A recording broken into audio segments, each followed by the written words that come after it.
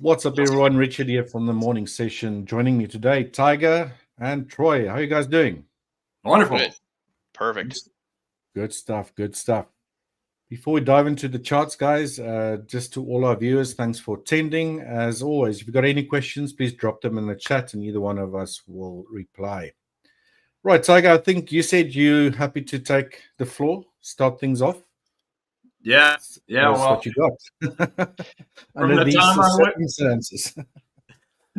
it's just comical because when I went to bed last night, I saw that they had a ceasefire with Israel and Iran. President Trump, Yeah. everybody was, pretty happy about that. I wake up and first news video I watched on YouTube was him dropping the F-bomb because I guess they had violated it somewhat, right before the official deadline after their 12-hour whatever break. So telling everyone else they don't know what they're doing. Yeah, so I'm sure that sent shockwaves to both Israel and Iran because he was furious with both of them, and I was just laughing as I was watching the video. And then not 5-10 minutes later, he's got a Truth Social post out saying that he told them that Israel had turned the pilots around. So it's funny because like here in the U.S., obviously we got a huge disparity in the politics, left or right. And some of the trading instructors I follow are noticeably liberal. And so a while back, one of them said, look, I hate to say this, and I never thought I'd say this, but I need everyone to go out and get a Truth Social profile and subscribe to President Trump because everything he tweets or posts has an effect on markets. Yeah. Love it. Can you even set an alert on that? It's like as soon as he posts, you should know about it. Oh, yeah. Yeah, it's just it's comical. It's comical. But yeah, so obviously oil, like you said earlier, dropped like crazy. And I was afraid there for a second it was going to jump back up, but then he tweets what he tweets, and now it's just kind of going sideways. So anyway, I just thought that was a comical way to wake up for me. It's 8 o'clock a.m. here where I'm at. So interesting times for sure. But as far as the immediate things I'm watching, 4 main ones, but I've got 9 in total that I am looking at. Well, I should say 7 in total. I would like to trade oil, but I just don't have it on my broker. But anyway, as far as the currencies go, really Canada, Japanese yen, and Euro Aussie dollar. Those are the 2 main ones that I'm looking to potentially buy. Now, again, like I told you earlier, I'm more of a longer term trader. I prefer to use daily and 4-hour demand and supply zones. Mm-hmm. So I usually try to do my best to drill down further because obviously on the stream it's I don't always get a fill because of the time frames. But I'll just go ahead and share my screen. Let's see here, Canada, Japanese yen. Before I get the screen on there, so Canada, Japanese yen. If I'm looking at and I'm real big on the fundamentals and the sentiment. So let me get this present. Share screen. Real big on the fundamentals. I like to look at all the recent economic reports. And I like to watch the COT report to see what the big banks are doing, where they're buying, where they're adding or getting rid of longs in the options market. So, my big thing is riding their coattails. They're the big ones. They're the ones making all the money. So I just look to try to follow their footprints. So the smart money. The smart money. Yeah, stay away from. I mean, I do watch the dumb money too. I didn't give that their name. That's just what it's always been. But just try to observe the masses and do the opposite. So I'm real big in kind of adding that into my formula. But back to Canada, Japanese yen. Just as an example, the recent reports that have favored the Canada dollar over the Japanese yen have been obviously the COT reporting, the seasonality, the trend. And then on the economic data side, we've got the CPI, the PPI, the PCE, and the employment change all have favored the Canada dollar.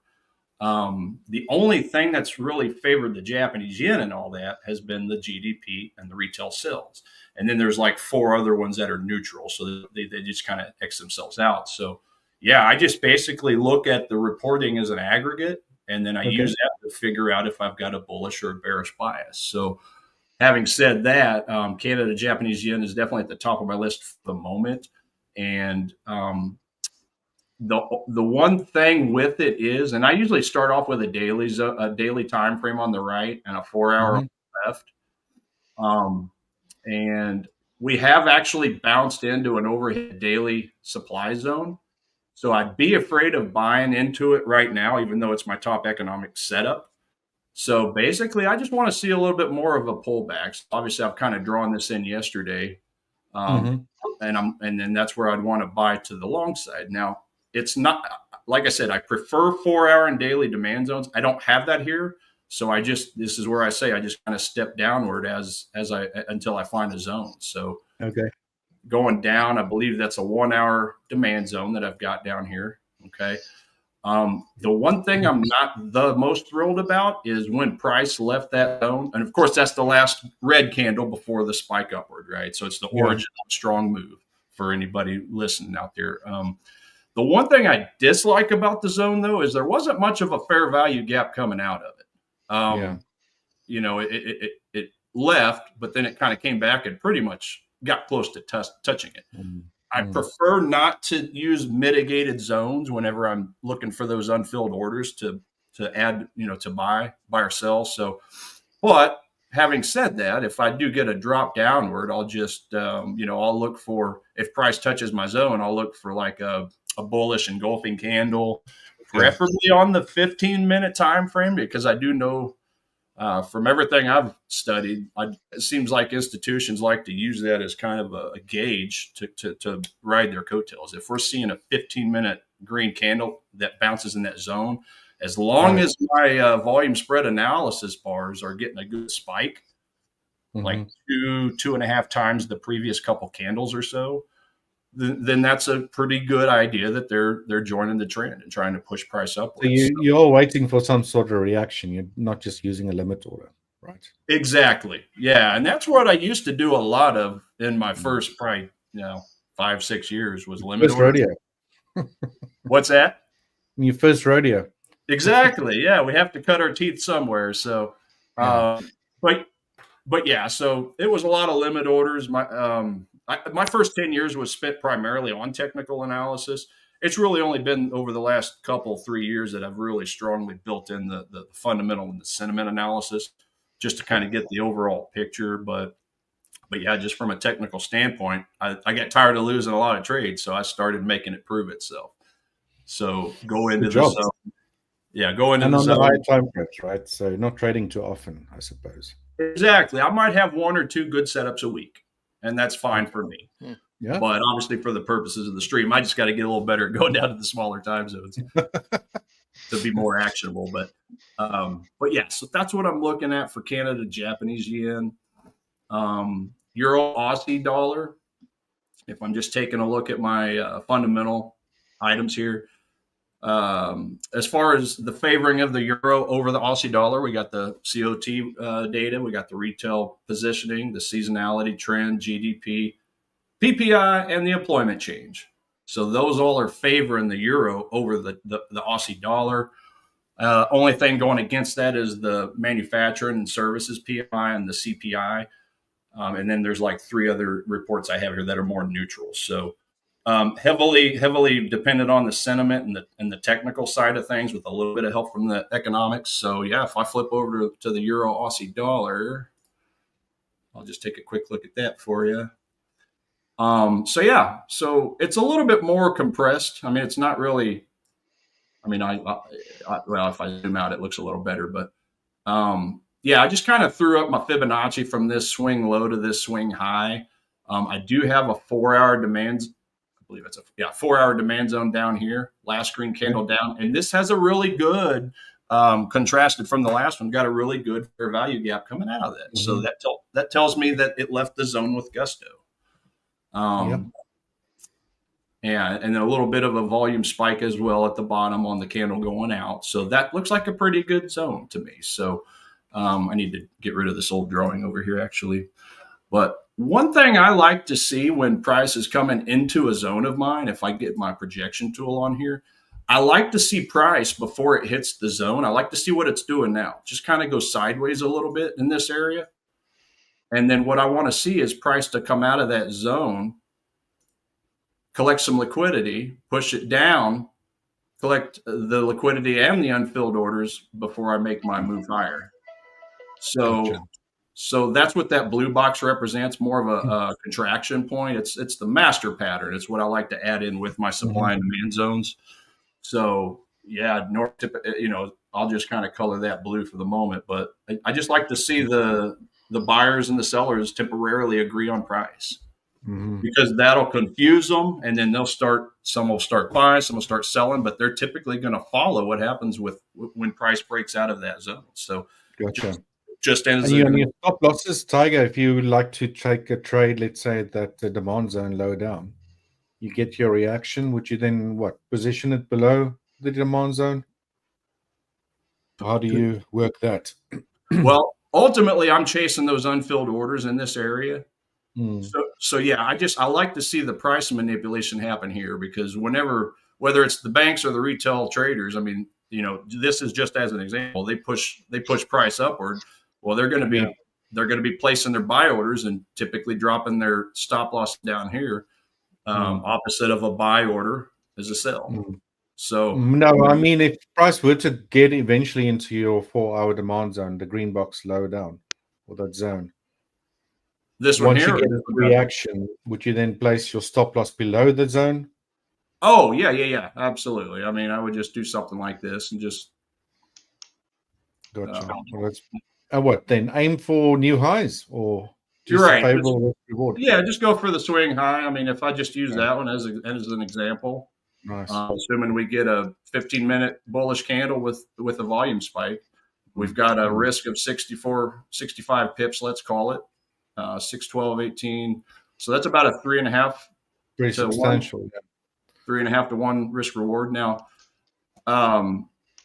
yeah. So that's basically what I'd be looking at there. Gotcha. Once it gets to about a 1-to-1 or a 1 to 1.5 in my favor, sometimes I'll go ahead and move the stop loss to break even, so I get my cup of coffee. Worst case scenario. Just it kind of depends on the structure and the economics at the moment. But yeah, if it's just barely in my favor as far as a bullish bias on this one as an example, then I'll probably do that. Or if we're getting close to a major news event or something.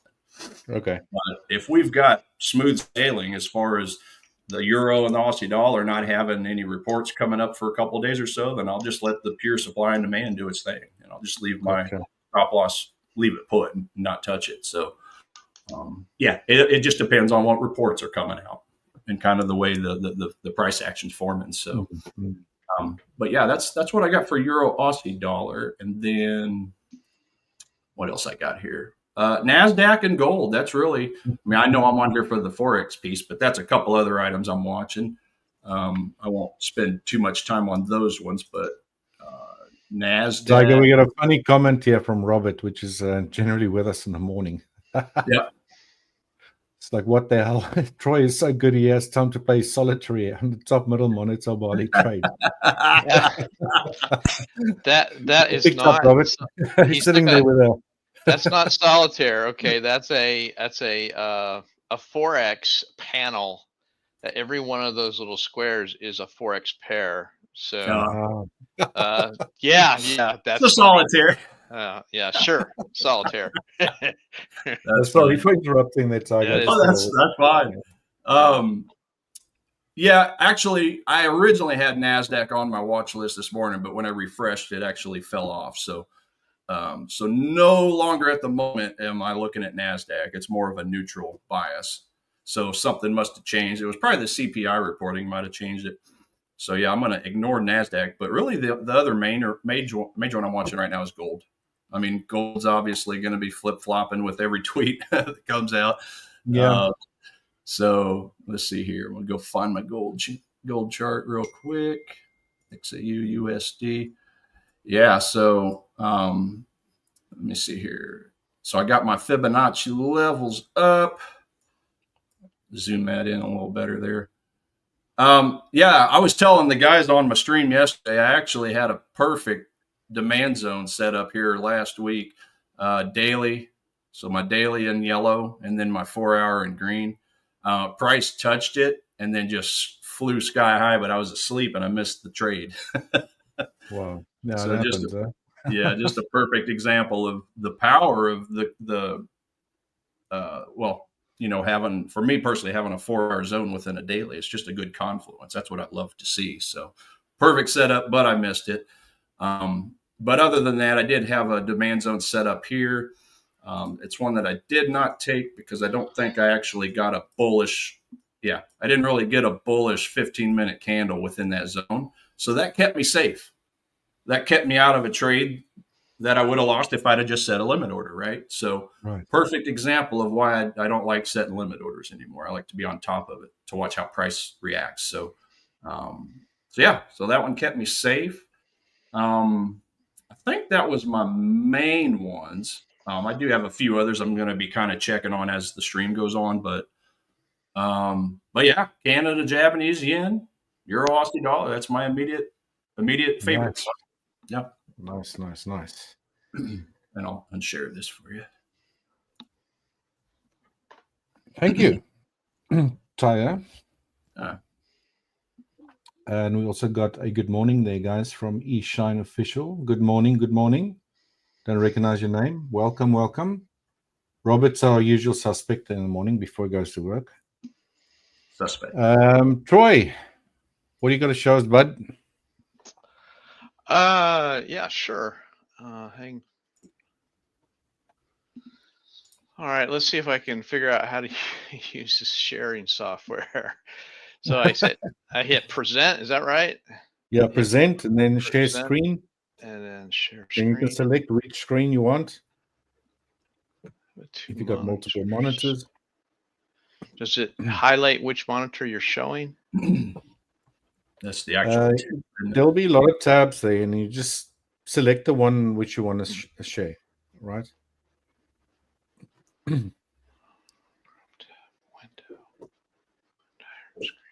Okay. All right. Okay.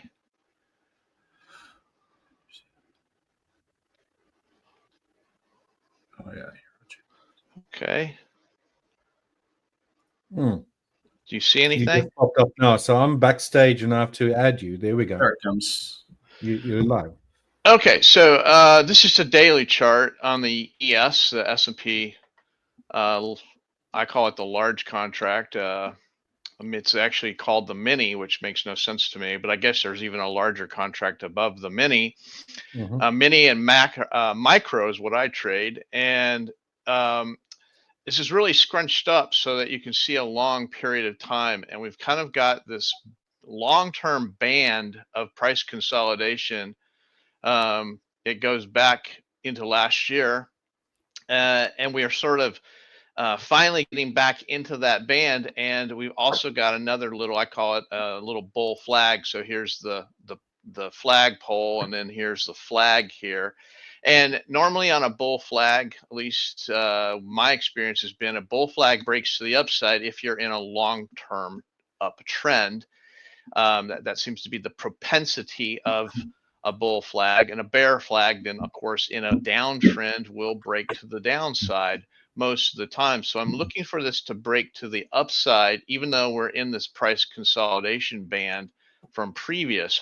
However, I think that we're in this big price consolidation band, and will probably continue to be in it regardless of the shorter term pattern, even though it is bullish. Also, we are now above the 20, the 50, and the 200-day moving average. I don't really buy into the moving averages as like who decided the 20-day or the 50-day, or who decided that. And there's really no research to support it, but it's something that everybody believes in and looks at, and so therefore it's kind of psychologically projected upon the market. Yeah, it's sort of an accepted. So if we're above the 200, they'll say, "Oh, we're in an uptrend,"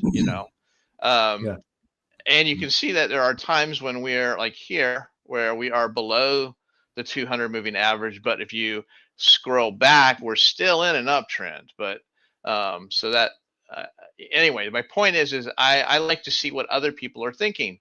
And if other people see the 20-day or the 50-day, we're coming to it, they're going to be looking to buy against that moving average.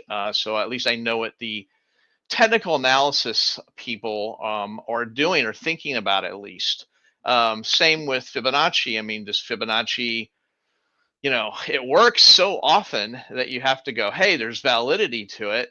But it's, is it that projection that people, that self-fulfilling prophecy of people believing that this is what's going to happen here, therefore they do it, and that makes this massive psychological impact that creates these moves in the market. Now, I will give you that the Fibonacci at least has some math behind it versus the 200-day, which has no math behind it, right?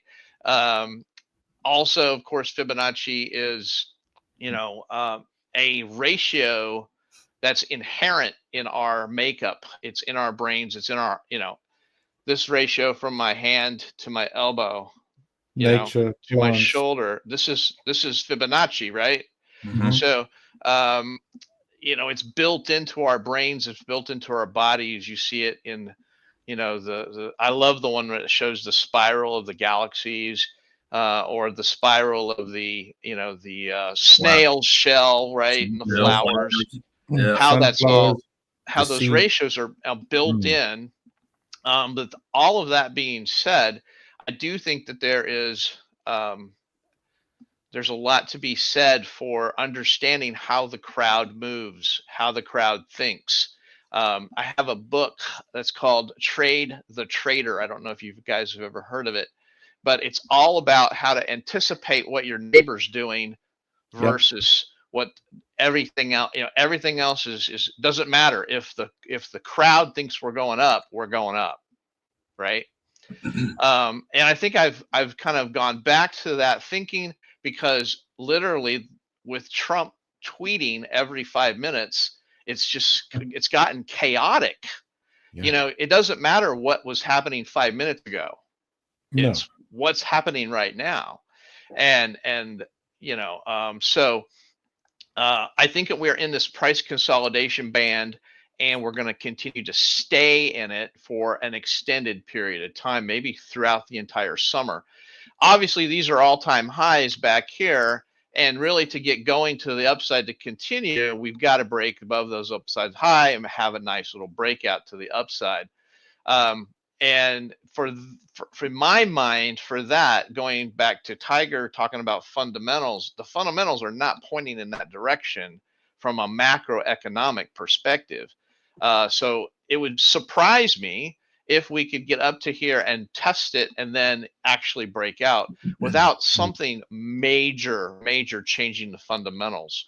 And that may happen. We're starting to see some of the Fed governors starting to waffle on their unanimous decisions, right? And yesterday was it Goolsbee that was talking, and that all of a sudden now he's thinking, oh, maybe we need to lower rates. Maybe we need, it's like, really, dude, are you kidding me? I mean, you've been screaming data dependency for a year, and now all of a sudden we're not going to be data dependent. We're going to lower rates. That's now two of them, right? I think two of them that are on that bandwagon. Oh, yeah, there is. I don't remember the other one, but Omen or something. Yeah. Yeah, it's like, if you're going to say you're data dependent, then you got to wait till the data comes out. Otherwise you're just full of it. Of course, that seems to be the American mantra right now, is to be full of it, right? Normally, as Richard knows, I was in a group with Igor, and these guys were peppering me with American questions. What's going on over here? But Tiger, obviously, you're in the Central Time Zone. Is that right? Yeah, I'm in Kansas City. Kansas City. Okay, you're in the heart of the nation. Right in the center. Right in the center. So, everything I'm saying is not going to, you're going to be going, definitely. Because, whether you're left or right doesn't really matter, because in the middle is complete chaos. Yeah. Right. But anyway, going back to the chart here, every day that I thought for sure when we started bombing Iran that the market would that was the excuse the market needed to finally kind of realign with the fundamentals. But that is not the case. We have been a buy the dip scenario. Look, Troy, just to interrupt there, I mean, this all happened like within just over the weekend in a few days, right? So Right, it right. might still happen, right? Because you got now this truce between Iran and Israel. Now Iran's already saying that Israel's broken the truce, although I've not seen that is the fact. Or is it a fact? Who knows what's going on? But like you said, anything could happen within like next 5 minutes. We get a tweet that the truce is off and they're bombing each other again, and then maybe it comes to an effect. It's Well, I think that Iran is operating from a position of extreme weakness. And so they're going to bluster as much as possible. They're going to say, "Oh, we're going to, we're going to set off the world on fire," because they're in a position of weakness. That being said, if all they need to do is send one ballistic missile into the Strait of whatever I can't pronounce it. Hormuz. They hit just one ballistic missile, just do a flyby, and oil is going to go through the roof. Okay. Right. And what happens? So let's step back away from what happens if oil goes to $100 a barrel. Even if it's in the short run, what is that repercussions? How does that affect the rest of the world? So we instantaneously, every country in the world just has inflation, and it may be on a large scale because energy prices, as you know, are the core of everything. I mean, we can't do a service in the United States without spending some sort of energy. You can't farm, you can't build an automobile, you can't do anything without energy. So we get this core energy inflation piece that instantaneously goes boop. Now we're, it's 5% more, 10% more for energy. That is going to filter through. If that filters through, what's the Fed have to do? The Fed has to slow demand, right? How do we slow demand? We increase interest rates, right? So interest rates go up, demand goes down. They start to get price stability because there's less people buying. If I've got 100 cars I've already manufactured, I need to get rid of them. I'm going to lower my price. The whole thing starts this giant domino effect. And then we're back below the 200-day moving average, and maybe we're going to go and retest these lows from April. Certainly is perceivable. And I don't know whether didn't Trump make the statement, if you bomb our troops, we're going to escalate extreme. And well, they did. They bombed our troops in what it was in Bahrain, or Qatar, actually. Qatar, in Qatar. So I'm just waiting for it's always tit for tat, right? So where's the response from the U.S.? Again, the back and forth. It could spiral out of control very, very, very quickly. Eggshells. Yeah. And I think that Trump actually may, and I say this optimistically, may understand that that the oil piece of this puzzle is could be detrimental. That's why he came out yesterday and said, drill, baby, drill, right? Let's do everything we can to turn those spigots on so that we can control our energy cost. Anyway, going back to the chart, I really think we're in a sideways, very volatile sideways. We're not going anywhere in the short run. We've got a couple of high volume nodes that are near and around us. Of course, a high volume node is a place where there's been an extreme amount of volume. These are places where the market is happy to be. That's a place where the most number of buyers and sellers can actually transact. And so we've got a big volume, a high volume node right here below price. but it's kind of in the middle of this muck. But then we've got two others that are just above it. Those are going to be resistance on the top side. And on the bottom side, we've got a couple of nice sized ones as well. So we're sort of pinned in volume wise in this band. And I think until we either Israel says we're going to totally stop, which I can't imagine them saying, they've kind of got Iran by the short hairs. They've got them to where they can fly over there and virtually own the sky, which means they can bomb anything at their will. And the Israelis are not known to go, we have this advantage, but we're not going to use it. Yeah. They're really not known for that, right? So, I can't see this thing, a ceasefire. Another thing, what does a ceasefire mean to the Middle East? Not much. Not a whole lot. It means one thing and one thing alone. It means we're going to stop for 5 minutes so we can get reset for the next round. That's exactly why, I'm so scared to trade oil at the moment. It's like, what's going to happen? Any given moment, like yesterday, we were sitting here watching crude oil all of a sudden start dumping after that gap open Sunday. Yeah, it is scary.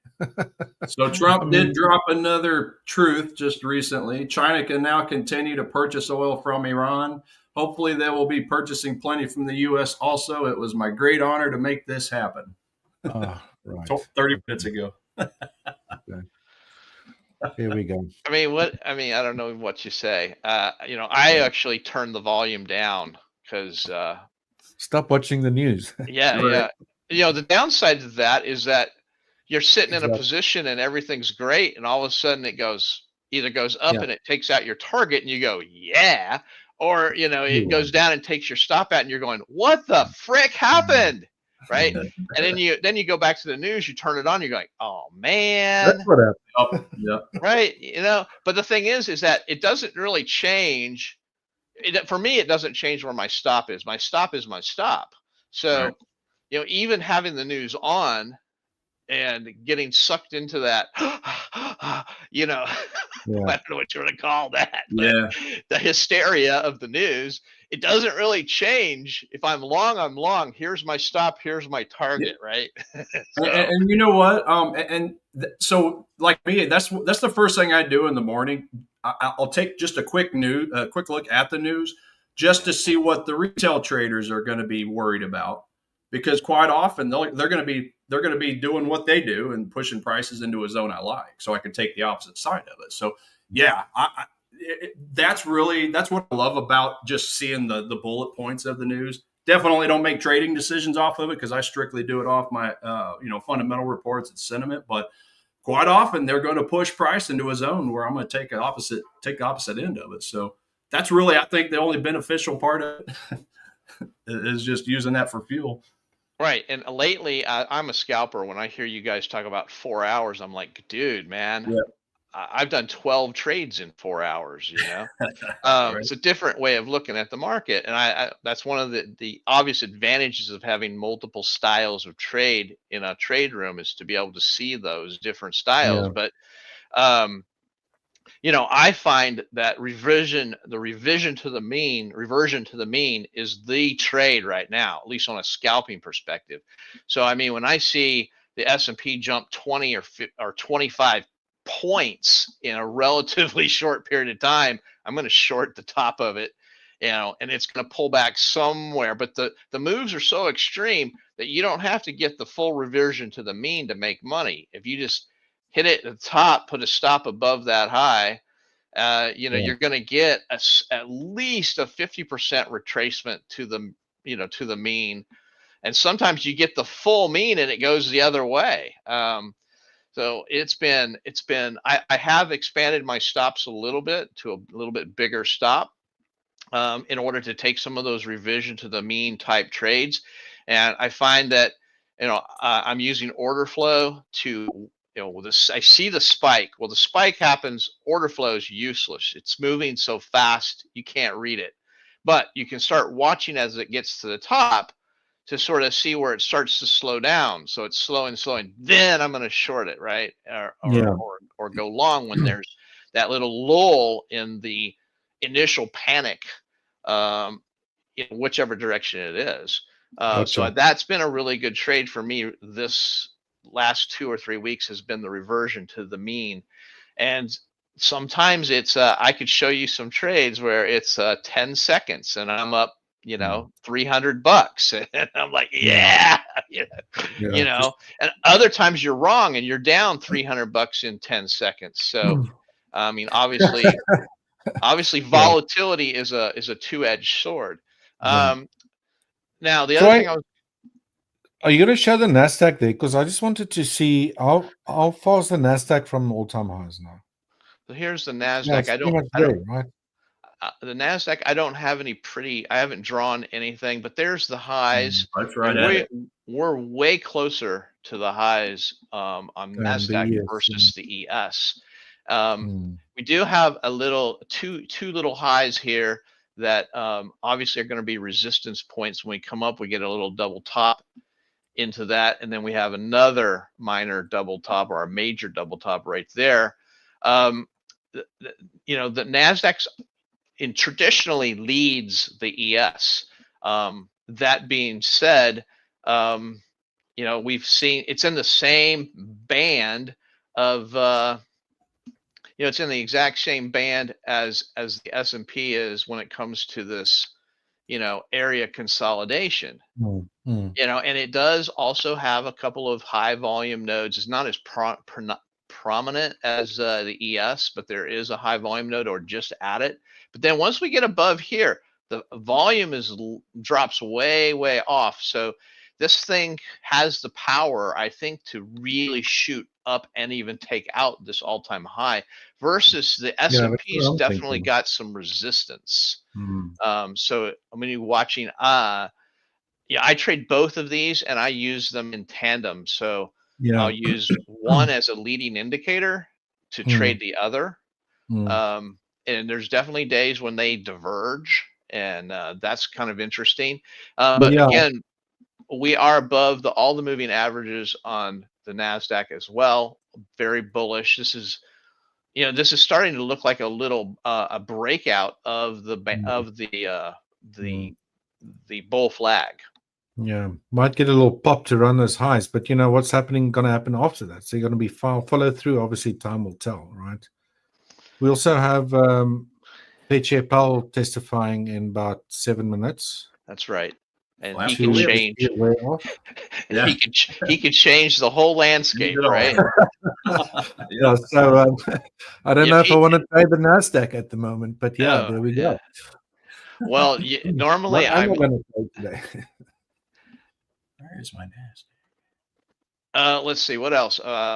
So those are the two main things that I trade. I'm obviously a day trader, and so a scalper. So it's very common for me to do 20 to 50 trades in a day. So this is very macro. Looking at a daily chart is just, I try to get a lay of the land. Where's the propensity of direction to go? And I think we're coming into some serious resistance. And so I'm going to be looking for tops. I'm looking for this double top, those two highs right there to be retested as potential, at least the first time to it, as an opportunity to short in the short run. Obviously, that's going against the longer term trend. But that being said, a scalper is a contra trend trader for the most part. Any kind of movement in a direction is an opportunity to go the other way.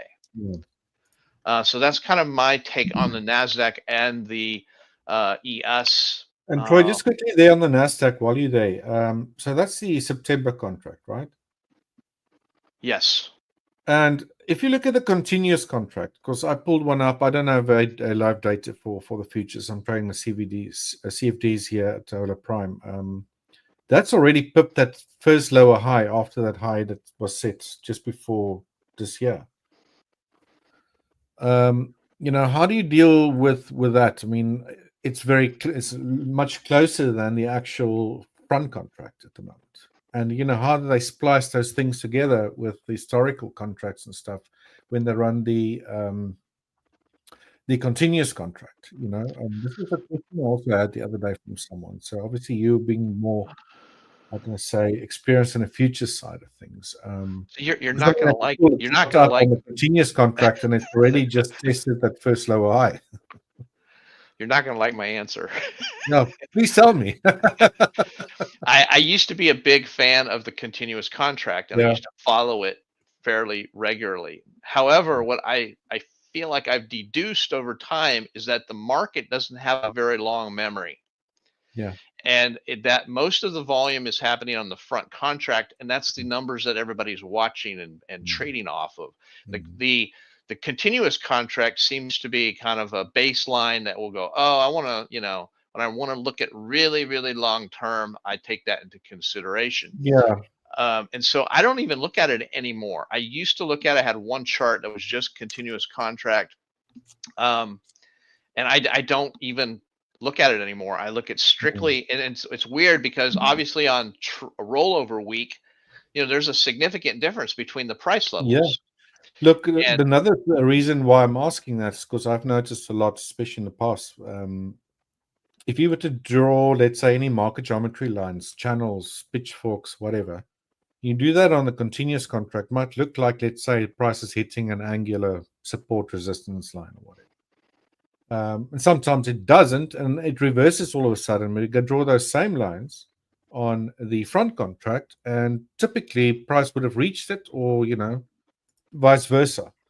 So it's definitely beneficial, in my opinion, to look at what the front month is doing, especially if you're doing, let's say, drawings and all that sort of stuff on it. I won't say it always happens, but I've seen it enough happen that it's probably worth, if you do trade futures, I mean, for the guys out there listening, that you perform your analysis on the front contract as well, rather than just using the continuous contracts, if that makes sense. so I'm gonna flip this around and ask you a question. Okay. Well, first I'll get to the question, but here's the rub. Why would we use the continuous contract, which pulls out time premium? Because time premium is part of the front contract, right? Mm-hmm. And it's part of how it's calculated. It's part of how it's valued. Right. But if we're going to use the continuous contract, we're going to go, we're pulling that out. And it's almost like so here's my question. Here's my question. Do you look at, when a report comes out, do you look at the core retail sales, or do you look at retail sales? I personally look at the core. But the core pulls out all this extra data. Yeah. And is so this the thing? If you would go read that, let's say, report that comes out on the, I don't know, let's say Forex Factory, for example, you go to CPI data or core, whatever, they'll say this is the one they actually look at, Although, is it the one you should be looking at? Because that's what they tell you. I've no idea, to be honest. Well, okay, so this is where I'm going to diverge from most people. I want the maximum amount of data. Yeah, I don't want you to cut this little portion of data out because it's an anomaly or whatever. I want that anomaly in the data. I want the pure data. I want all of the order flow. I don't want just a little bit of the order flow. I want all of the data. And so I believe that core is another word for BS. Okay. Because what they're doing is, like, when they take core CPI. Okay, so they've taken core CPI and they've excluded energy, food. Food and energy. Now, let me tell you, if you take out energy and food, who cares? Because my pocketbook is spending money on energy and food. Exactly. So taking that out of the CPI is complete stupidity, because my inflation rate that I'm experiencing, it includes energy and food. Yeah. So I believe that when economists pull numbers out in order to help smooth the line, they take out the volatility pieces. They're not getting a true picture. Yeah. That may be a true picture on a very long-term trajectory, but in the short term, it's not true. It's just not true. Trying to make So something bad look good. I'm sorry if I step on anyone's toes, but No, not at all. core to me is another way of saying we're gonna pull out all the stuff that really matters to the person who's experienced inflation. Yeah, Right? I always thought that was a joke too. I mean, I pay attention to both, but yeah, I always thought, well, yeah, who cares? Like, what are you spending? What are we spending our money on? Yeah, like you said, food and gas. So of course I want to know that. Gotcha. The stuff that hurts the pocket. Well, I don't know if you could hear that little That sound in the back. That's for Financial Juice telling me that the CB consumer confidence is 93 versus the forecast of 98.8 or 99.8. I haven't figured out how to shut that annoying thing down, but at least it's not an air raid siren. Yeah, very true, very true, very true. Yeah. We don't get those. Well, if you're close enough in town, sometimes you will get a tornado siren. That's not, and I'm sure in Kansas City you probably get those every once in a while. Oh yeah, right? where I was born out in the center of Kansas, and yeah, we got a population of 3,000 people, not that many, but yeah, they got two gigantic alarms that go off if there's a fire, and we used to live right next to it. Scare the crap out of us every time. Yeah. Can imagine. Yeah, we don't have that sort of stuff here, so we're lucky. That's all I've got. How do I stop screen share? There we go. Yeah. And I obviously got off on a tangent there. I'm apologizing. No. Great insights there, Troy. We appreciate it. I'm sure our viewers appreciate it as well. I think let me just go over my analysis quick. There's really not much happening or no trading opportunities, but it is worth showing what I've got. So I typically look at a 5-minute and a 1-minute time frame. So like Troy, I like my scalping strategies. I think the longest I hold trades generally anywhere between a minute. Longest I think I've held them were using this particular strategy, 20 minutes, maybe if things go slow. So what you're looking at here is basically the day split up in sessions, right? Asia, London. And let me just go to yesterday. This is a really, really good example of what it is I'm looking at here. This being on the NASDAQ now, right?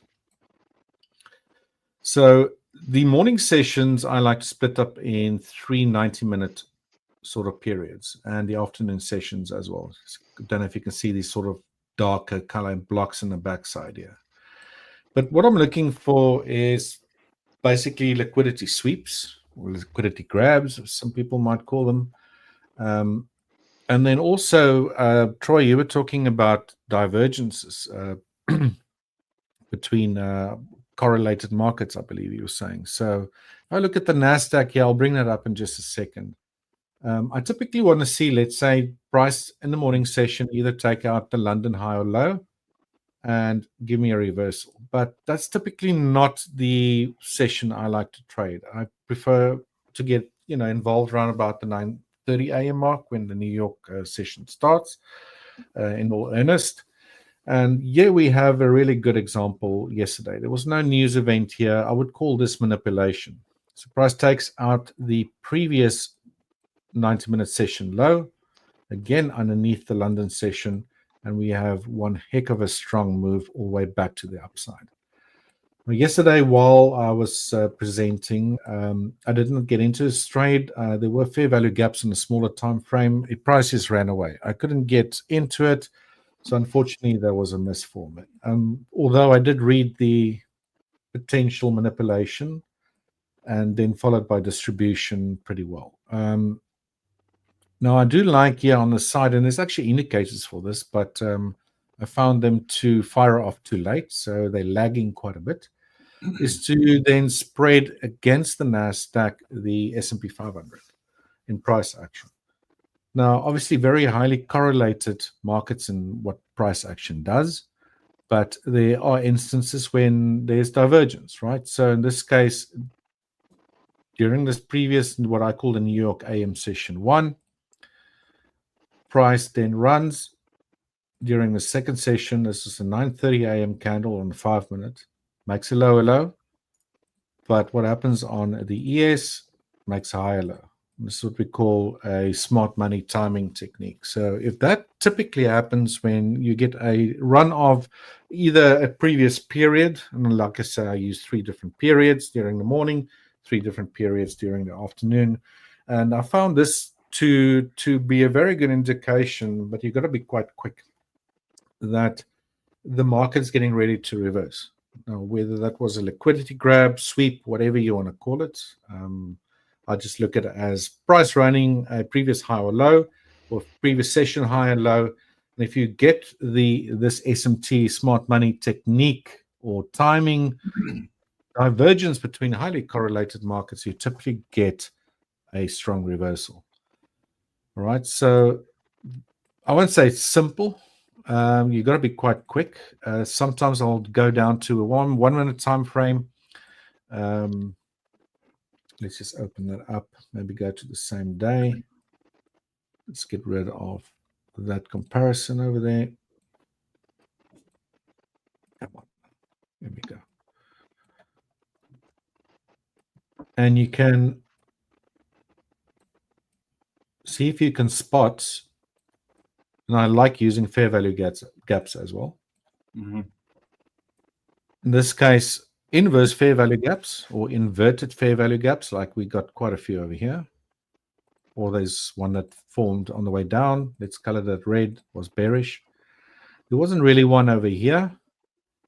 But as price ran at low, we had that SMT versus the S&P 500, and price broke, it became a inverted fair value gap, and that also is just another nice indication that price is actually getting ready to reverse. Back to the 5 minutes, and obviously there's nothing happening right now, so I'm just trying to give you a rundown of what it is I'm looking at here. Where we yesterday. So Richard, are you buying on the fair value gap touch? Is that how you're doing that? Well, you know, these days on the NASDAQ with the volatility, and so I mean, the NASDAQ's always been volatile, but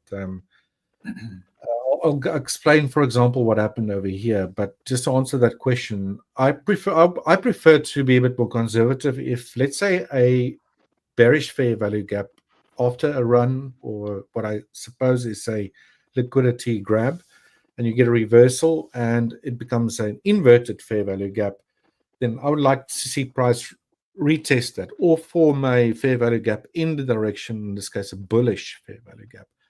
But sometimes, like happened yesterday, boom, straight back to the upside. You know, you missed a beautiful move. You should have, could have, would have, or should you have pulled the trigger and just got in it, you know? So it's a difficult one. Some guys using similar techniques, they, as soon as they see an inverted fair value gap after a proposed liquidity sweep, they'll just jump in, you know, get involved. This is a really nice situation over here, although, and this is what I would typically like to do, to answer that question as well. It's like, here was a bearish fair value gap. Price ran those AM session lows again, straight back to the upside, becomes an inverted fair value gap. And these green boxes you see over there are basically fair value gaps, ones that have not been broken. Yeah. And then wait for a pullback into it and have a waiting order, or see if you can get a reaction out of it again, and then get into the trade. But normally around this time, it's that's about 7 p.m. my time. I'm at home already cooking food for the family. So this would be an entry all day long if I was here in front of the screens to actually trade that. Cooking costume. Yeah. So it's just I find just having that patience for prices to run these lows or these areas. We can fast forward to today's price action. And we're running sideways, right? I know Fed Chair Powell's also having a chat at the moment, or testifying, as they would call it. So if I were to be interested in a trade here, then where's my path tool? Maybe I would like to see price run these lows and then maybe give a bearish fair value gap as it does that. It doesn't always occur that you then get a bounce upwards and you get an inverted fair value gap, but at the very least then see a bullish fair value gap form to the upside after price ran those lows and get into a trade like that. And it also depends on if you've got a good R&R as well, risk reward ratio. So depending on where you get in, what do you target? So I don't really like to use a static 1 to 2.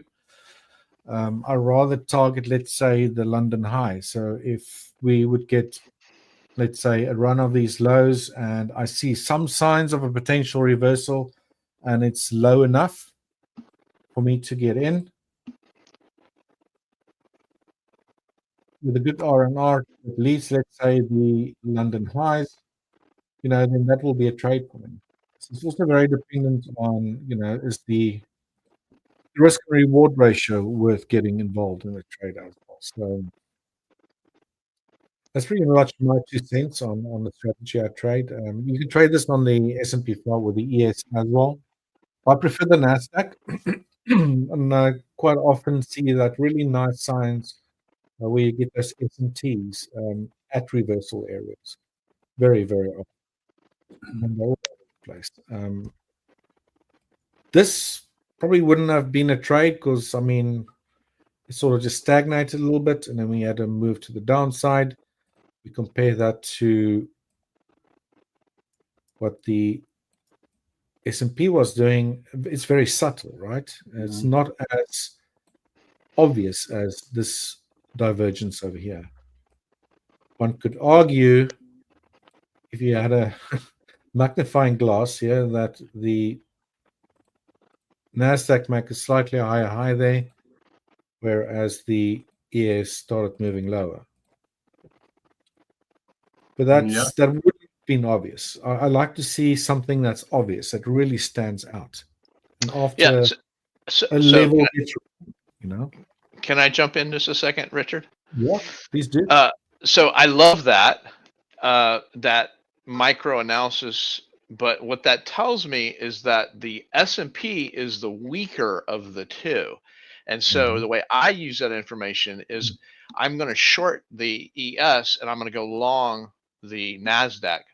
Not at the same time, but I've now chosen a vehicle to go long versus a vehicle to go short. So I'm shorting the weaker of the two and I'm going long the stronger of the two. But you would only do that for a few seconds, wouldn't you, Troy? Actually, for yesterday, it was the S&P. Yeah, yesterday, from here on, it just gave a beautiful run to the upside. It was weaker, than the NASDAQ. So I was doing shorts in the, when I had a short setup, I would take a short in the ES, not a short in the NASDAQ. Yeah. Even though the same setup might be in the NASDAQ, I'm going to short the ES as the weaker of the two. So I love seeing cross asset analysis, particularly when they're correlated. You can do the same thing with currencies like the euro dollar versus the yen or something like that, where you're comparing them, and when a lot of times the yen will be stronger than the euro and vice versa. And then you can do the same thing if the whole market, I only trade the dollar pairs because that's the only ones I have futures contracts on. But that's if the dollar, they become all dollar generated or dollar centric, I should say. But then if you got the yen is weaker, I'm going to short the yen with a obviously a sell signal versus shorting the euro with a sell signal. That's kind of what I look at in the currencies. I mean, if something's correlated too highly, I'll try to just pick the best one. But Heck, I Yeah. know guys that will kind of dollar cost average on, like, if you got 2 or 3 that are correlated, they'll just take smaller positions on all 3 of them, all 2 or 3 of them. Just Wow. to kind of give, not to put all your eggs in one basket, but just to kind of spread out the Gotcha. risk. So yeah, Yeah. that's one way of doing it. I don't personally do it, but yeah, definitely Mm, keep an eye on the correlations and try not to mm, double up risk. gotcha. Yeah, all No right. So, guys, wrong way to eat a Reese's.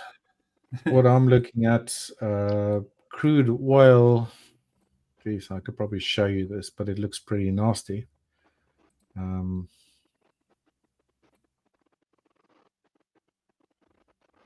Good oil. Weekly should be on the daily. But we've done pretty well since the beginning of June, sort of like anticipating price taking out these lower highs here, which formed part of what I still assume was some sort of a descending triangle. So in a bigger picture, I like also try to figure out maybe from a pattern perspective, sometimes a bit of Elliott wave, which direction price might be heading into. But yeah, clearly yesterday, and we can go to a lower time frame, we had that Sunday gap and immediately price starts selling off again. So I was watching this yesterday and I was just like, oh no, it might just find support. This is just like temporarily. But when I woke up this morning, it just continuously kept going And downwards. So I gotta tell you, Richard, I don't know how you trade oil. I sit down with the macro and I can mm, go pro con, you know, and I just am like, there's so many unknowns. I don't know how you trade yeah, it. but Uh, but then Troy, then again, it's like I won't hold swing positions in this at all. Just day trade it yeah, but I yeah. won't use the same strategy that I showed you there on the NASDAQ at all. What I like to do with crude oil is it respects market geometry pretty well. I mean, see how it's been following this pitchfork to the upside. Mm-hmm. And sometimes, you're a bit late drawing your lines, seeing where price might be moving into, whatever the case might be. But if you, for example, want to take let's say now you believe crude oil's going down even more, although I don't think that's going to be the case, but whatever. I might be trying to short it towards this lower red warning line here around 63.72. That's a potential. Or wait for price to hit it. If you get some sort of reaction to the upside, could be good for $200, $300 in a trade there very quickly. So yeah, I do treat the crude oil with quite a lot of caution, I must say. But I think NASDAQ's also quite a bit of a beast, right? When it gets going, Well, it can whoop yeah, you pretty well. yes, very true. Uh, and if you're really gonna pick on Nasdaq, the liquidity is way better in crude oil. Yeah. I Look, mean, I'm looking at the Nasdaq right now on the September contract. It's got 2 contracts on the bid and 2 contracts on the offer. I mean, that's not a lot of yeah, liquidity, right? yeah. Whereas at least crude's got what, 10 or 15 contracts on the bid. Look, sometimes you have to think out of the box. Like, what's crew doing now? To me, maybe it's pulling, forming a little triangle with some more downside potential. I would say potentially another low towards that red line I've shown you on the higher time frame. So we're sitting here with a pretty large fair value gap. And this is on a 5-minute now, guys. So very short time frames. Yeah. Let's make that red. Pretty large fair value gap, but price already pulled into that. Trying to go lower down. But that being said, I would like to see something like this, like an ABC or a zigzag type of formation, maybe a bit deeper into this fair value gap, and then see if I can get a reaction lower, maybe a bearish fair value gap forming on a 5-minute to the downside, then maybe jump into a trade and take a stab at it. But then again, it would just be short term. I'm not holding this overnight. Yeah. Be in it and want to be out of it pretty fast. Yeah. So that's my expectation here, maybe slightly higher. I'm using a different platform now. Around about here between a 50 and a 61.8 fib ratios, and then see if I can get a decline or some sort of reaction from it. So, I mean, this might be it, and it continues lower. Who knows? But Don't yeah. you think that the kind of the core success of trading is to be able to quote see the pattern? Yeah. See the pattern. Maybe like you mentioned in the beginning, see what everyone else is seeing, and anticipating what they might be doing. But I've also learned so many times, like they might be looking at fib retracement levels. If you're looking at triangles and Elliott wave analysis, for example, you typically have 5 waves in a triangle. And I actually don't like drawing on this platform. Maybe bearish moved lower, A, B, C, D, E. Maybe I'm completely wrong about it. But if we get an E wave there and we get then a decline that terminates, where does it typically end? They typically end at your fib ratios. Everyone's watching those, especially when they're dealing with triangles. Normally your 50%, 61.8% fib ratios. And yeah, see if you can take a short from there. But yeah, you're right. I mean, it's like, what's everyone else looking at? Especially those pattern traders, Yeah, it's good to step in their shoes just to see what they're doing. Well, and then if they're anticipating something and it doesn't happen, that's where the opportunity comes in. Is when not going with them. It's when they're wrong. Exactly. Yeah. They're creating that liquidity for us all. Yeah. Well, I just find the whole discussion of oil extraordinarily difficult because you got the U.S. side is, screaming, drill, baby, drill. You've got Russia, who has got to have a massive amount of excess capacity because they're being squeezed. Yeah. So there's a huge, maybe it's not even a backlog. You can't say it's been pumped already, but you have this huge need to generate hard currency from Russia, who is, basically has been shut off from being able to sell their crude to the most part. And then you have OPEC, which has increased their quotas by 400,000 barrels a day or whatever it is through June or July. I guess it's through July now, August. And it's like there's so many different pieces to this. You've got, we've got Iran that's basically been shut down from a exporting capability. So you have all this areas of excessive amounts of oil ready to go on the market at a peacetime revelation, right? So I agree with you. The downside is the side I want to be on with oil. That being said, one ballistic missile into the strait, and we're going to see $100 oil. I mean, 20% of the oil supply, worldwide oil supply, comes through that area. Yeah. And I don't care how much the U.S. drills, we're not going to be able to make up that difference. So, and probably most other countries that produce oil can't. We don't have that much excess capacity to put in place. So in the short run, that's a scary. That's the bull side. I think that we've seen Saudi Arabia do this multiple times over time. Is when the U.S. starts getting aggressive with drilling, they increase supply to try to lower price to where it's not economically feasible for us. At $100 a barrel, every crappy well in the U.S. is being sucked dry. I mean, because our cost is $50 or $60 a barrel. So above 70 or 80, it's worth going to these crappy wells and right? So it makes sense. But you'll see Saudi Arabia, I always get cracked up because we start seeing when we see price go up to $100, man, every wildcat, South Dakota, North Dakota, man, the Baltics, the Baltic Basin in Texas, man, those guys are pushing. They're extracting every ounce of oil they can at those prices. So what's going on? I mean, if the OPEC tries to suppress, but then Russia comes online, Iran comes online.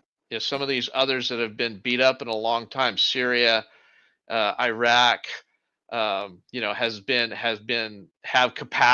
not had capacity, but those capacities are coming on as they are ramping up. Post U.S. Iraq, they're adding capacity to their oil, right? It's only going to get more and more. That comes on board, then you're thinking, oh man, there's a supply glut. We'll see that. It's just but at the same time, you're going, okay, if the price goes below 60, every spigot in the U.S. gets turned off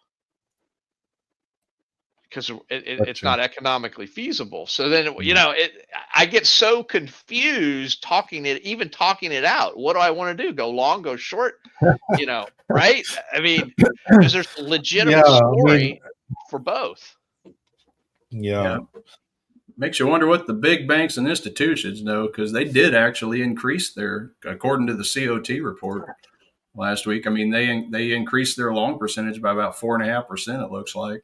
Same thing with the Canada dollar and South Africa. Obviously correlated to oil.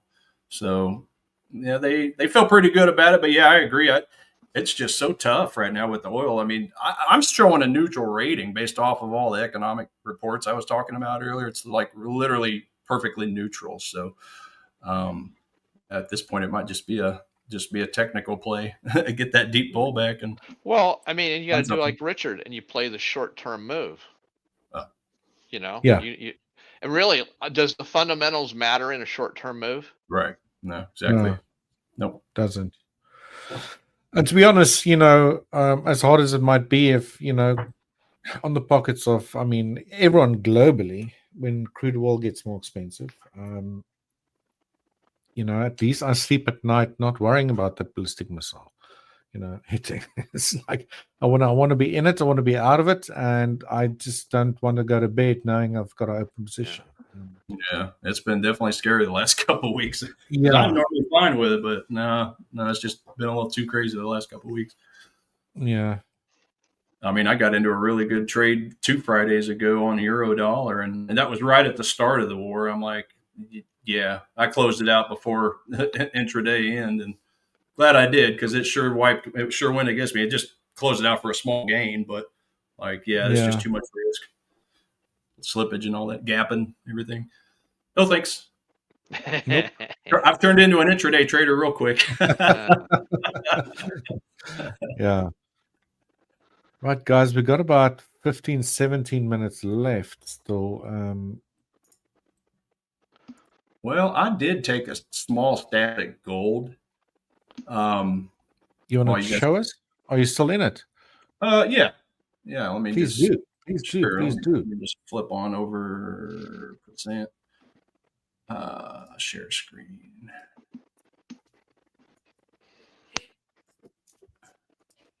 Just took a small stab at this, so let me wait for that to come up.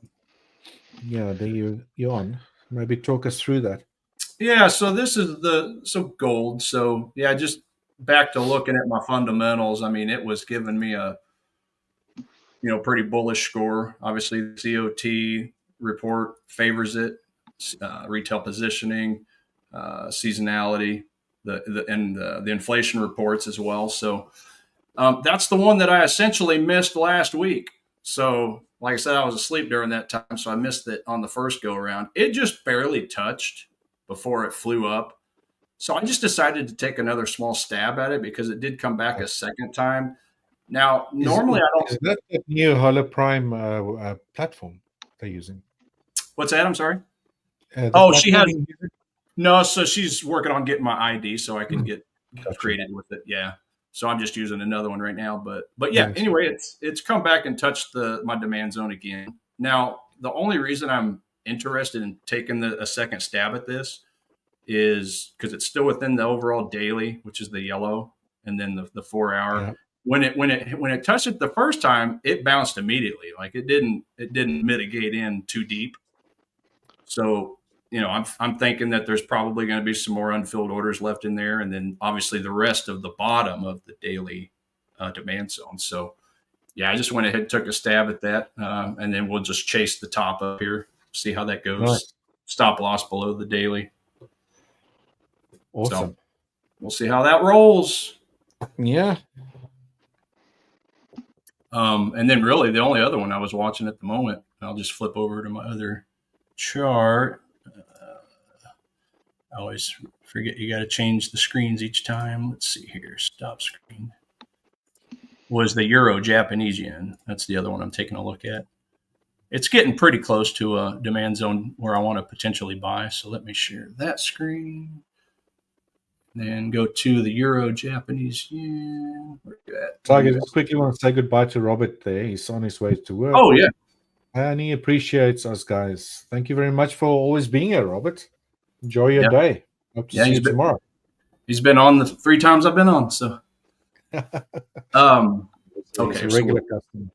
Oh, that's great. That's great. So yeah, the Euro Japanese yen, that's another one that I'm looking at. So I drew this drawing yesterday when I was on stream. Just kind of showcasing what I mean when I say I like to see price kind of go sideways like that. So as you can see, it's pretty close. I mean, it came down and then it's just kind of basing sideways. Okay. So if I just pull up my drawing tool, actually, let's do this. Yeah, so I'm getting this kind of sideways basing action like that. So price has broken the bottom. So yeah, if I can get price to come to the top and bust through the other end, then I'd like to see that pull back in for a potential bite of the upside. So yeah, I mean, price is shaping out pretty close to how I projected it yesterday. Awesome. As you can see, but yeah, that's another one I'm keeping an eye on. So it's pretty close. Actually, you know what? That's that's a 1 hour.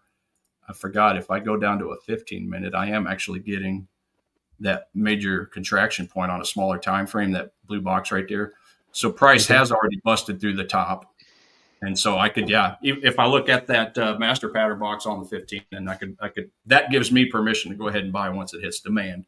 And then obviously, like I said earlier, look for that bullish candle coming out as confirmation before I place the order. So just thought I would share that. I want to also just quickly take a little stab here at crude oil.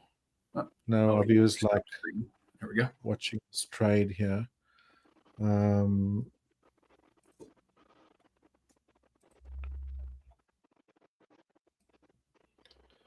So I'll just quickly run through what it is I'm doing here, but it's not a massive trade, just trading 100 units. That's obviously on the CFD side of things. Price is pulled into a little fair value gap, and I'm just going to go short with the market order there just to make sure I didn't miss things here with a spread. Hang on 1 second. Why did that not execute now? Sell side.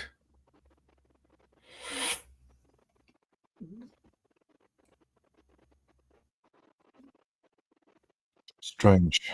Stop loss. It's because it swapped the other way around on this platform. When I go short, the stop loss should be above price, right? There we go. The biggest trades. For the time being, I'll go for 1 to 2.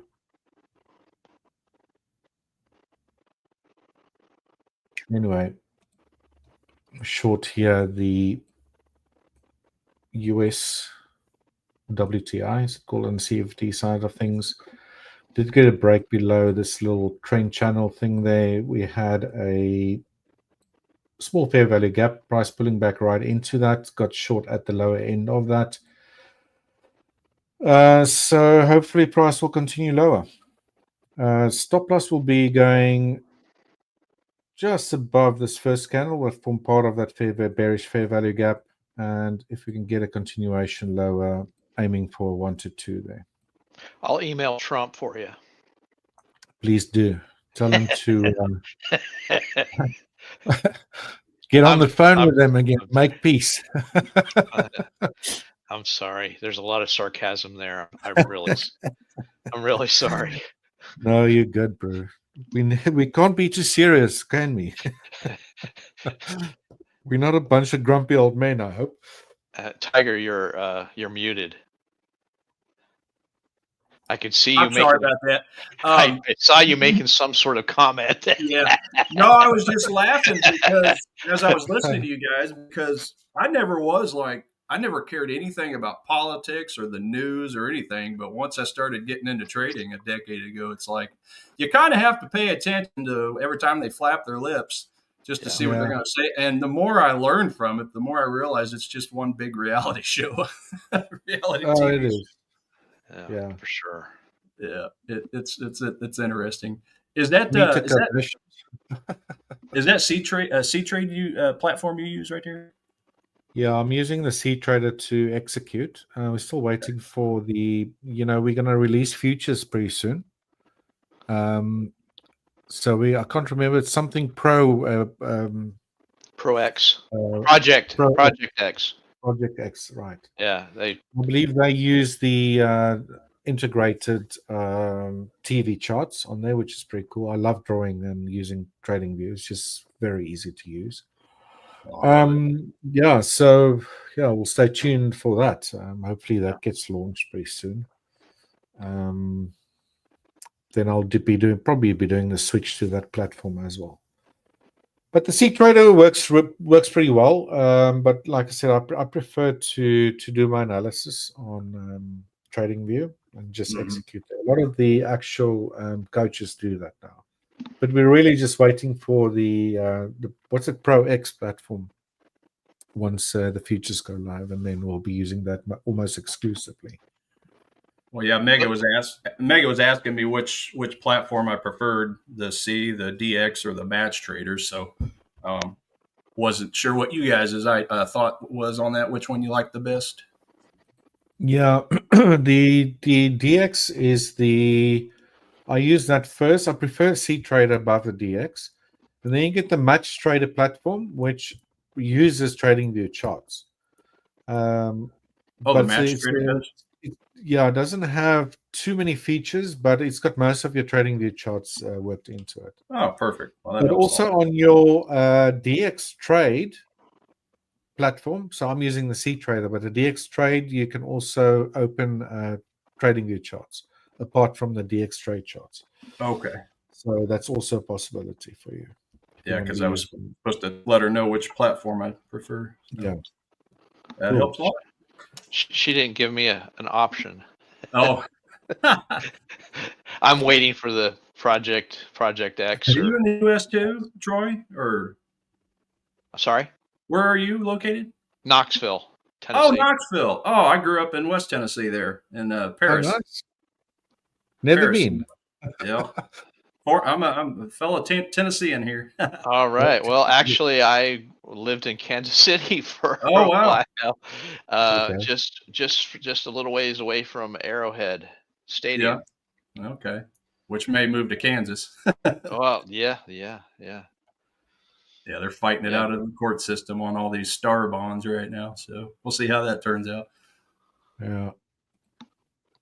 Gold that's not much happening here. I don't know if Powell's still having his chat over there, but I can't read any news coming out of that as of yet. Interesting to see the replay on it. Yeah. And Nazi is just sort of running sideways. So maybe we'll see a bit more price action during the afternoon session after lunch. Oh, and it'll be interesting to see the replay of Trump's speech when he talks to I tried reality TV. That'll be interesting. See how it moves. I just read he dropped the F bombs, but I didn't see the Oh my actual. gosh, I was laughing. I wasn't even awake yet. My caffeine hadn't kicked in. I'm like, what? Because Fox News, anyway, they didn't edit it out. They didn't bleep it out or anything. I was like, Jeez. wow, Yeah. they're going off the deep end. Stay out of his way today. Wow. Yeah. Yeah, Yes, as far as quite. that gold trade, I mean, if it keeps going sideways, I'll likely close it out. Just wanted to throw that in there. When price hits my zones, I like to see it move right away. Like I don't want it to dilly dally. Not messed around. Can you put the oil trade back up? Yeah, let me just put that back up. It's yeah.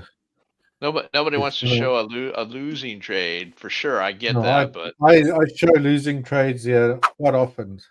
Oh, I lost a Bitcoin trade the other night. I'm not going to lie. As soon as I heard about the bombing, I went and I hit the buy button because the last time I think it was Trump in 2017. Yeah, it dropped Moab in Afghanistan. I think it was. Bitcoin had jumped 10% right after. So it just so happened it hit one of my 4-hour demand zones. So I bought into it. Small loss. It didn't work out. So I'll tell on myself. Where's your cover or your stop loss at? What price? Stop loss just got hit there, so I'm out of this. Oh, but okay. I traded very, very small amount there. So not a biggie. So Troy does it's probably going to keep on going sideways, and then who knows what's going to happen. I'll probably wait for a bit more direction on crude oil, hopefully soon. Hopefully not bad news that comes out. How many trades do you typically take in a day, Richard? I know he said he takes 20 to 50. Troy does. Yeah, no, I don't trade that much. On the NASDAQ, I'll probably trade about 3-4 times a week. Generally between 9 and 11 a.m. Eastern. If I see something on crude oil, I'll trade it. But the NASDAQ's my favorite market to trade. I trade that almost exclusively with crude oil now and then. Yeah. So you guys are both getting better sleep than I am. Yeah, look, I used to, when back in South Africa, well, I'm still in South Africa. When I first started trading seriously, I worked for a little prop trading firm when it was actually still like a building you went to with a trading desk. Traded equities in South Africa or on the JSE, the Johannesburg Stock Exchange. And yeah, there we could execute anywhere from, I could execute anywhere from 40 to 100 trades a day. Wow. There were guys doing about almost double that. Wow. Some of them using algorithms back then, but in and out. But just like that was hectic. And I watched afterwards. I was sort of just, making a little bit of money. Then everything had to go into my desk fees, and I had to share commission splits and all that. So after that, I decided I'm going to go on my own, and that's where I got involved with the futures market, also commodities, trading options, and just a bit more, relaxed. And I think it just makes me tired. I can't focus like that at all. That's like the commissions and all that stuff that you're racking up. It's insane if you're trading that much. Now, is it true in the futures market? Because that's one asset I haven't learned about. If you do something wrong, you could actually have 100 pallets of orange juice show up at your door or something like that. It depends. Yeah. It depends on the. I noticed that in the Trading Academy, so I was just curious. Yeah, it depends on the specific truckload of wheat contract, because they're moving towards a cash settlement, so that doesn't happen. But it is still plausible. For instance, if you got into a cattle future, you could end up with 20,000 head of cattle on your front door. It is plausible. Yeah. But like the ES, your financial futures almost exclusively, they settle in cash, not in the actual underlying. That is hysterical to me. Yeah, no, there's a movement. There has been a movement for years to move to a financial settlement instead of a physical settlement. Yeah. But there is still physical settlements. Oh, that's hilarious. Drop 100 or 1,000 cows at your little small homestead. Yeah. Be one way to wake Gents, up. just quickly, I don't know if you have got any closing thoughts. We have reached the end of our session. 15 seconds left there. From my side, I'm done for the day. So I don't know if you want to add anything there. Stay If safe. not, then, yeah, just stay safe. Stay safe. Be careful with these markets. They're pretty dangerous at the moment. Yeah. But, Decrease yeah, the risk always, if you have to. Yeah. don't risk too much, and yeah, always use a stop loss. Always. That's all I can say. Yep. Agreed. Well, gentlemen, thanks so much, Troy, It was Tiger, a pleasure. It was Robert, a pleasure. everyone else that joined and watched us. Please stay around for the next round of coaches. I'll be back tomorrow again. I don't know what you guys are up to, but I'll be back hope at to the see you same soon time. again. Yeah. Awesome. Same time tomorrow. Nice. So enjoy. Cool. All right. Have a good one. Cheers, All right. lads. Take Cheers. care. Bye-bye.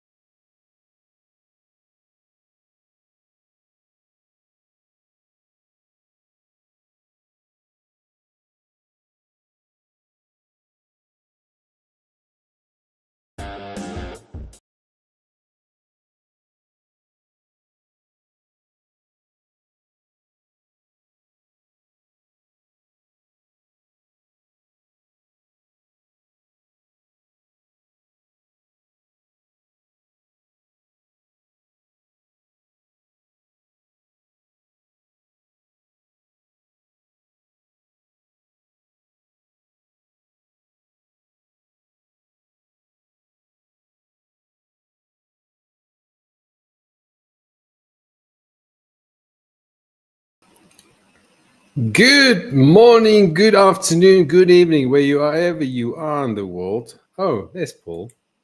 Hey, Paul, how's it going, man? You start and then you're like, oh, hang on, Paul's not here. Yeah, I didn't want to add you to the stage with your, I didn't want to catch you off guard. How's it going, man? You tell me. I'll tell you now. Let me just have a look at your face. Oh, you're tired. You're very tired. I'm always tired. Did you have a long day?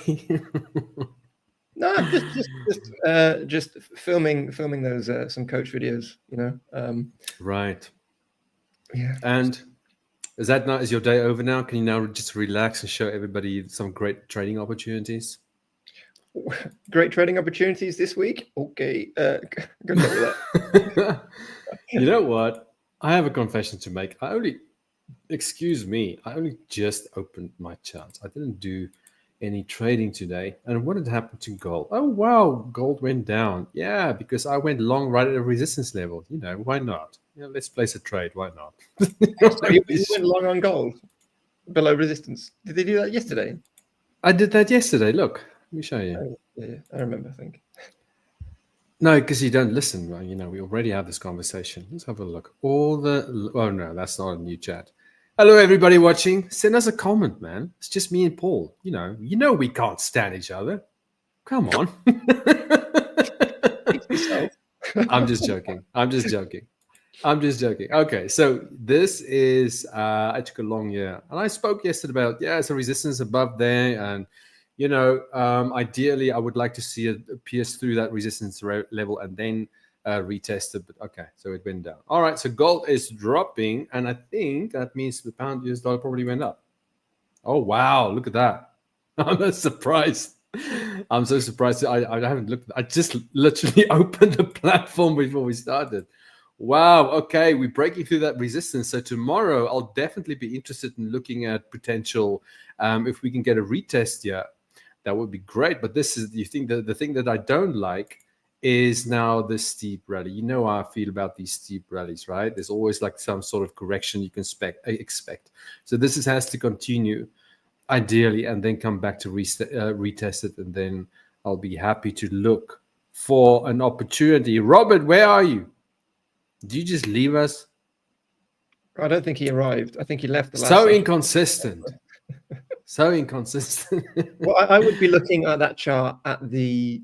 I mean, it depends on how much it ascends higher, but as you said, it's off the back of a lower low, and therefore I would be expecting a steeper retrace than we might expect. Therefore, I'll be looking at the lower level, the bottom of the range we've just broken out of, maybe for an entrance. And You mean over here?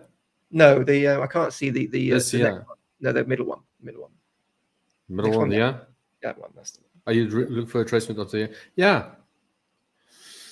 Yeah, but it's going up. Like, why is the dollar? Well, I mean, obviously, we expect the dollar to lose weakness, but because it went down to this level, I was expecting it to go lower. But I mean, that's happened before, right? Like over here. All right, it's going to go to that level there. Where is it? Well, I think this is a. We just couldn't get it. So I mean, that just shows you how weak the dollar really is. Sorry, Paul. You can now get your word in. It's I forgot what I was going to say. I'm just kidding. It's the give peace a chance pump. That's what it is. It's what? It's give peace a chance pump. Right, that's what it is. Give peace a chance pump. Peace in the Middle East. Peace. So obviously we've had peace in the Middle East. Yeah. The announcement of, I mean, whatever. I mean, I don't want to look a gift horse in the mouth, but it seems like I'm doing it. But that seems to be the pump, and the same with the oil, right? So, I don't have oil. What happened to oil today? It's gone down, which is. Okay. Anyways, No, I mean the pound US dollar. We talk about like these trades, right? We talk about what's going on, right? And everyone is going to look at that. Any chart, everyone is going to look at, just like this pump, for example. We're going to look at it with skepticism, right? Because so yesterday we were like, okay, we've had nothing cataclysmic happening, but tomorrow, the day after, it's like it's really difficult to say, great, we're off to the races now. I'm going to jump on my horse, when you just know the horse is probably just going to sit down and go, "What are you doing?" You know? Yeah, that's such a good point. That is such a good point. And today, we did have news, right? We had Fed Chair Powell testifies. Was he guilty? What was the test? What did he testify? Guilty of being responsible with the economy, perhaps. That's definitely possible. And that honestly, that takes a lot for me to say that, because I have a lot of issues with the Fed's policies, right? For me to say that takes a lot. So it's probably because you compared to, whatever you compare it to, you know what I mean. 5:40. There's some news event at 6:30. FOMC member Williams speaks. He's probably not that important. He's obviously not that important because he doesn't even have a red folder next to his name. Yeah. Okay. And then tomorrow we have there's another Fed Chair Powell testifies. Is it folder? He's testifying to Congress. I don't know. That's why I asked. Like, is he in court or what's going on? Yeah, here we go. Fed Chair Powell speaks on Capitol Hill this week. Yeah. So he's increasing pressure. Yeah. So that's tomorrow. Tomorrow, about an hour and a half, actually half an hour after the New York Open. So that's when that's happening. And then new home sales. Nobody cares about new home sales.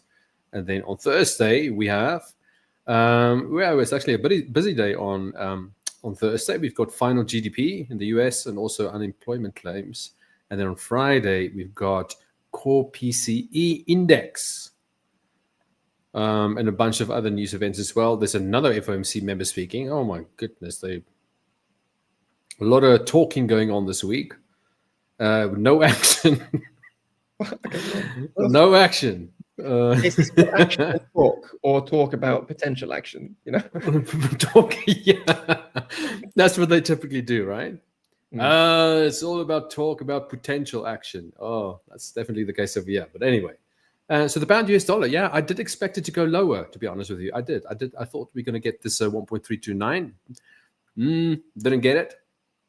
And now it's back to the upper end of this range. So it will be interesting to see what happens tomorrow and what the price action looks like. But I think your call of this 1.351 on that support level is not bad at all. Okay, because this steep kind of, what do you call it? I just call it a steep rally. You call it something else, something more fancy with your proper English. No, hang on a minute. I just called it a pump. That's not really... it's just how you say pump. It's so posh. It's a pump to the upside. I just said bump. All right, but anyway, I think you're right there. So we'll see what happens tomorrow. But the overall outlook on the pound US dollar is still definitely bullish. And technically speaking, also on gold, right? But clearly we are moving down. So I don't really know. Obviously, I think this is a level that Tiger identified, if I'm not mistaken. I think he was waiting for the zone, yeah? Right? Yeah. So maybe you'll start to look at price action and see how it behaves there. I don't like this price structure. What do you make of this? I don't like what I'm seeing yet. Yeah, I was just gonna say, like, give me a green candle or something first, Yeah, just kind of, look a bit more positive, Listen to Tony Robbins or something, and just move back to the upside. It's one of those.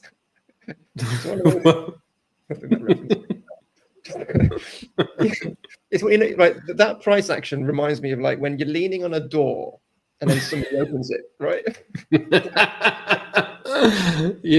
Yeah. That's actually a very good analogy. Yeah, I think you're right. So it's not very clear. I don't like this price action. The fact that we came back to the support level, we were like doing pretty well. We're making higher lows, but now we're back here. So it's not really, for me, it's not a strong support level, and probably the same with this one over here. I think this area here, you see this support zone there. So okay, actually, then maybe this is a much better zone. The neckline of that reversal pattern. So or whatever the hell that is. If we can get some sort of price action confirming that it's moving away from that, because that would tie in with the weakness of the dollar. But then on the other hand, I don't know how to kind of what to make of it, because gold has been rallying to insane levels. So even if the dollar does continue to move lower, does that necessarily mean that gold is going to break all-time highs? Because maybe that's already been accounted for, if that makes any sense. Gold's going to drop definitely. I mean, or not definitely, but the probability is extremely high for it to go to that particular level. And therefore, let's buy gold. And so it's already been, the fact that the dollar is going to continue to decline has maybe already been priced in here. Does that make sense? Yeah. I'm looking at there seems to be like a diagonal primary support line. If you look at the previous two primary dips, in the middle and on the left, is there a diagonal line supporting You mean that? yeah? No, the first one, and then the one before it, right on the left. You mean there? The deeper one. The deeper one. There. Yeah, that one. There you go. So is there a diagonal line supporting those? And maybe that would give us a bit of clarity on the current price action, maybe. Because I suspect that it's broken. I think it might have been broken. I think if you position that a bit better, maybe. Yeah. I'm not quite sure. No, but this is the lower wick. Oh, is it? Well, let's do candle bodies then. Let's try that, and just have a bit. Well, then we're gonna do it over here as well. Yeah. All right, candle bodies. You see, this is why it's called, ladies and gentlemen, we call this a discretionary support resistance, because I just drew it completely different, and Paul corrected me and said, "No, that's not how you do it." Now I'm going to say, draw another one. Draw another one. and now we can see the range, right? Okay, all right. Because we don't want to. Let's do another one. There you go. Oh wow, look how parallel that is. That is a great job from me, I must say. Okay, yeah. So those are the two diagonal lines. Yeah, you're right. So that's the support. We'll see how it behaves there. Yeah, I mean, I'm not interested in it. I'm not like the fact of this, the type 2 diabetes guy leaning against the door scenario that you kind of patented earlier is still kind of holding me. But that's what you said. I didn't say type 2 diabetes. Did you? I was thinking myself, not someone, Oh, okay. All right, but anyway, the big guy leaning against the door and someone is about to open it, and then you could just fall through. But it could find support. I don't know, man. Like I just don't like it. It's not a clear level for me. But somebody, maybe you watching and go, "Oh my god, what are you talking about? Of course you need to go long." Yeah. No, and that's the point. I think that's why we've drawn that line, because I wasn't necessarily drawing it from the perspective of trying to find a nice pocket to potentially argue along. We drew it. So if it does go further, we know that there may be some issues coming in at that lower support line now, because resistance will be overhead. So that was the idea. If that makes sense. Yeah, no, that does make sense. All right, so gold, I'll just leave it for a couple of days and just to see how price action behaves. But I'm just going to leave that one alone. Oh wow, look at the NASDAQ. We are approaching all-time highs. Really? Let's have a look at the. Okay, I'm going to place a small trade. Yeah, why not? Right. Because we are pushing higher. Even just glanced at it. Yeah, and then just let's go. It will probably, I'll just take it just short of that. That's not a great setup, guys. Don't follow my trades. Don't follow my trades that I place in the live stream. If it's a good setup, I'll tell you. You see, I really like this. This is the type of trades I like to trade. This is not particularly one of them. But because we made that dip and we already kind of retested this breakout, that's why I'm taking that trade. Okay. But you're long in a time. I'm going long. Right. Yeah. I mean, I can see that premise, because I mean, I don't want to say cup, right? But it's the premise of that kind of that. Yeah, it's just this breakout here, and then just it kind of came back here. Holds it. It's holding it. Yeah. So it looks like we're going to make all-time highs on the NASDAQ. Very, very interesting. I mean, nobody's in the. Robert is busy working. When are you going to quit your job, Robert? Oh man.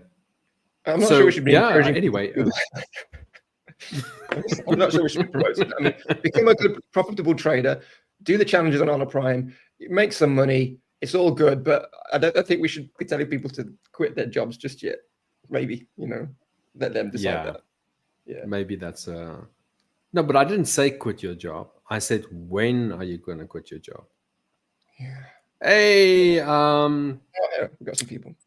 Pranav, nice to see you, mate. And Lavezil, I'm so sorry if I mispronounced that name. I'm Yavsil. Lavezil.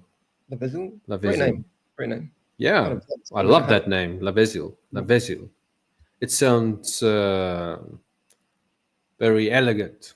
It is very elegant, like a purple cloth, just beautiful and regal. Yeah. Purple cloth. Yeah.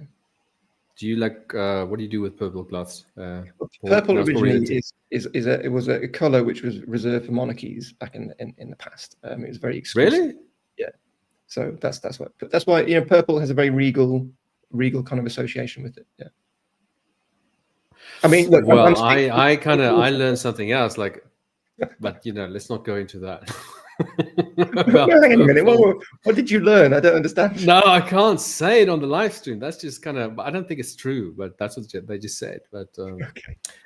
It's not. Unfortunately, it's not live stream friendly. Pranav, it is great to have you back, mate. What are you trading, Pranav? Have you placed any trades today? How about you, Lavezil? What do you trade specifically? Let us know, please. Please, I beg you. or give anyways to an audio file which pronounces your name, because I'm very interested. It's a great name. Yeah. Okay, so gold is going down. Bitcoin is just rebounced, right? So we didn't get that 98 level, but it came pretty close. But there was nothing that stood out for me. Was there anything that stood out for you, Paul? Well, as we were talking about, there is a safety net below Bitcoin which affords these recoveries, right? So when we've come to an area which we haven't been for a while, and therefore there's a lot of people looking to enter. Some potentially with a little bit of ignorance to what's going on. Maybe the order's been there for a while, perhaps. But again, it's as we talked about at the start, we're not dealing necessarily with organic price action. Organic price action being price action which comes from periods of stability and is natural in terms of buying and selling activity, right? As opposed to news pumps or fear sell-offs, which we just capitalized off of the Doge trade and your Bitcoin trade last week. And therefore it's really difficult because it's just, I'm looking at a whale buying and that's it. Do you mean what do you mean whale? Did you mean you really are giving the big people a hard time today? No, I'm not criticizing the whales for making a splash. I'm just, for me as a trader, I need to see something else other than just, oh look, someone's bought a load of it and now they've gone to have a cup of coffee, because it's like I can't trade that. I can't trade it. But you can, but you just don't want to. No, exactly. I don't want to, because it's like when we looked at we're looking at that sell-off at the moment, which was just all red candles. It's like we need structure, we need something to trade off, and this could just whipsaw now, like it has been. It just come back all the way back down, because we're not in a better place. We're still below resistance. We're still within the pattern. We've just come back up a little bit, but we haven't come up significantly enough to negate any potential bearish context over the next few days if things kick off again in the world. So, hi Robert, good to see you. Hey, Robert, we were talking about you. Did you listen to us? Were your ears burning? Paul said you need to leave your job. That's what he said. Yes, Robert, that's what he said. What do you you can actually look back in the live stream, right? It's not completely linear in chronological. You can go back. Okay, fine. He didn't say that. I was actually asking the question, when are you going to leave your job? We need captions on these. That's not Bitcoin. It is Bitcoin, but it's not. This is the Hola Prime Bitcoin chart, so it doesn't show the weekend candle, so it looks a little bit funny.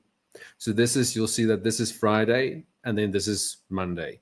So you don't get to see the price action that happened over the weekend. Pranav, that's why. And Lavesil said we need captions on these so I could listen like a podcast at work. Yeah, but we will forward that request on for you. Oh, I'm so sorry. Please forgive me. Please forgive me. I'm going with Labsil. I'm going with that. That's probably wrong. Labsil. Okay. Gaps up. Pranav asks, gaps up. How do you mean? And gaps down. Oh, you mean over weekends? Yeah. I mean, on Bitcoin, you'll see, like, obviously over the weekend, if it moved lower and the platform was closed and it only starts on Monday, then obviously, yeah, it will just show like a gap. But obviously, it didn't just gap down. It was trading lower. So yeah, but I agree with you with Bitcoin. It's a bit of a mess, and I feel about that on all four markets. And to be honest with me, on my personal account, I'm not trading. I haven't traded for more than a week now. So I'm just I'm taking a back seat. So the month of June for me is definitely much quieter than May or the rest of this year. Actually, the entire year. This is probably the most quiet month I've had. What was it? 4 setups that just didn't work. One that did work, and one that broke. The one break even was actually from last month. But so it's not there's nothing. Yeah, there's nothing more than that to say really. It's just been a quiet June for me. But what is did you also find that? I know crypto is a completely different, or the altcoin market is a completely different market. But how did you find the month of June? Yeah, well, not great, because everything's happening. And look, the reality is that, like, that Dogecoin trade last week, 27%, 30% is typically what I aim for, and that's it. I'm good now. It's 30%. Like, what I'd like. Yeah. What am I don't need to be frantic about the next trade. And that Dogecoin trade was a perfect example of, and the Bitcoin trade, where you just, everything lines up and you just know instinctively and with all your knowledge that it's coming down. And then it's an easy, and in these current conditions in the world where everything's very unpredictable, those are the setups you need. The ones where you just like, yeah, just go, right? You just know it. And they don't come along all the time, but typically, short setups typically have that, because you're tying it with world events, you're tying it with the news, and it's a lot easier for people to sell than it is to buy, right? Because they're trying to protect their assets as opposed to exposing their assets, right? So fear is always a good thing to have, and it's just unfortunate there's so much at the moment. But yeah, so I'll be looking for opportunities, and we'll be looking for opportunities to share with people, for those people who are not as I don't know, grumpy about trading frequency as I am. But yeah, but you never know. Tomorrow we might see the same thing, right? There'll be a news event. We'll understand it. We'll see a setup. We'll go, yeah, these two things line up perfectly. Let's go, right? But we need to wait and see. Yeah, I agree. But in terms of like key levels for June, there just wasn't. I mean, there wasn't really any. I mean, if you compare that to, remember the last month of this gold, for example, coming right off the daily support level. This is the 4-hour, obviously. And then the pound US dollar was breaking out beautifully out of this retest. That was a beautiful trade that I screwed up. You see, so my results look slightly different because of that one mistake. And it was a mistake. But just those little margins it could have looked very different. But it's not a train smash. It's not like, it was an absolute disaster or anything like that. The point I'm making is there just wasn't many good setup in terms of what I typically look for, what I like to trade. So very different to the month of May, that's for sure. May was a monster month for me. I had a really strong month in May. So very different. And that's also a good lesson for everybody watching. It's not every month looks different. It's not, what's the word, Paul? Every month doesn't look the same. What's the word?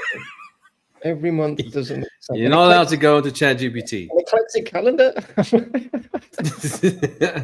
It's not but like linear, or do you know what I mean? Like the calendar is linear because it's chronological. Well, but this is what people do, especially if they haven't been trading for a long time. They pull up like that Excel spreadsheet. oh my God, if I make 10% this month and next month and next month, and then, oh, wow, very soon. And then they start to like Google cars and what can they buy? They're already spending it. They're already spending it. This kind But of it's it not ties how into it works. It's what Robert. I mean, Pranav. Firstly, I use order blocks sometimes.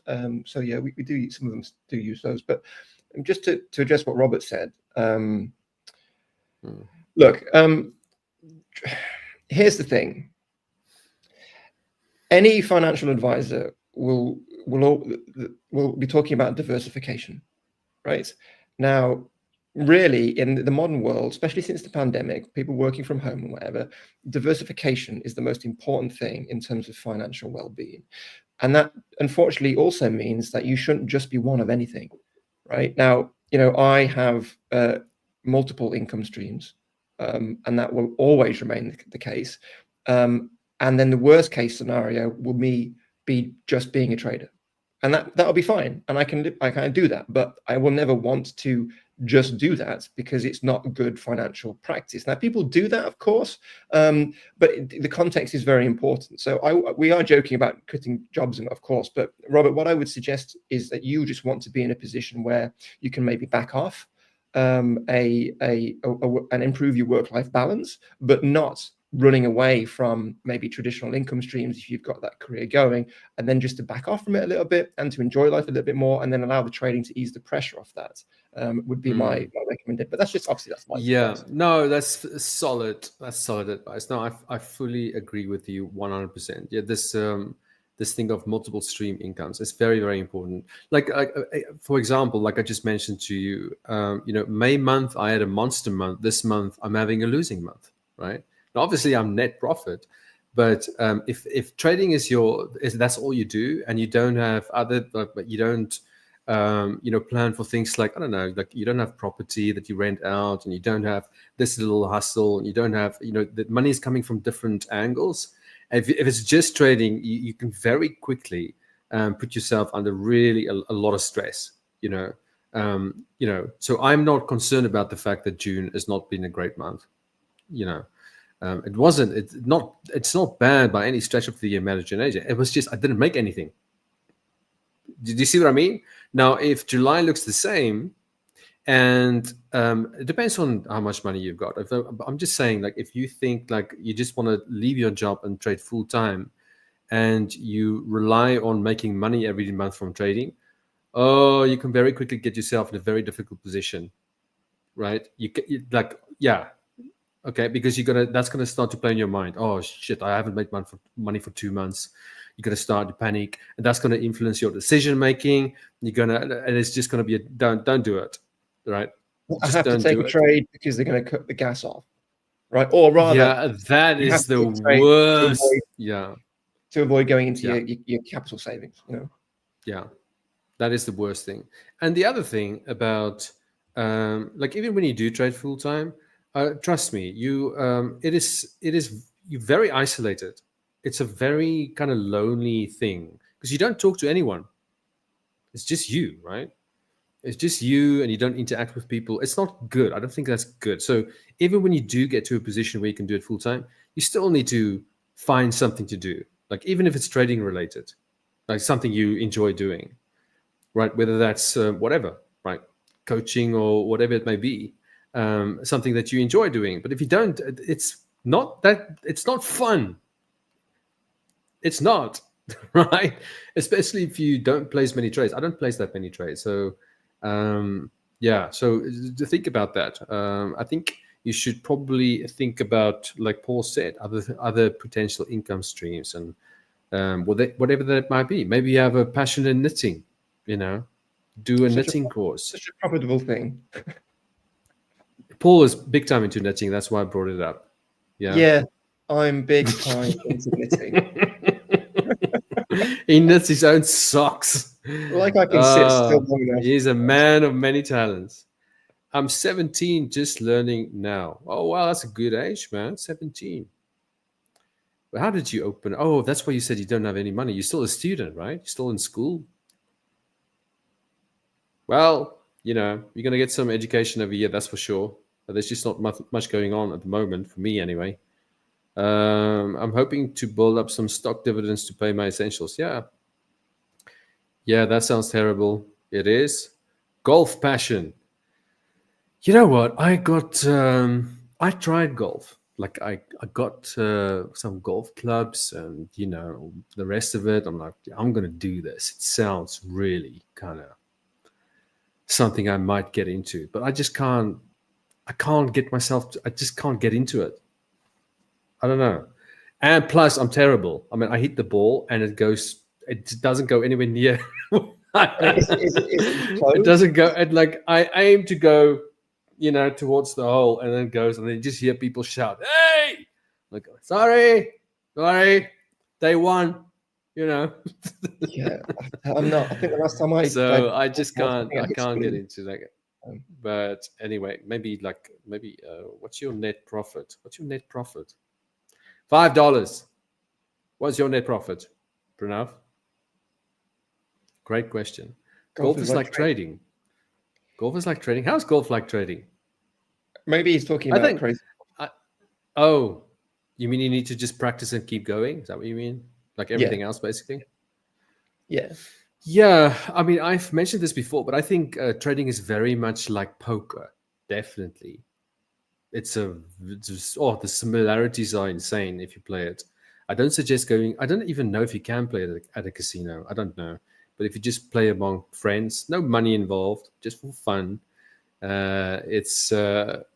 you'll be struck at how similar it is. That unknown factor, right? You've got probabilities, you've got odds, and if you have a good hand, then you bet. If you don't, you just fold. You don't place a trade on a you don't put money on a bad trade. It's very similar, very, very similar. Robert said, just you do the right thing and then it does the opposite. Is golf also like that? Here's the thing, right? I thought it was just me. Right, you need to, right? You can't be half bad at something. You got to be 100% bad at something, because then if you're 100% bad at something, all you need to do is do the opposite, and then you're 100% successful. Right? That is true. Right? So if you are, I remember once somebody came up to me and said, I've done 10 things I don't think it was trading, it was something else. I've done 10 things in a row and it just keeps going wrong. I'm just like, this is an easy fix. Just do the opposite. It's a binary proposition. Do the opposite, right? Well, have you I'm going to do this just before you reach. Do the opposite. I know what you're doing, Paul. I know what you're doing. Okay, I'm not sure I know what I'm doing. You are taking like students, like new students, and then you say, okay, trade this account, and then you have their login details, and then you let them trade, and then you take the opposite side of their trades, right? Is that what you're doing? I mean, sure, but if they blow their account, then you've made a lot of money. I would never do anything like I do that to people who I don't know, right? Right. The unseen on the order. What's that called? Oh my God, what's the order book? The order book. Thank you. Yeah. So the unknowns in the order will get it, but no one else, not personally. Last month, how much did you make trading? Sorry if it's offending. I'm so bad at communicating. No, you're not offensive. It's just like, How much is in your bank account? We're not going to answer that. Yeah. It's, I mean, do you know what I mean? What's your wife's bra size? It's like, I don't think that's got anything to do with you, to be honest. No, it's from right in the space, right? It's certainly in the crypto space, right? Well, a lot of trading spaces as well. In Forex and just on YouTube, it's like that's all it's about. It's look what I just bought with my last trade, and when people come to actually maybe look at real traders, which like the Hola Prime coaches, it's like, well, these guys clearly know what they're talking about. I'm not talking about me necessarily, but these guys really know what they're talking about. But it's missing that kind of sexy element which we all see, because the sexy element is just BS. It's just BS, right? Mm-hmm. It's just complete BS. So, if someone's telling you how much they've made in the last trade, unsubscribe. Sorry. Grumpy. Yeah. You want to focus to the content of what's being said and try to learn. That's what we do, yeah, right? Money, when you see the dollar sign, you lose emotional control like that, right? Can't be about dollars. Can't be about that. It's about a percentage. Any other questions?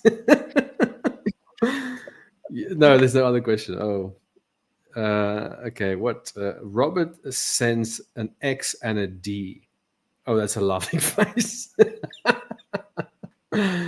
Oh, is that a laughing face? But only the bottom half is laughing for some reason. That's the I don't know what those that means. emoji things. But what were we talking about?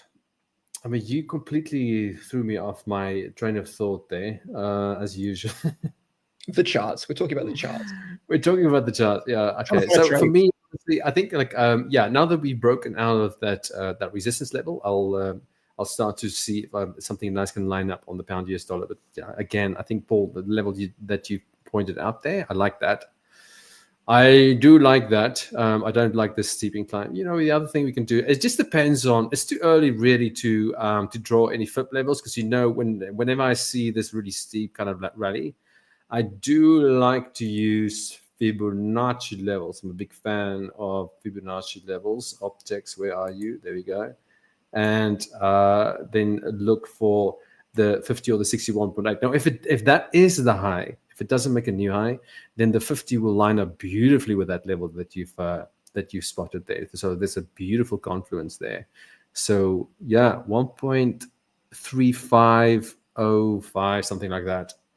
That would be a very good spot to look for potential entry to the upside. But if it just continues, which I don't think it's likely to do now, especially not the last 4 hours of the New York session, because obviously Forex tend to slow down the last 4 hours of the New York session. It's just very, very slow. So this is probably going to be the high for now. But tomorrow morning, we'll see. Is it going to continue, or is it going to pull back? And if it does continue slightly before it pulls back, then you just have to kind of redraw the flip levels. But yeah, this steep rally, usually when you get that, this almost always a pullback. Almost always a pullback. So yeah, this level will be really, really good. But I think that's the only one I'm interested in at the moment. Bitcoin, no. Gold, I was hoping for it to break through that resistance level and then find support, but obviously it found resistance there and moved lower. We are right here now, but I'm not interested in this particular level. So let's just, I'm just going to leave that alone for now. And so those are the four markets. So, Paul, are you finally going to get a chance to say something? You haven't had a word in so far today. Okay. Sure. All right. So I haven't said anything at all. Right. Okay. So, yeah, I mean, Bitcoin, just talked about it. Nothing much has changed. We're obviously in this range, and it's good that we had a bounce. That's great. We obviously support is intact, and we're back into this. Let's not talk about this range as upper range. Let's just talk about this channel. We're back in this upper channel here. But what happens next is going to be quite interesting. Are we going to bounce and recover and establish ourselves in this range? We need more data before we can take any trades as a result of this. I mean, you could short it here, but why? Like, why would you be shorting it, right? This is the area to short, not here. So it's just a waiting game. But we're fine. Bullish context remains, obviously, but it's just where we're going to go from here. We're just going to carry on down and break lower, or we're going to range for a little bit. Where's it going to end up? We need to wait and see. But I just want to have a quick look at Bitcoin dominance. I've got a few setups. I haven't charted them, but we can do that. Let's just find Bitcoin dominance for a minute. Right, here we go. So we're getting a bit of movement thanks to Bitcoin recovering. So obviously when Bitcoin was heading down, everyone was running scared. And this is people leaving the market, leaving the altcoin market, right? Now that doesn't mean people aren't leaving their Bitcoin positions. It just means they're leaving the risk assets much quicker, right? And the altcoin market is in a terrible state compared to Bitcoin. But now, of course, Bitcoin has made a move. People have started to re-enter their positions, and the Dogecoin train I was in is not far off from resetting from where we got in, right? It's now putting in a bearish retest. So that's kind of the context. Now there is a bit of, I think that there is a bit of divergence popping up on Bitcoin dominance. If I can keep losing it, let's just have a look, see if I can just see if there's anything, because this is going to be, this is going to help dictate. Nothing on this time frame. Let's just move up a little bit. Could help. Yes, here we go. Right. So we've got quite a lot of divergence now. on a higher time frame. This is the daily, despite the label. Sorry for that. So, you know, the problem is this is a high, right? We keep going up. We keep going up. The primary trend for Bitcoin dominance is still going up, and this is just not great for altcoins. So you can trade these downwards movements for sure, right? So Dogecoin has just given us the same amount of profits as I just shorted it for a couple of days ago, but we need consistent gains. We need it to be going in the opposite direction, and therefore it's just in out trades for any longs at the moment. And really, I've got more of a short bias in terms of trading at the moment, simply because of what Bitcoin dominance is doing. But we definitely need to see it come down a lot more significantly before we consider taking any kind of longs, because this could just bounce from here and continue upwards despite this divergence. Because look, all this divergence, just, you know, we had a play here, but it took a while for it to happen. So this could keep going up, and this divergence can be invalidated. But of course, 4 instances is quite significant. Could you just say could? Well, yesterday you were saying yesterday about the word could, and now you are using the word could. So a bit of inconsistency there, really. I do. My consistency is terrible. Hey, Tiger, nice to see you, mate. You got a just popping on here. How you interpreting the ceasefire? As a ceasefire, that's how I interpret it. How about you, Paul? Well, I want to give peace a chance. That's all I'm saying. Oh, yeah. Let's give peace a chance. Yeah, right. So, sorry. Tiger in the comments. Is Tiger's in the comments? Yeah, he's in the comments. I've got a chocolate champ dropping there. Okay, Tiger from the morning. Yeah, was he in the morning? Yeah. In the morning session. Yeah. Oh, okay. Yeah, the one that was with us. Yesterday. Yeah. Oh, right. So look, this is wormhole. I think W. We provide. I think it's wormhole. I think it's wormhole. I think it's wormhole. Yeah. Okay. I don't have my actual list. I had to keep checking on the website. But so let's just have a look. I think there's a bit of a trade here, and when it's just me and you, Jannie, and we've got a little bit more wonderful time on our hands, we can do these in real time. So let's have a look at this and what's going on. So obviously this is right at the bottom. That's crazy. Right at support, all-time support. So it looks like we've got a few trading opportunities here, at least brewing, not today. So there's these descending, narrowing wedges are always great because they can provide you with a bit of confirmation. Now, knowing that this is essentially the lowest it's ever been, right, at least certainly on this chart. I need to double check it on another one because it's just Binance. Now, what's the play? So this is the lower area. This is essentially where the price action has previously bounced. And obviously we are in a very strong downtrend. So again, what we're talking about, it's going to be quick in and outs. There's no reason to think we're going to have any kind of, because look, we bounced here. We didn't even surpass this high, right? So it's going to be a bit of an in and out. So what's the play here? Well, very straightforward. We have this support here. You want to see something like this, right? And I would probably say that line, we want to come up above it and then come back in to look for a reversal pattern of some kind or a hard buy at support, just to capitalize on a little move from a bounce if you're looking for a long trade. And that would afford you confirmation with a breakout, which would be one bullish signal, which buyers will pay attention to. So one bullish signal.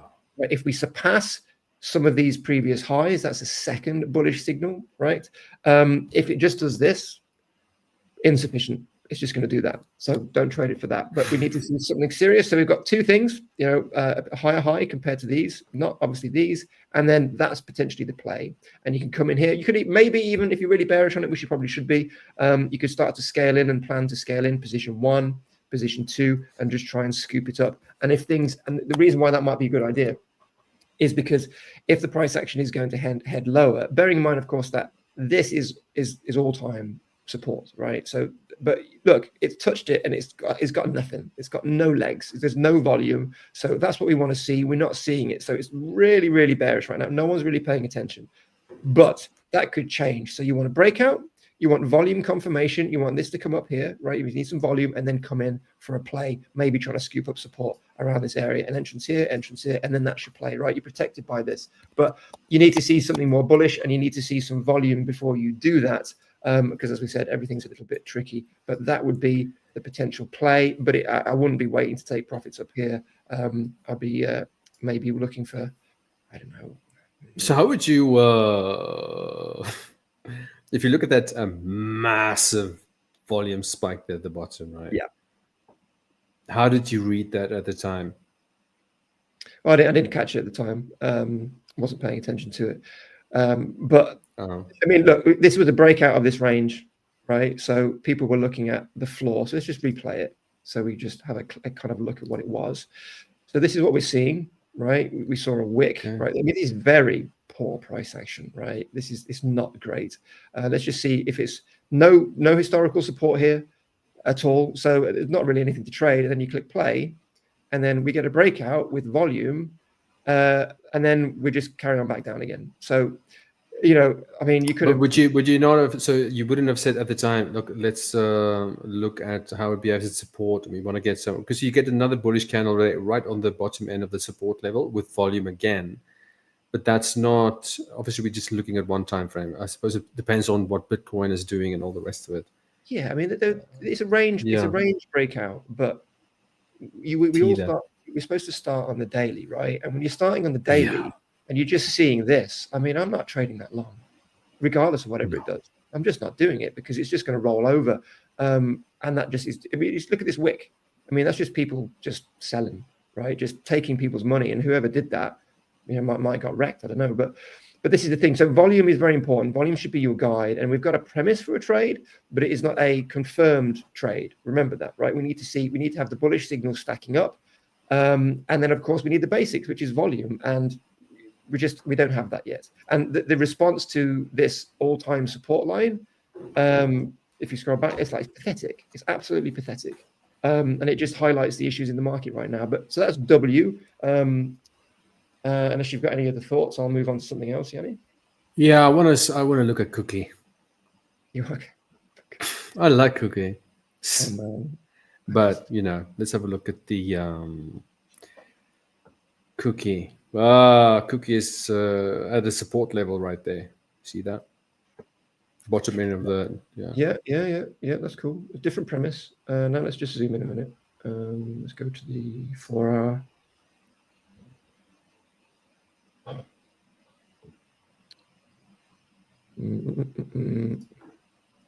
Not particularly great anything really.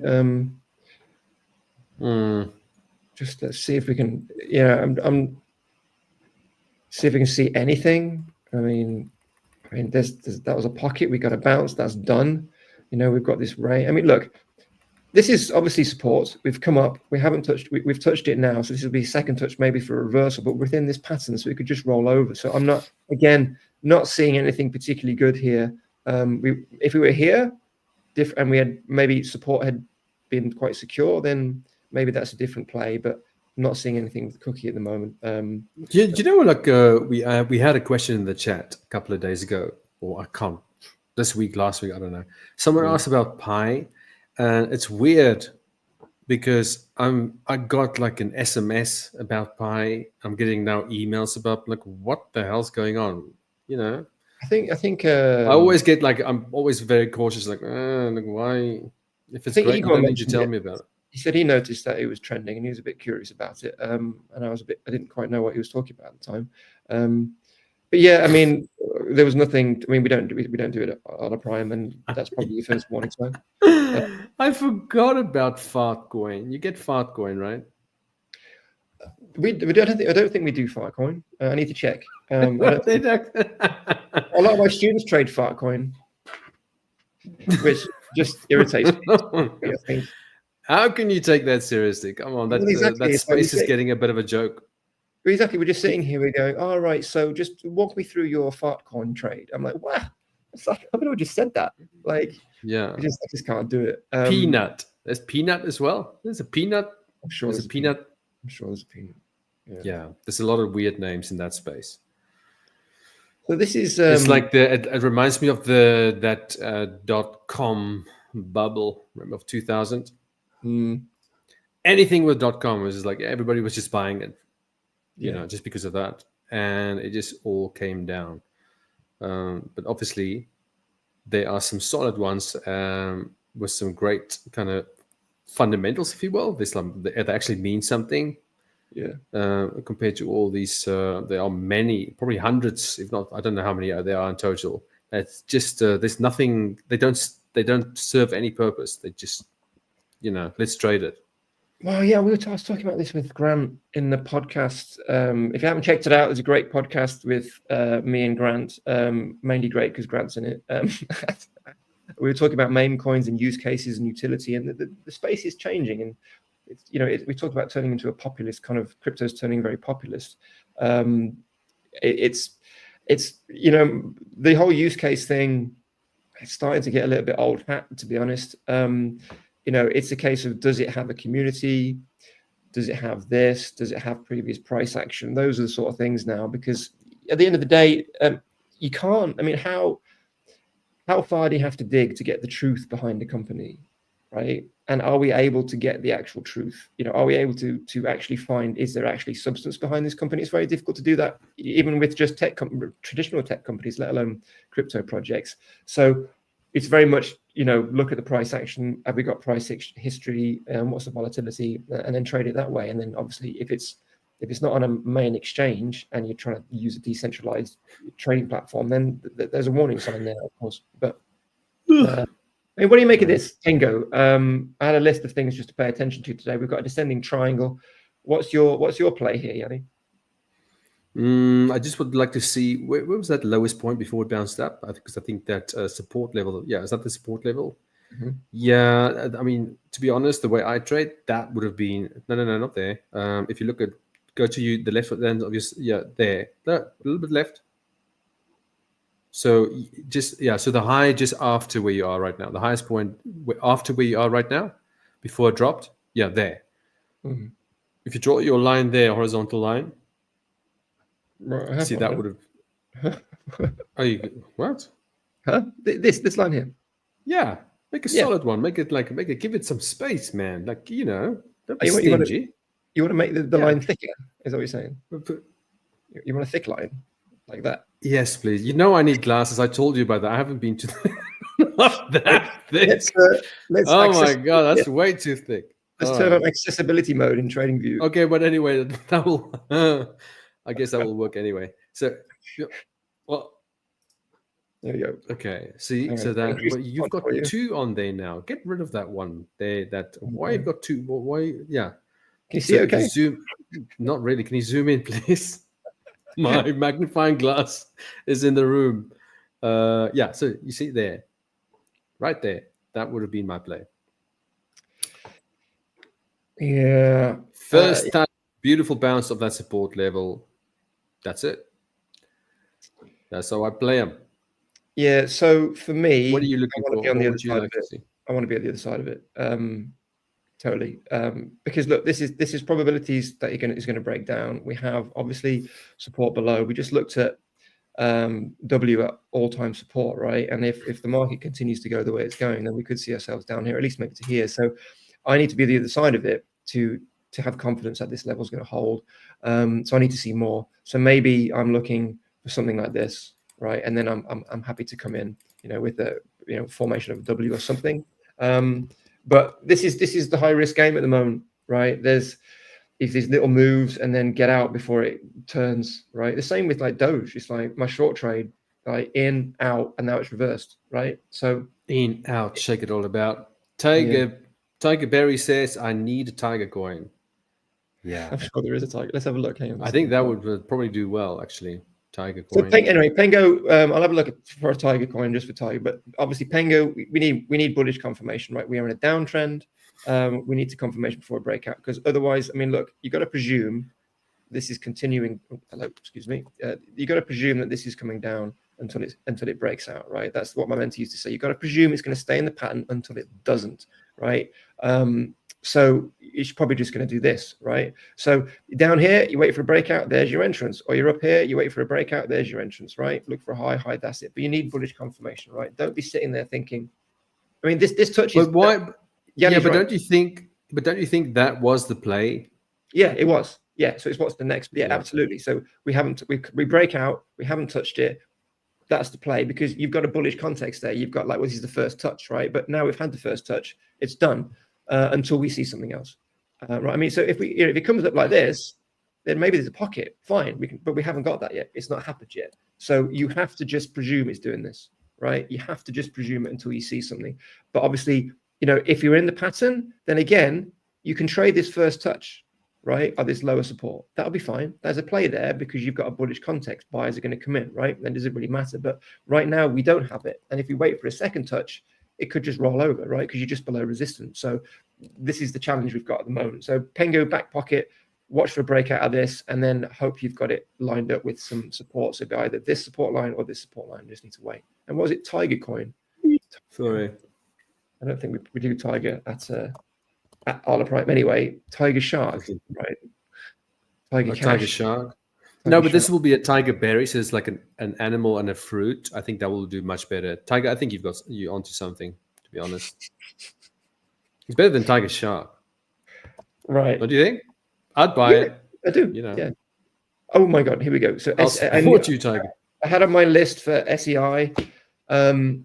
Now, bearing in mind that this particular token is, forgive me if I've made a mistake here, but it's the blockchain is supportive of quite a lot of different tokens, but quite a lot of memes, right? So, this is one to keep an eye on, maybe as a barometer for the main space as well. But let's just have a look. Looks like there might be a range trade. But now this is good. This is quite interesting, right? Because you look at the previous price action, you look at all these kind of support bounces of the ones the altcoins we've just been looking at, and then we look at this move, and it's like, well, I'm definitely going to pay attention to this one over Wormhole, which just gave me no volume at all, right? So this is the trick, right? We've got volume, we've got people paying attention, so we're going to pay attention to this, and we do provide this at Hola Prime. So let's remind that's disability mode still on. Except right here we go. So let's just see if we can find a play here. So we've got a nice level here. This is the bullish zone. We haven't been down here for a while. Transitory space. We've come in, we've come out, we're back out. Right. Okay. So this is your first touch play, Jannie, again, right? This is your we've broken out. We haven't found its footing properly. We've broken out. We've put in a higher high. This is what we're talking about. This is what we want to see, right? Haven't found our footing. Haven't got the first touch. We've put in a higher high. Therefore, this is in play, right? That level's in play on a very basic level, right? So let's look for some confluence and let's see if we can find ourselves a setup for this week. Right. So let's just understand what buyers are thinking. Now, even though this pattern has played out, I just want to see. So people, there we go. See, retest. There we go. So that's nice. So that's the support. This is the next line in the sand. Speaking of order blocks, let's see if we got any order blocks. So yeah, I think people are still quite bearish for sure. So let's have a look. Moving averages. Let's put some moving averages on and let's try and figure out a play. Right. Okay. Now I'm going to move up to the 12-hour for a minute. Okay, now we're talking. Right, let's have a look. Let's just get these moving averages off the way. Get rid of that. Keep the 50. Keep the 200. Okay, so we have the 200 coming in on the 12-hour, offering a bit of support, right? We've got the 50 coming around, potentially to give us a golden cross. And by the time this retraces, we should have the moving averages quite flush with here, which would give us confluence. And then, because it looks like it'd be quite a steep retrace, if we can get, instead of overbought conditions, oversold conditions in confluence with this support line and the moving averages up here, that's your long play. But the long play is just going to be, again, a quick in and out, and you may determine that you just want to, let me find my long position tool. You may decide that it's just going to be a range trade, right? Because there's a definable range here. You can see it, right? So maybe that's the play. Nice. There you go. Just before the moving averages, come in there, be a little bit modest.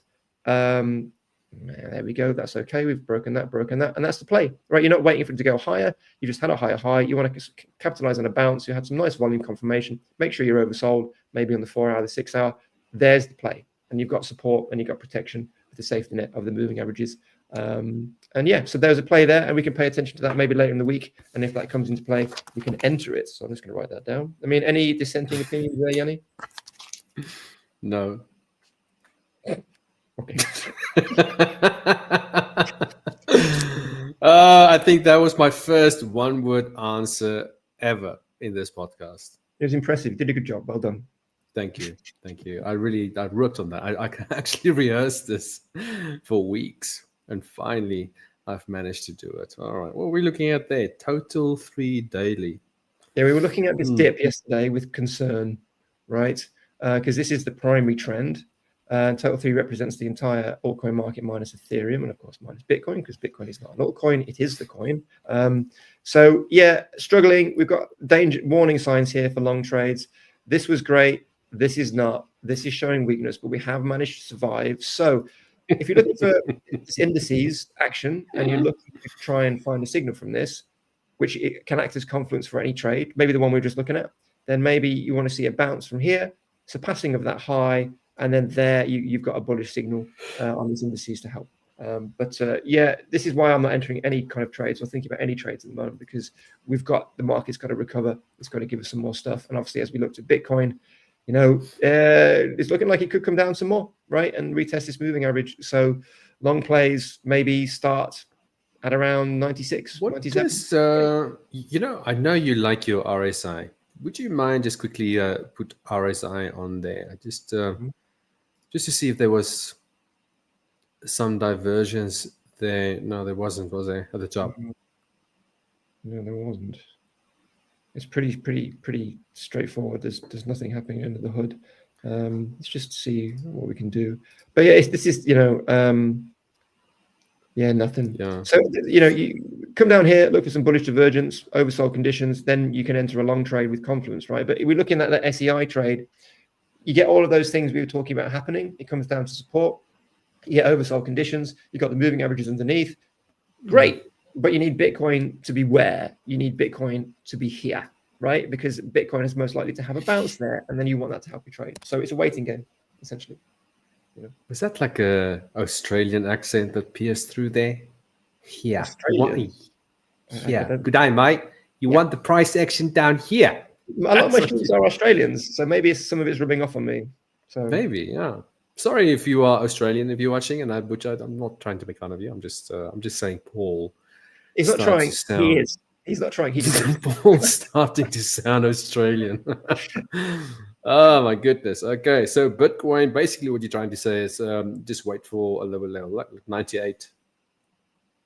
Yeah, and the sad thing is, as well, if Bitcoin does kind of come up here and do this, the SEI trade is going to invalidate anyway, because it's just going to carry on upwards, right? So this is it. We need the stars to align. We need Bitcoin to do this, enter your SEI trade, and then away you go. Obviously, do your own due diligence, but yeah. So that's essentially T's and C's apply. That's what you show.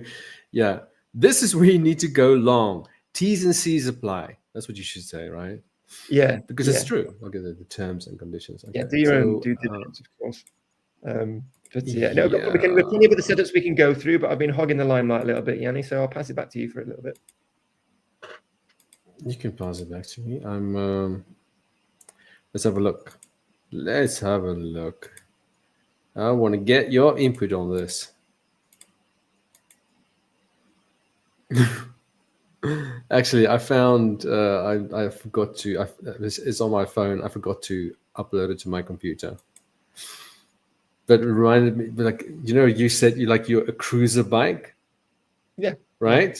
Yeah. But there was this picture of this guy standing on the tank of his bike with the handles really high up. Yeah. But they were just, you know, they first showed a bike with handles like really high up. And then, you know, the guys made a video and they just kind of took it further. And then the next guy was standing on his bike, and the other one was like, he had to step up, and his girlfriend was holding his leg. Anyway, I thought it was funny. No, I'm not a big handlebar guy for cruisers. I prefer a little bit more of a traditional approach. For me, it's all about seat and leg position. That's all it's about for me. Very important. Have you ever had a death wobble? Do you know what that is? Are you kidding? I rode my bike across the whole of the United States. Of course, I've had a death wobble, right? Really? You know, so, of course. I mean, God, like the challenges of. So when I got to Mexico, to New Mexico, I was going to stay because I did the Breaking Bad thing. I did a little thing for Breaking Bad. I went to visit all those locations in Albuquerque. I went to see Walter White's house, all those sort of things. But the ride there, I was doing like between 4 or 6 hours a day on the bike, right? And the wind from these open spaces in it's just unbelievable, right? And I've got the bike's full of stuff on the back, right? It's massive pack. It's like, it's a huge bike. It's 1100cc, right? So it can take it, right? But it's like, you got lorries passing. It's like all the time, everything. And then, so that's wind, but the death wobbles you get, right, they're just. Yeah, but I mean, I've seen like it looks like this. The probability of you kind of dying is pretty high when you get a death wobble, right? Because you're it shakes like that, and you learn how to deal with them, right? And the most important thing is that you got, I suppose, like with trading, right? When things go wrong, you just got to keep cool.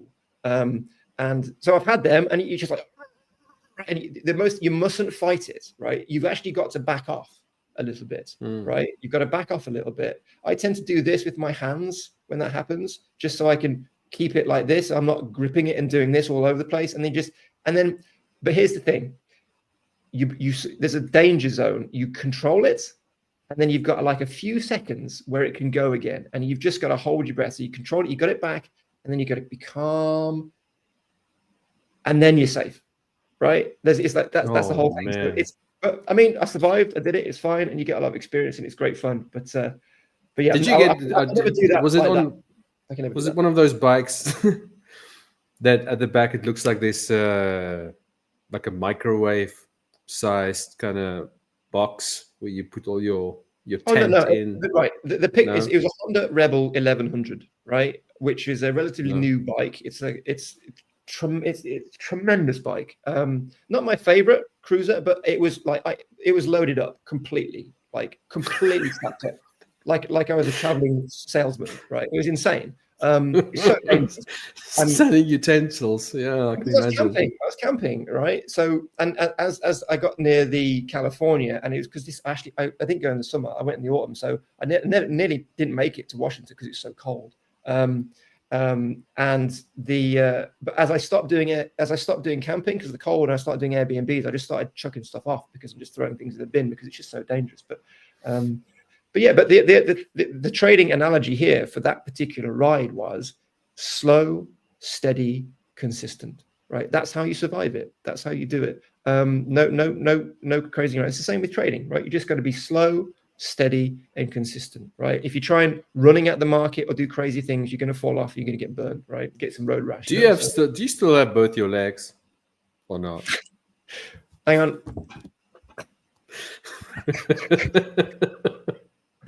Okay, well, it sounds. That's not for me, man.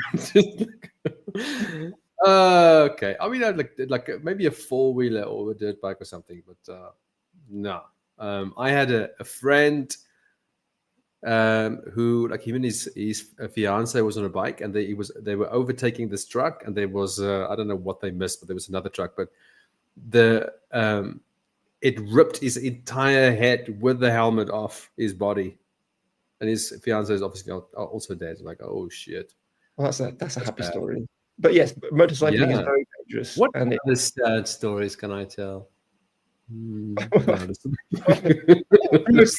promote an adventurous spirit here, but with safety, and I mean, look, you do a trip like that, you got to take it seriously, right? And the only way I made it was because I took it seriously, very, very seriously.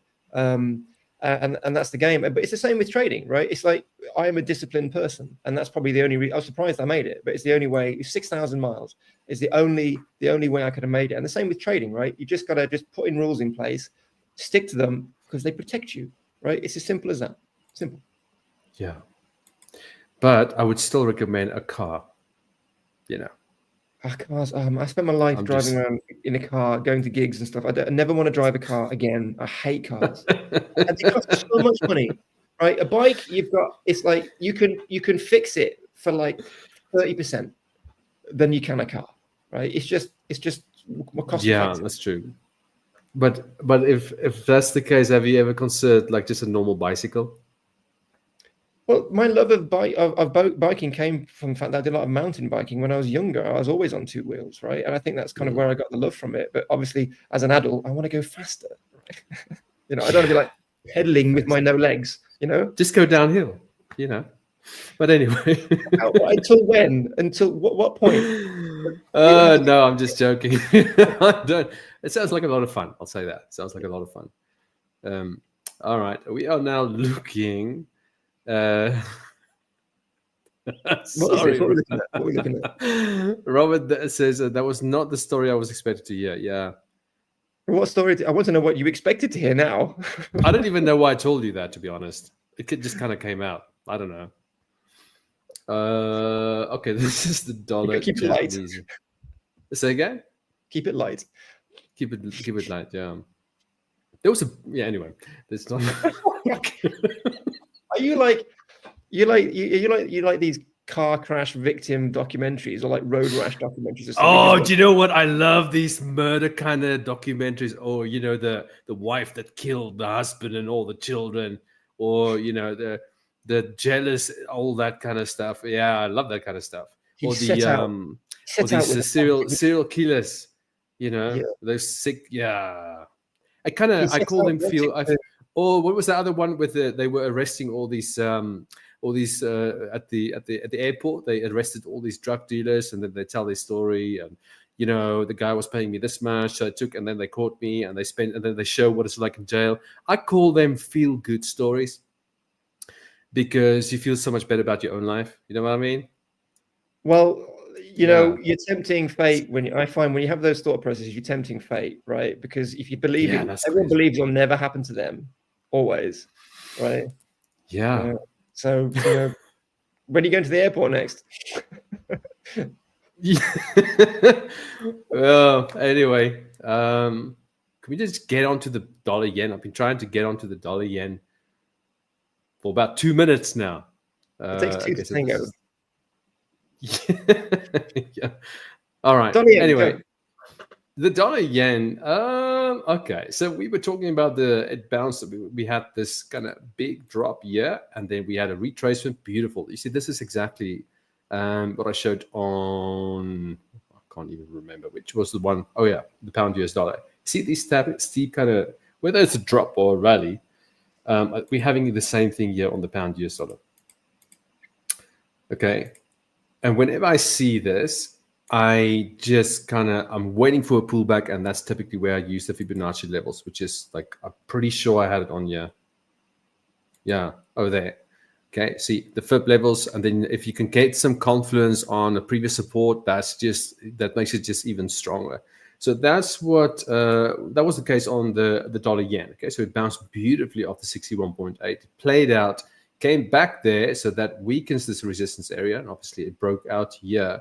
But there's no clear resistance area that I can see where it started to reverse from. I mean, how would you is there any way you would have, based on the things that you look at, you go, okay, you know what, this is not going to make it all the way to the top, it's going to fall short? Is there anything you look at particularly that would have, say you were in a long position, you say, okay, you know what, it's probably going to break the 61.8 because it's already been there, it played out, and now it's coming back there, so we're probably going to go higher. I was waiting for this level, obviously, as you'll remember, and it's like for short, but it just never got there. It just fell short. So based on all the additional fancy things that you look at, is there a way you would have spotted that shortfall or not? Yeah. Oh, wow. Tell me. I want to hear all about it. You just scroll to the so I can see a little bit more of the history of the price action. Is that all right? Yeah. Right. You mean over here? Yeah. So we've got that's created this weird little range, which the price action it's a little bit lower than that, but So in the middle where you're just gonna make it fit now. Yeah, you're just making it fit now. Yeah, that's the level.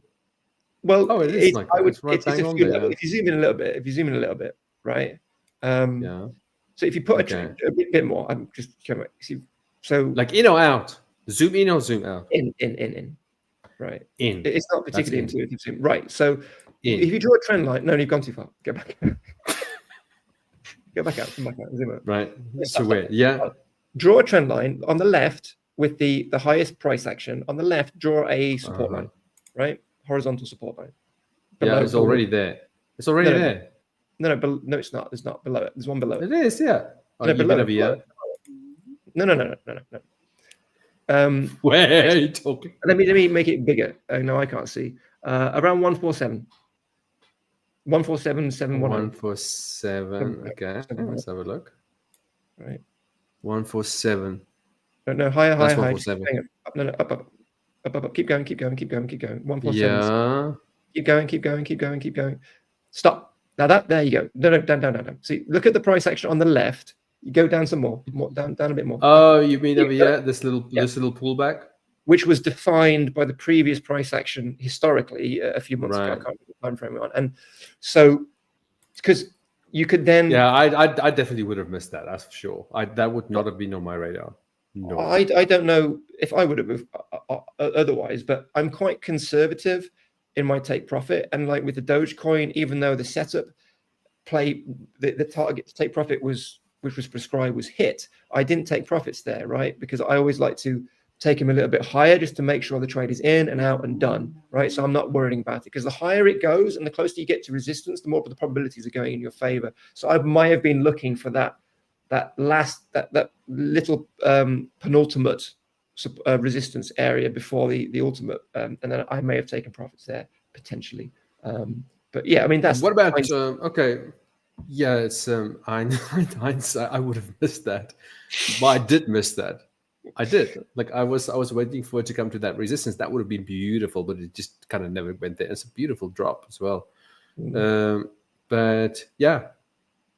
What was the other thing I was going to ask? Oh yeah, based on where we are right now, what do you make of the dollar yen based on where we are right now? Would you, based on that type of support level you've identified or resistance, is there anything else here you can see? Like, or not really? I'll be waiting for a break back above the range we've just lost, the support line we've just lost. This over here, 145. Yeah, I'll be waiting for it to break back above that, and I think it probably will do that. Because it's still technically a higher low, even though it's still in play. So I'll be waiting to see that. Otherwise, if it comes down some more, then we'll have to talk again. But yeah, I'll be waiting. No, we'll be talking again. We'll be talking again anyway. Yeah. I'm just imagining how. Okay, I'm just saying. Robert says, I'm just imagining how you two would never get anything done if you worked. On a prime, I'm going to make sure they don't leave us as a duo anymore, right? They're just going to stop it. That's why they're hiring new coaches, just to stop us from talking about nonsense. In an office together. Yeah. Wow. I haven't worked for a company since 2010 or 11. That's a long time. That's a very long time. 19. So, yeah. So when people, say, "Oh, you have to act professional," like, sorry, I don't know what that means. I don't know. What do you mean? But anyway, based on where we are right now, yeah, you think like maybe if we draw fib levels, maybe we can see something. Yeah. Yeah. Fib retracement levels. I think they will give us something. Wow. Would you look at that? Yeah, the dollar yen could form something. Yeah, I'll definitely keep an eye on the 4-hour chart. If we can get maybe the next 4-hour candle just moving back above, yeah, that could be best. What am I talking about? That could be a good opportunity to go long right here. Okay, and then Paul can finally get his level that he's waiting for. You're not trading the dollar yen anyway, but neither do I. I just trade the pound US dollar out of all the currency pairs. So it's just interesting to have a look at something different, since we've already been to the 4 markets that I trade, and Cookie and everything else as you look at, and and everything else. You two are the best duo. Yeah, that's a fact, Robert. Any other facts you want to throw away? What about the Swiss franc? Yeah, I don't look at the Swiss franc. The Swissy. How do you do that again on MT5? View, symbols. Oh. And then we go, yeah, okay, and now what now? USD CHF. Open the chart, you filthy animal. I'm taking that from Home Alone. Remember that? Home Alone. Anyway. Well, that was a movie on the TV in Home Alone. How do I open the chart here? See, Let's just get that I'm right. an MT4 guy. I don't even know. Yeah, I don't. Yeah, MT5 is. Okay, it should be. Ha! Found it. But now I need to find dollar Swiss again. Oh, there we go. Chart window. All right, Robert, any questions? We've got all the answers. What do you want to know? Yeah, sure we do. Wow, okay. Okay, basing out maybe. Wow, okay. But okay, but again, this is not a good place to go short, right? No. You either want to get like maybe hopefully a pullback, or you want to break out and then a retest. Yeah, a breakout and a retest would be beautiful. This is the daily time frame. On the 4-hour time frame, you could probably maybe lift it up a little bit higher. Not right now. This is going to pull back. It's very similar to the pound US dollar. Really, you want to see that pullback. If you can get a bounce, that would be ideal. But yeah, it definitely looks a bit heavy. It's the big man leaning against the door scenario again. Paul came up with that. It's like he came up all by himself, actually. No chat GPT or nothing. I'm so lazy to type today. Yeah, I had a very, very, very long day. So, and I feel a little bit like a cold. It's just damn weather, going from it's just cold. It's just as cold. I'm catching something. I don't know what. Anyway, what else can we look at? Oh, no, the Euro Aussie dollar. This is another one we looked at. So that was when price made that rally, and this is exactly the same thing. Yeah, you'll see this all the time. Whenever you see like a really steep rally or a steep drop, expect that pullback. And when you do get that pullback, then you want to look for levels, strong levels, either the 50 or the 61.8. Ideally, if it can line up with a support or resistance level on price action itself. Why? Because it gives you confluence. Yeah, you've got confluence. So this is the 61.8 that lines up with that support level there. So that was a beautiful bounce. But again, where we are right now, I've got that resistance level marked out there, and it missed that one as well. So we could actually see a move back to the upside, I think, based on where we are right now. But it's not really at a level that I'm particularly interested in. Robert says, but the month is close to the low of July 2011. All right. Well, I don't know. Unfortunately, I can't go. Look what happens if I go to the monthly time frame. You see that? Huh. Really? But maybe we can see. What can we see here?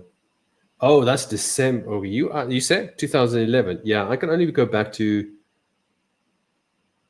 October 2024. That's as far back as I can go, unfortunately. But I believe you, Robert.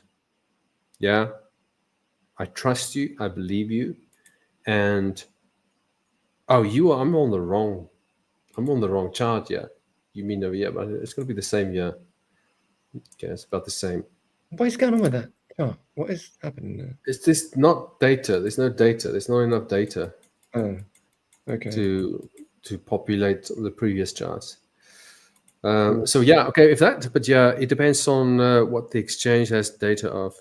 You see, even if this is a 2011, I know there are people. I think Igor also likes to go back, all the way to the primates, or whenever the. Igor knows people who were trading back then, right? He knows. He does. He's got. But it's passed down through DNA, right? He just knows it. It's like a memory. He just knows it. He just knows it. And he already told us he's passing on that silver trade onto his, his offspring.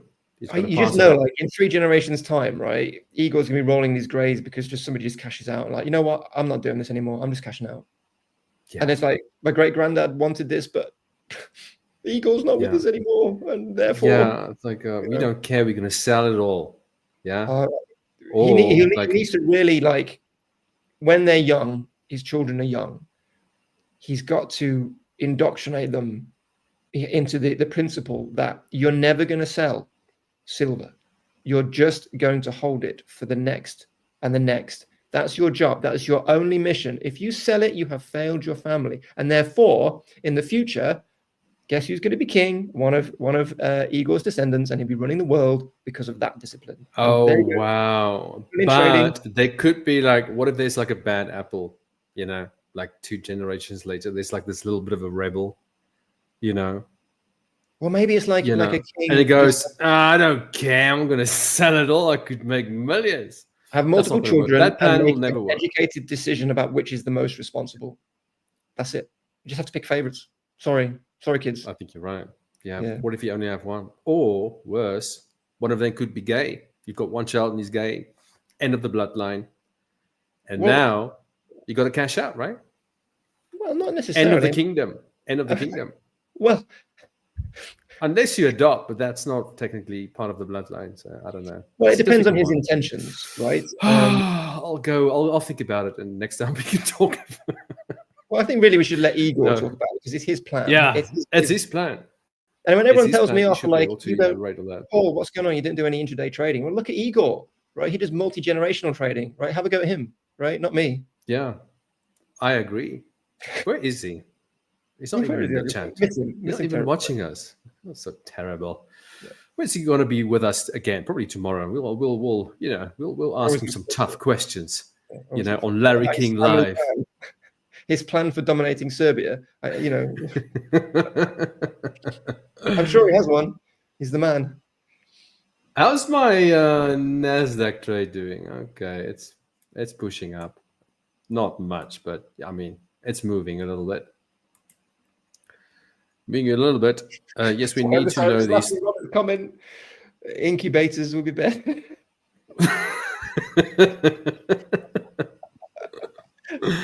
Yeah, that's a good one. Igor walks into this big warehouse. So how are my babies? How's my babies? That reminds me of that guy from The Simpsons. You know, the one, the wealthy business owner. You know, with the big nose. You know that? Never watched it. You've never watched it? I don't like animated stuff. I respect The Simpsons. I think it's great, but I don't watch it. I love The Simpsons. I think it's great. It's really good. Yeah, Mr. Burns. Mr. Burns, yes, Mr. Burns. There was an episode where he went to the doctor, and the doctor came back and said, "You've got everything. You've got like literally everything under the sun, but you're not sick because." And then he explained this door frame, right? And it was like trying to, explain why you're not actually sick, even though you've got absolutely everything under the sun. And then he showed like all these germs and viruses are trying to squeeze through the door, but none of them are actually getting through. Right, it's a good show. That was Maybe funny. I'll get It's got everything in them. Well, Mr. Burns, excellent. Anyway, yeah. All right. Bitcoin hasn't done much since we started. All right, maybe you can. I don't know. There's probably not enough time to. Why don't we look at just finally before we go to that? One of my favorite altcoins, the one who had that death plunge of 90%. Yeah, we moved on from that. Are you serious? Just once. All right. We'll use it to finish. This one. It's just slightly unhinged. That's the last one, I promise. Yeah. Well, probably the last time we'll ever do a session at this rate. Sorry, guys. You're not welcome back. Let's have a look. Okay, I'm gonna have to just mantra. Oh, mantra. Yeah, it's not doing great. It's like so. I mean, maybe man, you can trade. Yeah, look at that descending triangle. It could go to minus actually. Yeah, that's not. I mean, the buy opportunity really hasn't come in yet. I mean, maybe you think? Yeah, sorry, people. Mantra's like still. I mean, it's not at the bottom. I mean, this is we're at this lower level, so very strong support level. Very strong support level. I mean, look at that incredibly. I think everybody gave up on whatever that. Oh yeah, mantra. That is their mantra. Not a good mantra to have, give up. But Yeah, everybody seems to have given up on mantra. Oh, well. But we'll see. Look, we'll see the price action curve around, and then when you do, we'll have something to trade. But until then, it's just there's no dead cat bounce or anything. It's just like I'm on the floor. It's just dead. It's just dead. Yeah, it's just dead. Yeah, not even a dead cat, just dead. Yes. But anyway, all right, Robert. Everybody else watching, and Paul, thanks for watching and listening. It's always good to talk to you. But everybody else watching, thanks for watching. The next session starts in half an hour from now. Have a great rest of your day, and we'll see you tomorrow. Cheers. Bye. See you later.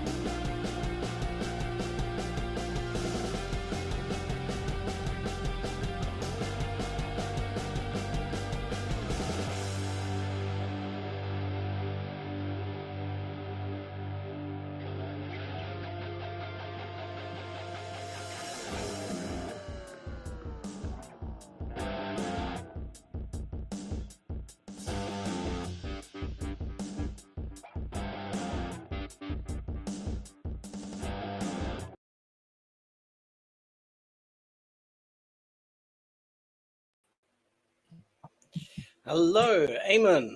How are you? Islam. I'm good. I'm good. And yourself?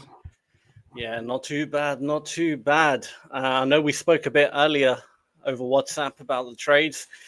Looks like we took the exact same trade, but you had I'm not going to say that word, but you had the you had the courage to hold the trade. I didn't, sadly. But man, it would have been a great trade if we did hold, right? Yeah. It's funny. Like we talked earlier, and we were in the same trade, same setup. So it was quite very ranging market. So I had a little bit bad start. So I took 2 break even, 1 stop, and then that trade came and it's saved my day. Let's see. Yeah. Yeah. I just saw a trade and it's so annoying. If I get my charts up really quick, hopefully I can still catch it if it pulls back a bit. But literally as we started, I noticed the trade, but I had to do the whole, what do you call it? To do the whole thing. But here's the trade right here. A buy position. We have a beautiful gap created. It just dipped in. I'm talking a few minutes ago, and it's already starting to shoot up. So, a few minutes. It's always the way. Exactly, when you're most busy and you can't actually enter the trade because of you're doing something else. That's when the trade occurs. But that would have been, I would have absolutely jumped into this one. Beautiful continuation trade. Just missed it by a hair. But hopefully, I'm hoping it doesn't just take off and keep going. I'm hoping we get another little, a little pull back into that area and then take off and go. But it doesn't look like it wants to stop right now. It's just going. Such a shame. If only that happened, 5 minutes later. 5 minutes later, that's all. We could have got it on the live session.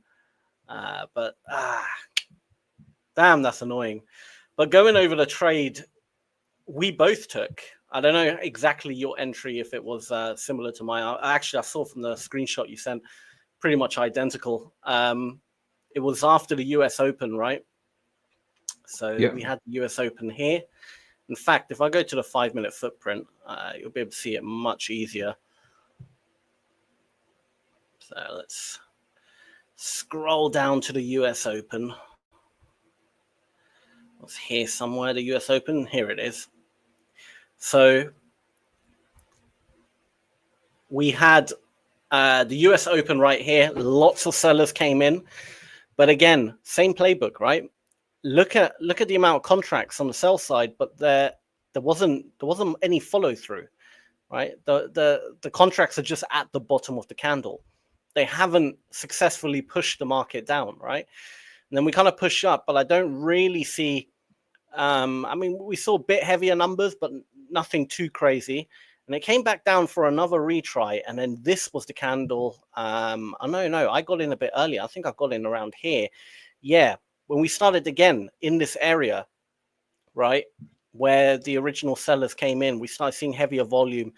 And then I treated that as a retest and we're going to go up. So I got in around here somewhere. We did have a little bit of a random push down. And I think that was to do with the news today. We had our good old friend Jerome Powell speaking. So it had a little momentarily, drop, but it wasn't too major. But just look at the amount of sellers, right? And what gave me, I actually jumped in for a second position then after I saw this candle, because we had all this sell pressure come in, but they just got absorbed. I mean, you see the wick, they're not actually pushing it down. They're not breaking this level. So I jumped in again for another position, but I stupidly got out around here somewhere. I'm talking because the market was so choppy, it did make me a little bit nervous, right? Just because I was, this was at the time where Jerome was talking, and I'm thinking, what if he says something, that people disagree with, and the market just tanks? It could happen, right? So I was exposed to risk essentially. So when I was up in profit. It wasn't a great deal amount because I took a bit of drawdown as we pushed down here. I was in a bit of drawdown and I jumped in again. So as my original position basically went into profit, I basically got out, but I made my money on this position when I jumped in.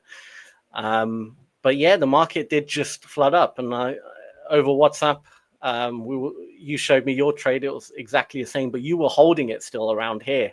I don't know where you actually got out, but I got out actually. I thought I'm gonna get stopped out at break even, and then the market came back. I gave it a little bit, and when we took the highs, I was out. I didn't hold it all the way. right, Just the highs, the yeah. previous highs. Yeah.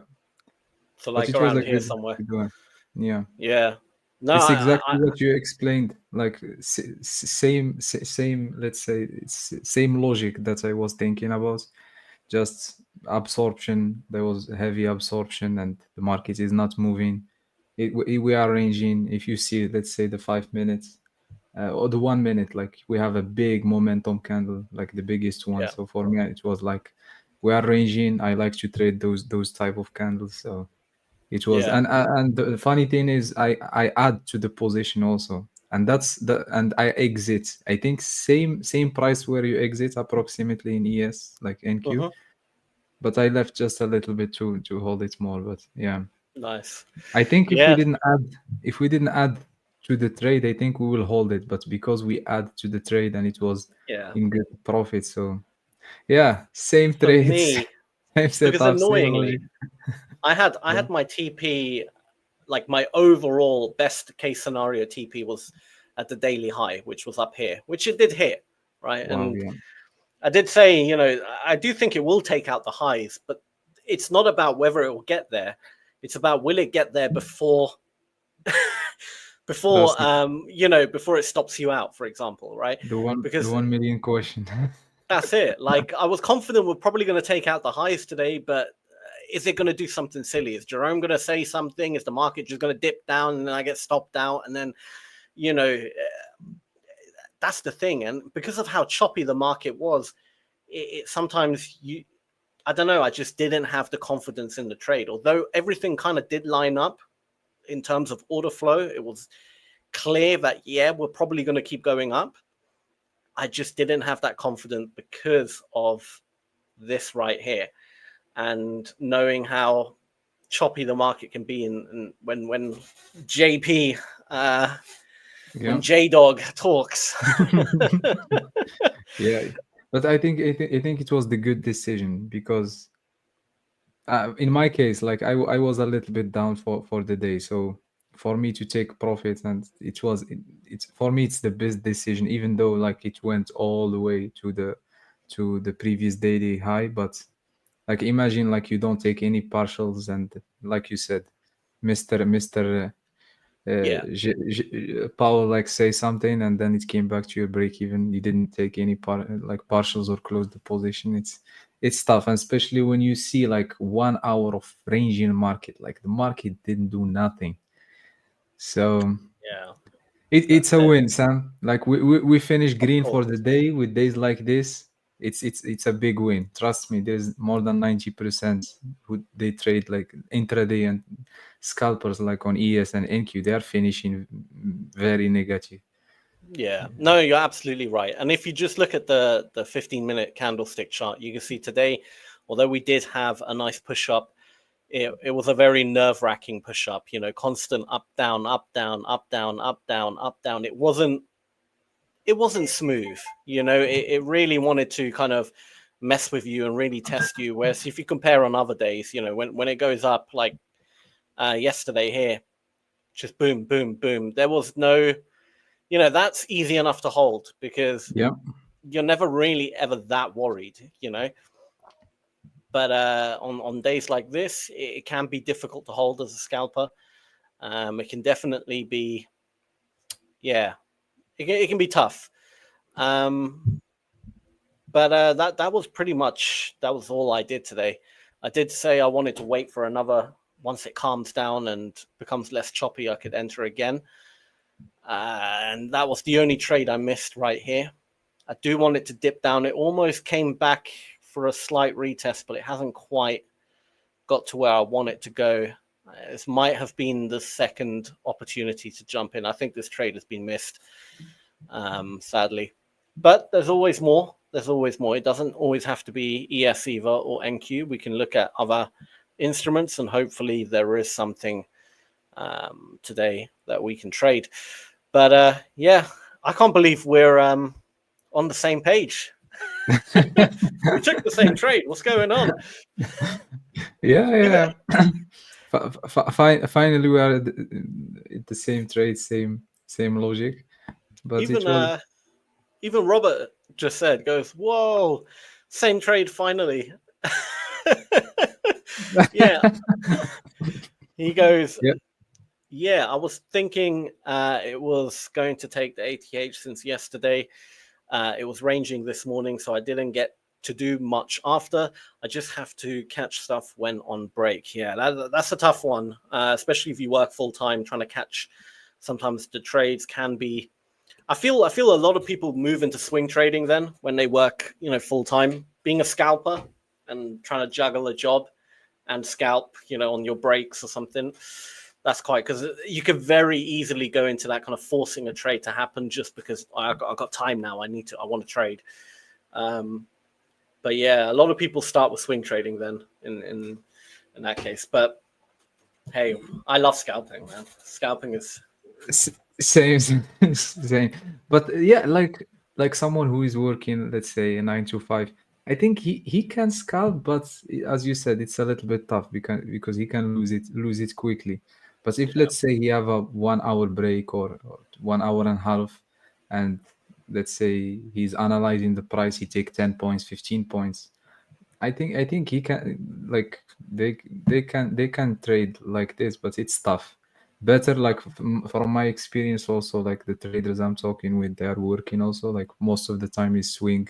In the morning, the alarms and the levels, they check when they receive any alarm, they check the phone, and then they decide if they want to enter. So it's much easier. But as you know, like the market is, how to say it, like fractal, like when it's so anything that you see in the 1 minute, same logic, 5 minute, weekly, daily.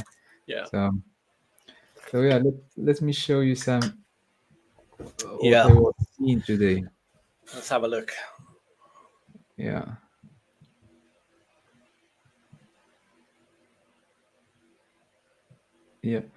So first thing, the calendar, we had the news at 10. We had the news at 10 a.m. I think. Yeah. We had the news. Where is it? Yeah, we had at 10 a.m. Eastern time. We had U.S. consumer confidence. So I wanted to wait and after this news release, but I traded before. So for me, the idea of like today, of course, there is big momentum, like bullish momentum, structure is up. We took this high right here of this week.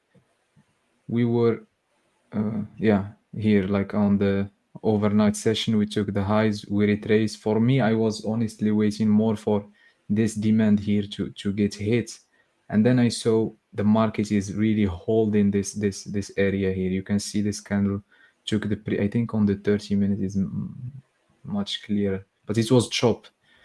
So you can see here we took this previous low, close green, we had the continuation, and we tapped into the supply.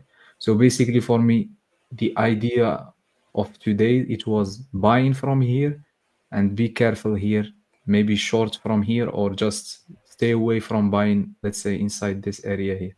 So just buying from here. If the price drop lower here, I was also ready to buy. And yeah, I think the session starts somewhere here. I took the first trade. I think the first trade was a loss somewhere here. Let's see.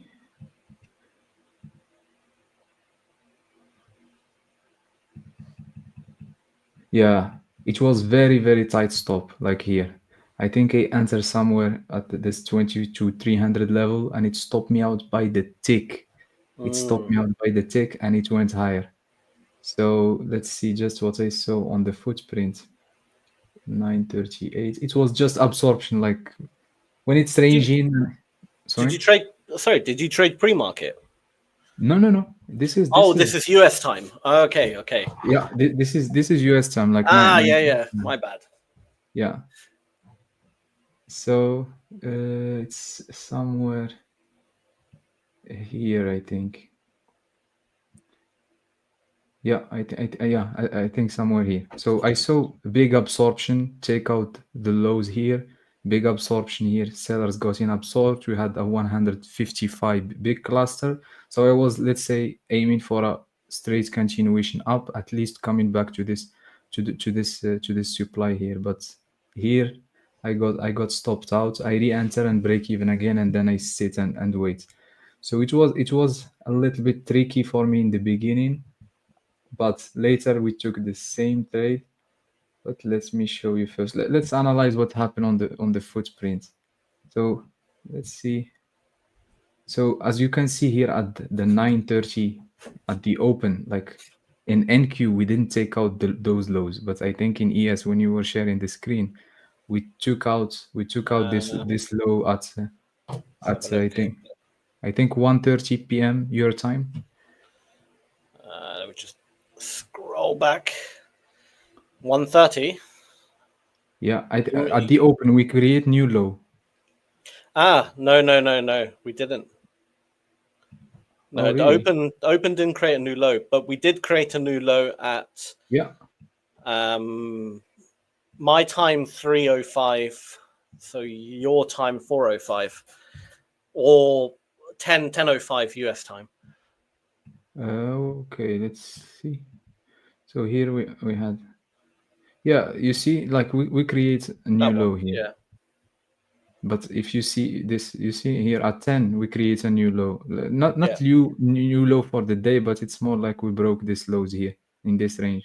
But in NQ, if you see NQ, we didn't break the lows.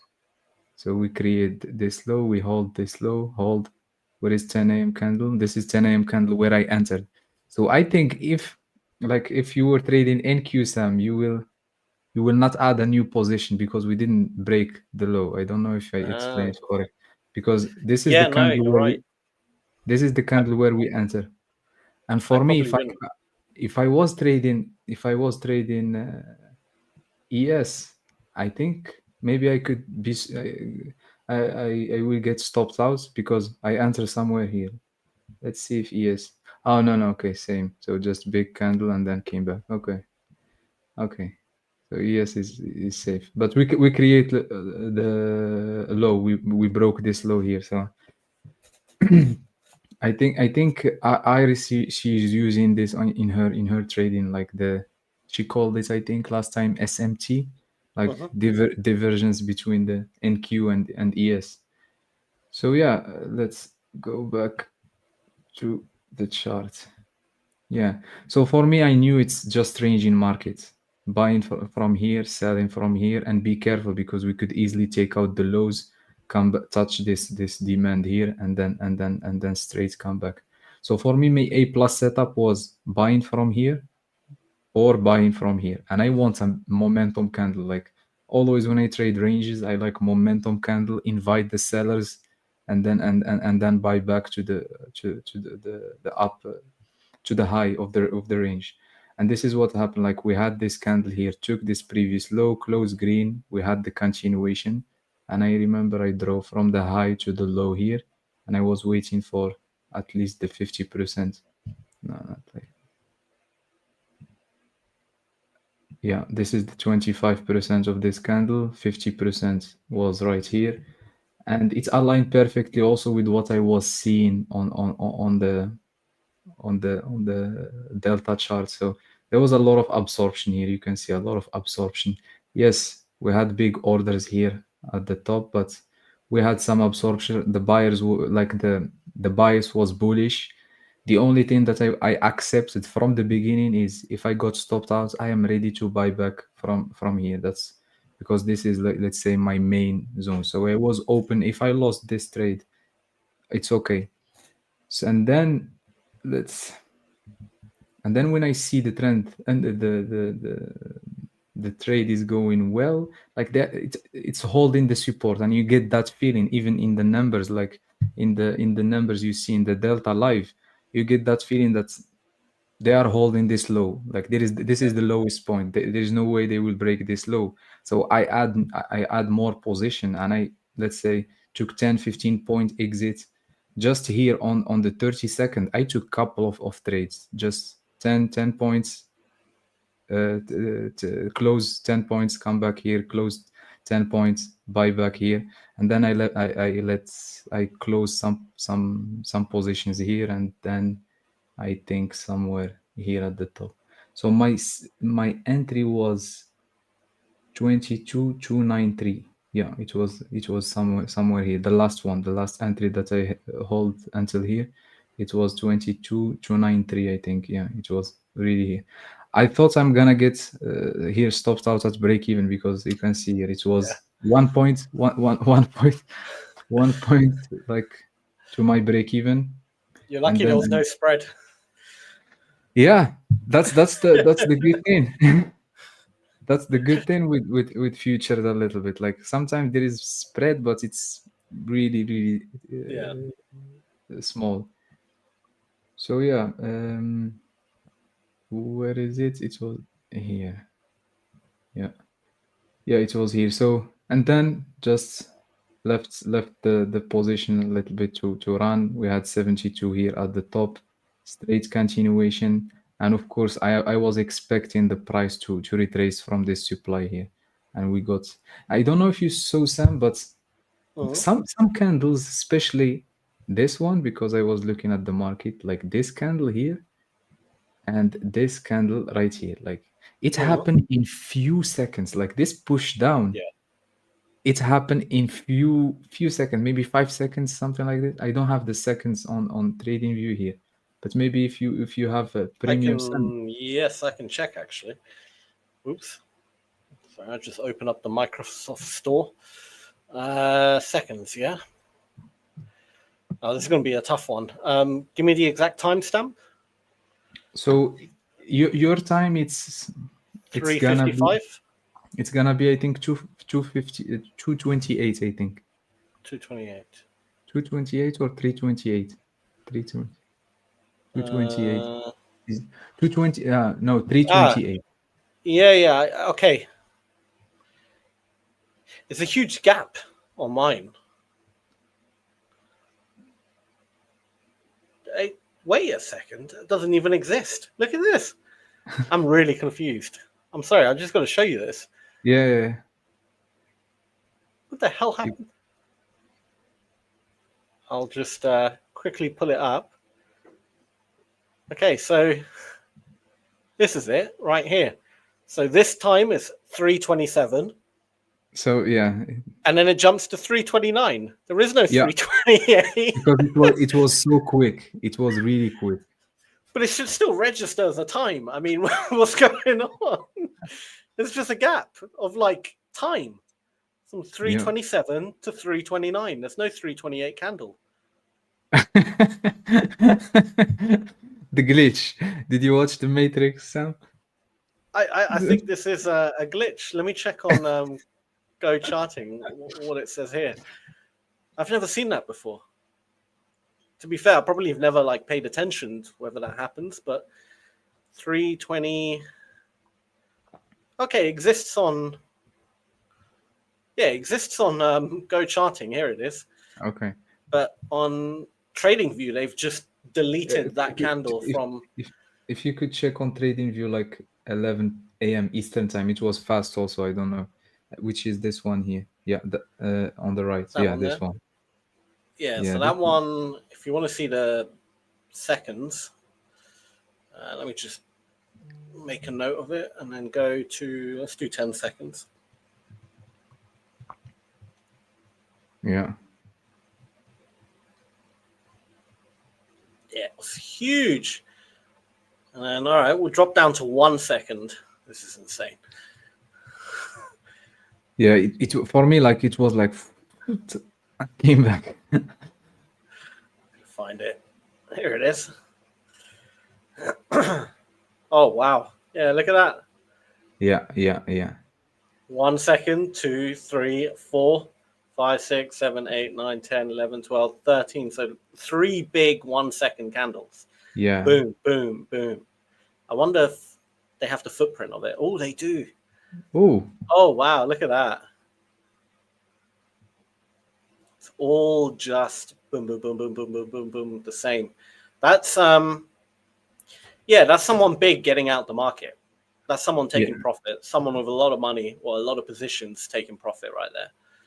And it's just because there's not enough liquidity at that moment. It has to find it, so it takes out every level on the depth of market, basically, right? Do you know what I mean? yeah. But wow, yeah, cool stuff, interesting. But I'll let you get back. Yeah. Yeah, okay. So, yeah, where we were here. Yeah, let's go to the 1 minute. Yeah, so as I said, like the entry was here, big momentum candle, same logic, literally same logic you used Sam to enter. Just for me, maybe I had an area here on the 5 minutes. That was the let's say the one thing, the difference between how you enter and how I enter. But it's same logic, just big absorption at the lows here, big absorption at the lows. For me also, because here at this jump, like we literally stopped here and the momentum start to push, so we didn't break this low. So for me it's sort of, let's say, in my fast thinking when I am scalping, like it's sort of failure, because normally like if there is enough momentum, enough sellers, normally they have to break and then maybe continue after, or maybe take the lows and come back. But after this big candle and this next one open, it starts pushing up. I knew like this is the pattern that I was planning to, just range in market, momentum candle into the demand buyback to target the highs. And yeah, and it played very, very well. In terms of the footprint, to be honest, the numbers were a little bit mixed. I don't know why. You can see here like the top 168 straight away, big sellers cluster here, green candle, we push all the way lower. Here we had this 140. In the beginning you see it like maybe there is the buyers getting trapped, but that's why the context, knowing the context a little bit of where the market is going, it's important, because using just the footprint to see the numbers, I think, in my opinion, it's not enough. So getting the direction correctly help a lot also to make it easier for you for your interpretation of the numbers, of the absorption, etc. So yeah, here we had this 140. In the beginning it looked like trapped buyers, and we had this minus 112, minus 126. We failed to break this low right here. We start to push, we respect this wick of this candle, and then we broke higher. So again, touch this big cluster here at the top. We got sort of reaction, same thing again, absorption of sellers. Here we had this minus plus 115. Automatically we got small retracement, again absorption, big cluster at the low of the candles, negative delta, we push all the way higher. Similar thing that's happened here, big cluster at the top, it's happened right here also, big cluster at the top, and we got a retracement. So today was those days where I think we talked about this pattern, it's more like push and big retracement, push, big retracement, push. So the best days for more continuation, let's say it's more like this. Like Sam said yesterday, it was more like this. So small retracements and big push up. So once you understood that from from the start, let's say it's big push to the upside, retracements, big retracements. So you gonna get an idea about the price behavior. So when you see the price from the beginning, let's say from the trades we took. That's how I was thinking about it. Like here, when we had this big push, you can see we had push, small retracement, push, small retracement, push, small retracement. So like it's kind of give you an idea about the type of trend that will be during the day. If there will be strong retracements or just a small retracement and then continue to the upside. And today here, especially here, like on the bigger picture, it was more push, retracements, big retracements, push, big retracement. So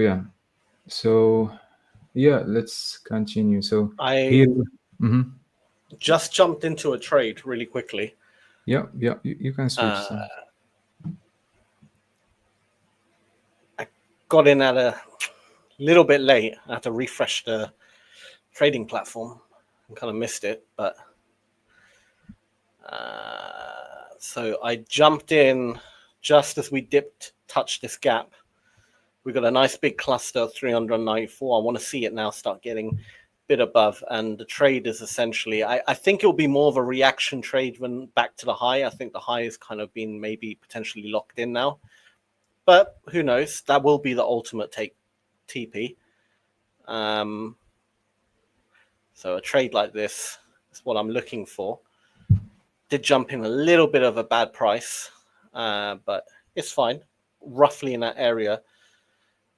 I'm just going to set the take profit back to the highs here. And the stops will have to go. If I just go to the 1 minute so I can see roughly. Oh, that's moving quite nicely now, actually. Just below those kind of wicks. Really nice entry. Somewhere like that. I don't know. But yeah, again, just a little reaction / continuation. I don't like that we've already done two kind of cycles. So we pushed down, failed to push up again, pushed down, made another low. Hopefully it doesn't fail. If it starts failing to break this candle, I think it'll be more of a reaction trade, and we're going to start going down, and then I'll need to target the next zone. And so I'm just going to have a look at the footprint. Oh, okay. Big buyers coming in, but look, they're failing to make new highs. I mean, not just new highs, but they're failing to actually push the market up. All right, let's go into the 1 minute, see what the hell's going on. So we've got that 500 there. The buyers, although a lot of buyers, they are struggling to push the market up. Let me just get rid of this trade thing. So I don't want it to go below that 500, because then I feel like it's not a scalp worth. I feel like that would be the reaction already. The reaction's already done. So really it depends. If we start breaking below here, below that heavy volume, because you don't want to see buyers struggling to push the market up if they're already 500 contracts deep, you know. And we don't really have that many trapped sellers, and we've got a few, but nothing terrible. So it really depends. I'm gonna do an Aymane and go down to like 10 seconds. What was it? Oh yeah, look right there. Even on the 10-second chart, you see at 200. There's a big institution placed an order there. Let's go down to the 5 second. Oh look, 200 still. Let's go down to the 1 second. Yeah, imagine in the 1 second it's 200. It means it's one person. Yeah, it pretty much is. 113, 79, similar numbers. So it's one institution placing a large order, but that doesn't necessarily mean they're going to be correct. Institutions are wrong all the time. You know, it's just, you got a bit of money backing you, so that gives you a little bit more confidence. But it also makes you vulnerable because other people are seeing this. So it really depends. I just don't like how they're struggling to get the market up. Right? I expected a reaction off this area. Like, actually, you know what? You know what? I think I'm being a bit too hasty here. I think it's either I'm going to allow it to potentially stop me out, but I'm going to allow it to go back to the highs again. I think today has been although it hasn't had that much momentum, it's just been very kind of boom, boom, And we have had decent pullbacks every so often, right? But it's been very kind of like a train, you know, like very unstoppable, the buyers. So I'm gonna go with my gut here and say, okay, I'm gonna allow it to play out. Yes, there were a lot of buyers who got out the market. You can clearly see on the 15-minute footprint, these are all buyers exiting the market. So a lot of people are out of the market already. If I look at the cumulative delta, it might give me a bit more of a indication. So on the cumulative delta, at the peak, we were... One second. Let me go to a 5-minute. Where is this? Where's market open? Here it is. 3.2 at market open, and we peaked at 9.4, and we're still at 7.4. So there's still a lot of buyers from original buyers, like from the US Open, who are still in the market, basically. All the buyers haven't got out. If we start getting to like 3.2 cumulative, then you can kind of say, all right, everyone's out the market. So I think there could still be room for a push up, actually. I don't think everyone is completely out the market. I don't think the bull run is completely finished yet. This is merely just a result of people getting out the market, taking profit. That's all it is. The one thing that I don't like in this type of market, which is trending, but it's slowly trending.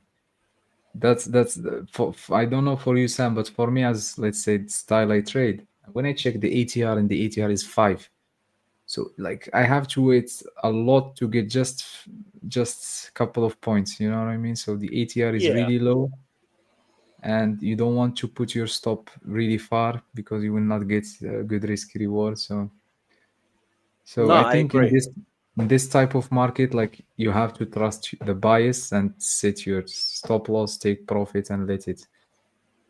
Yeah, I think I've got a decent stop loss. It's nice and tight. I'm going to allow the buyers to give it a bit of time. They might not be instant. They haven't been that quick today. Like it hasn't been that aggressive. So, but they're still very much in the market. Judging from the cumulative delta, the buyers are still very much in the market. Only 1,000 contracts or so surplus have exited. So, well, a bit more than that, but there's still a lot of buyers in the market, a lot of buy pressure in this market. So I'm going to allow it to run. I'm going to set an alert near the highs, so I know when the TP hopefully is about to get hit. But look, if it stops me out, then all I got to do is just wait for the next zone, which is down here, and then I'll buy the reaction back up into this zone. So, or if it stops me out, I just wait for it to break through, because it will have to break through in order to stop me out, come back, dip in, and then I'll short it to here, and then potentially buy it to here.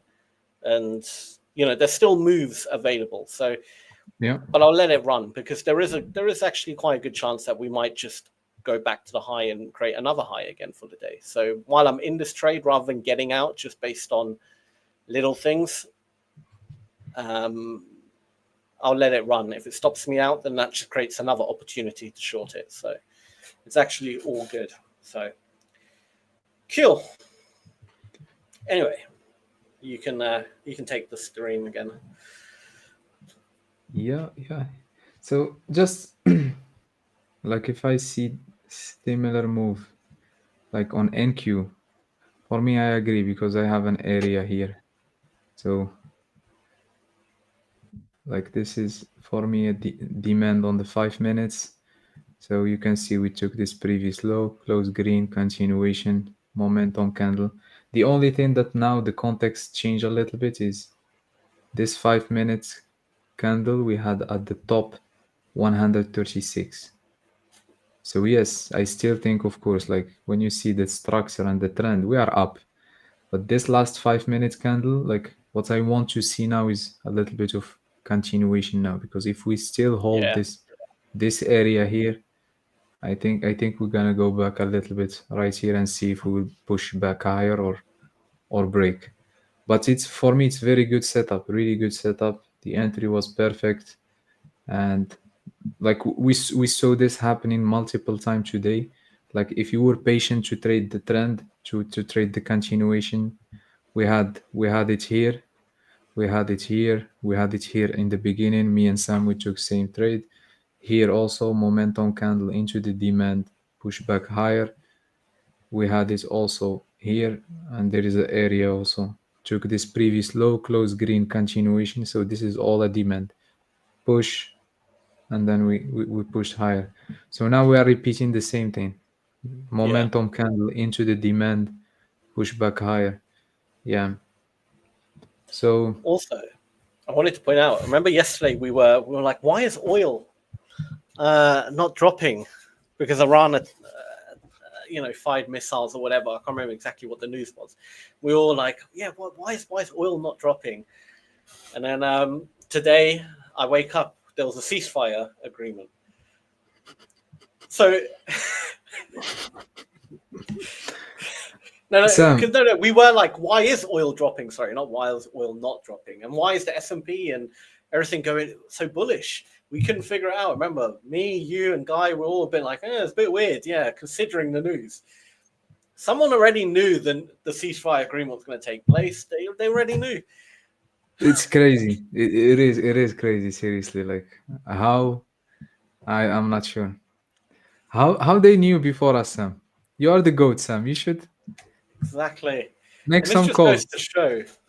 Goes to show there's always someone. Information, honestly, when it comes to trading, information is the most valuable asset or the most valuable thing. I mean, there are like high frequency trading companies that literally build like data centers as close as possible to the exchanges, so they have like, we're talking like milliseconds of quicker information than their competitors, and they make a lot of money exploiting that. So information is everything, man. If you know the information beforehand, it's very easy. But we as retail traders, we're always going to be in the back foot, so you have to question everything. If something doesn't make sense, question it. Yeah. Don't just think that, this is just, it is what it is. There's a good chance the market and the people in the market who are moving the market already know something that you don't know. And who expected? That's why the market, like, we had 600 move up yesterday. So like, who expects that it will be so quick, so fast, like this agreement and ceasefire? So it was actually shocking, because after we finished the live, I checked also, and it was, to be honest, I will not follow them anymore, because ceasefire in the morning, they like Israel was bombing. So it's, for me, like, just I will focus. I think it's going to be up and down, up and down. Trump wasn't very happy today with Israel because they bombed again, and it's like, you're about to, you broke the ceasefire now. What's going on? Like, it looks like... I think the market is also quite indecisive about it. Like, it could. I mean, I think more people are pushing towards, look, there will probably be a ceasefire. There will be some kind of de-escalation happening. I think it's still a small minority who think it's going to be all-out World War III. We still got quite far to go before something like that happens. But I mean, it's kind of tit for tat now, isn't it? I mean, it just needs to find a direction. It needs to be a long-term solution. Then the market can finally just sort of, everyone be in agreement. Everyone can just agree, say, right, we know what's going on. And for me, to be honest, sometimes I am fan of Trump. Like, I like Trump, how he think, etc. But sometimes I feel like there is a lot of lies. Like, sometimes he says something positive and it's not true, just to push maybe the market higher, because he's thinking just about the market, I assume. Like, nothing 100%, but sometimes he says some comments.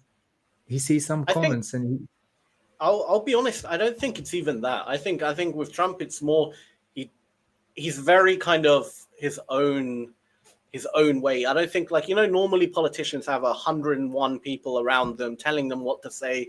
They have, like, people who write all their speeches, and everything is so organized and controlled, almost like a celebrity, right?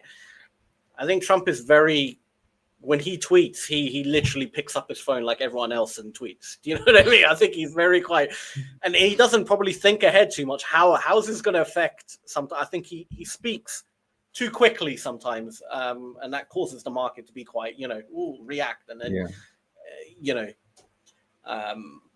whereas in the past, presidents have been, they wouldn't just blurt something out and potentially cause shockwaves, Yeah.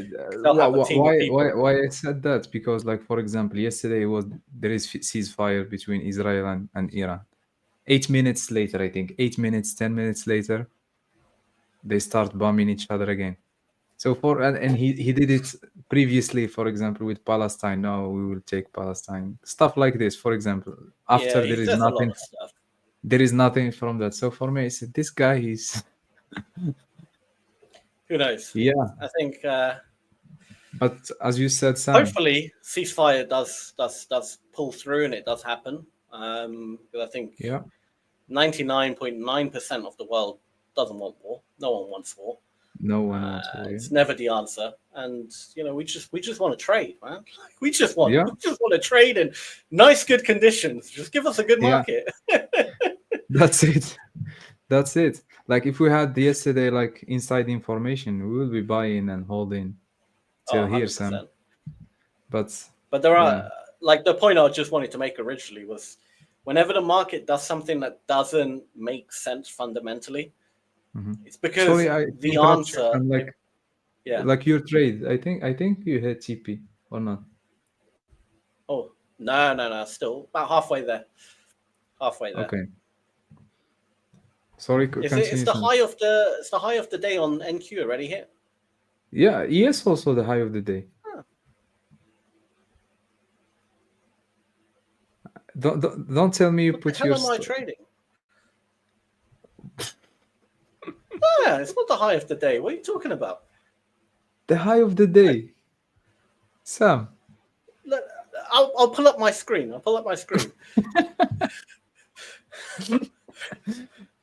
Here's the high of the day. Yes, S&P E-mini futures, 15-minute chart. Here's the high of the day. It's about to get hit now. There it is. My TP is there. See? Oh, it's about to hit my TP. All right, let's watch it. Wait. But there is quite a big spread. There's the high of the day. I think some. I think there is something wrong. There is the difference between your ES and my ES. I don't know. I mean, I'm looking at it. Like, it's. Even on the CFD, the high of the day is there. This is the 1-minute chart. So this was the high. It pushed down, kind of ranged, and now we're going up. We're almost there. Almost at the TP. Let's see what the footprint says, just in case there's something tragic happening. I'm not seeing. Ooh. Here we go. TP hit. Woo! Yeah, that was not a bad trade. Pretty good. So I'm glad I held that. I'm glad I just kind of stuck to my gut there, because, like you said, the market's been doing this all day. It's very kind of slow, but quite a strong trend. And the cumulative delta showed a lot of those buyers from, down here who all bought up on this trend are still very much in the market. So if they haven't got out yet, I'm not going to get out either. I'm gonna let it run. But yeah, awesome. One good trade. No, very good trade. Entry was perfect.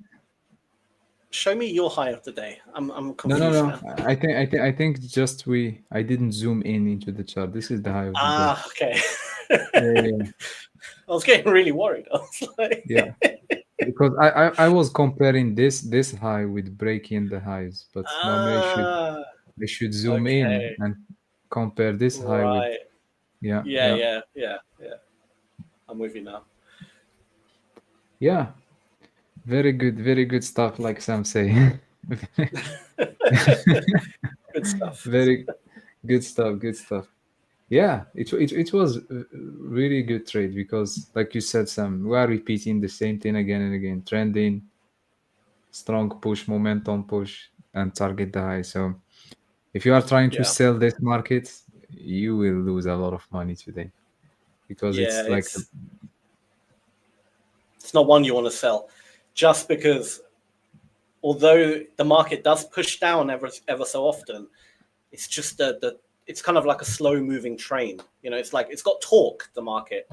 There's two different like styles the market has, right? yeah. Right now the market's torquey. It's like a diesel engine or like an elephant. It can pull, and it just kind of like no one's stopping it. You can't, you know, an elephant would just break through any brick wall, right? But it's not very fast. It's slow. Yeah. Whereas some days the market is like a leopard or something, where it's really quick, but it doesn't really have that much like pushing power. You know? Yeah. It can be like a lot of momentum, but it doesn't actually. It can very easily reverse at the same time. Today is one of those elephant days where it's just going to keep going up and up and up and up and up until all those buyers get out the market. So yeah. yeah. Like if you are the type of traders you go break even quickly, this type of markets, like it's not for you because you have to wait a little bit, give your trade a little bit of room to trade. For example, me, I like to go break even quick when I see I am up or something and leave it run, and it plays very well when the ATR is more than 20, 18, 20 on the 1 minute. But when it's lower, and I was expecting that in summers most of the time when the summer starts there is low ATR, so I leave a little bit my trade.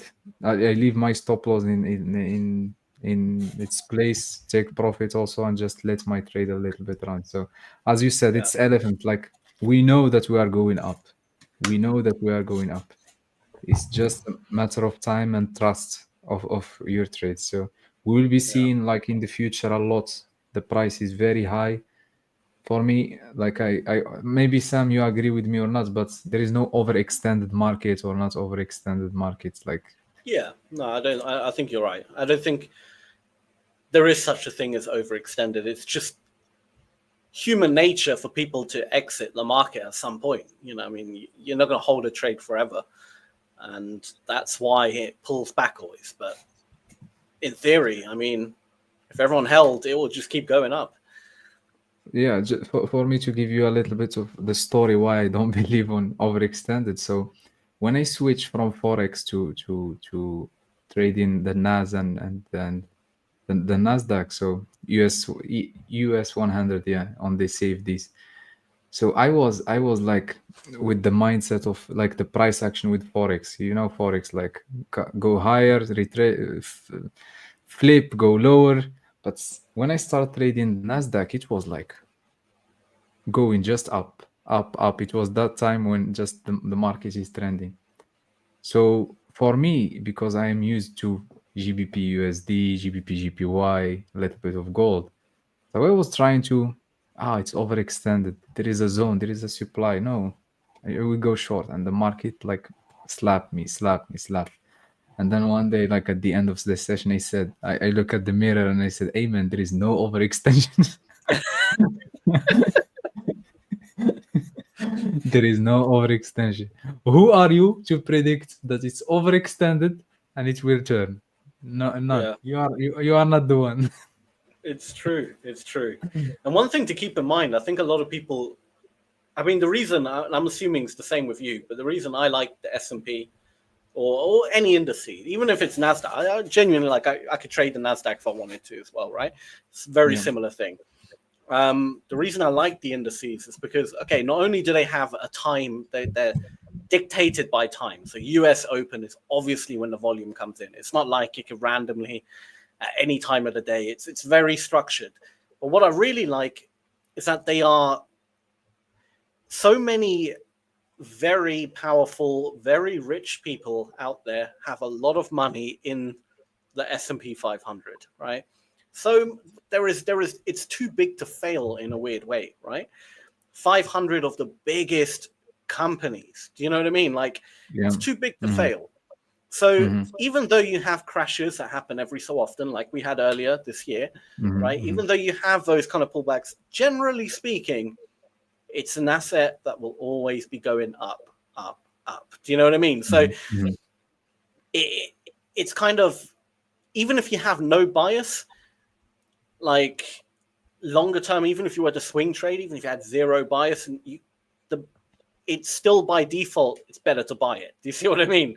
Yeah. In a weird way, like kind of similar to gold, but gold is a bit more fluctuating, I would say, because gold is. But historically, gold will always go up because there's a finite amount of it, right? Like it can never become valueless. Do you know what I mean? Mhm. Whereas other things like Bitcoin, I mean, okay, look, Bitcoin has proven itself to be very resilient, but Yeah. it can For still now. become valueless at one point. Like, is it going to happen? Maybe, maybe not. There's Yeah. probably, but some people would say definitely not. I don't know, but it hasn't got the same. I don't know. Do you know what I mean? Yeah. Like true value to like something like Yeah. gold or the S&P, because the S&P or the NASDAQ, you know, I mean, 100 of the biggest tech companies, like We have to lose all those companies, and then maybe the index will lose value. So yeah, like it's so diversified by nature. Just the fact it is literally already diversified for you. Do you know what I mean? It's like an investor's dream long term, and it's been proven. You know, if you like, I can't remember what it was, but I watched. I don't know if it was a video or read it somewhere, but the point was, if you put X amount of your paycheck, like the average American male or female, whatever, right? The average American worker, if you put X amount of what you would spend on, I don't know, I can't remember what it was, but like what you would spend on something silly that you don't need, right? Like if you take the average amount and put it in the S&P 500 every month or whatever, by the time you retire, you'd be like a multi-millionaire. Yeah. Just because of that 6% average gain compounding all those years. And it's like the key is that's compounding. Yeah. Yeah. So although it has dips, yes, there will be a 1 year where, all right, it might not go up that much, or it might go down even. Generally speaking, over a long enough period of time, it's always going to pretty much go up. And we saw it like this year, like it did crash, right? Definitely crash. Lost what, 15%? I can't remember how much now, but quite a lot. It's already recovered now. The S&P 500 is back to pretty much not back to its all-time highs again. It's like it never happened. So yeah, we're almost approaching the all-time highs. We've got like only a few points left, really, and then we're pretty much there again. We have 2% to the all-time high. Yeah. And with this peace with Iran and Israel, the tariff, I think everything is good, unless there is something. Any comments from Trump? Because I think now he's going to the La Haye, I think, NATO meeting in the Netherlands. So if he says something again about tariff, we will see. We will not see the all-time. But I think after this quick ceasefire between Iran and Israel, I think there is momentum to create the break the all-time high. So yeah, and I think that the market is pushing up today as well, quite nicely. Probably tells us that this ceasefire will someone has inside information. It'll probably be all right. If it starts crashing now, then that's when we're going to be worried. Be like, who knows something? Yeah. Who knows something? I think what we should be doing, Sam, is just checking the delta. You remember last time when we were live and we saw this 1,000 clusters? You remember? Yeah. And we said that something is coming. You called it perfectly. You were like, "It's gonna melt. This isn't right." And then, like 3-4 hours later, Israel attacked Iran, and we're like, okay. Someone knew. They will contact me. How did you knew it? Just I'm telling you, the intelligence of Delta. It's incredible. You predicted a world event using Delta.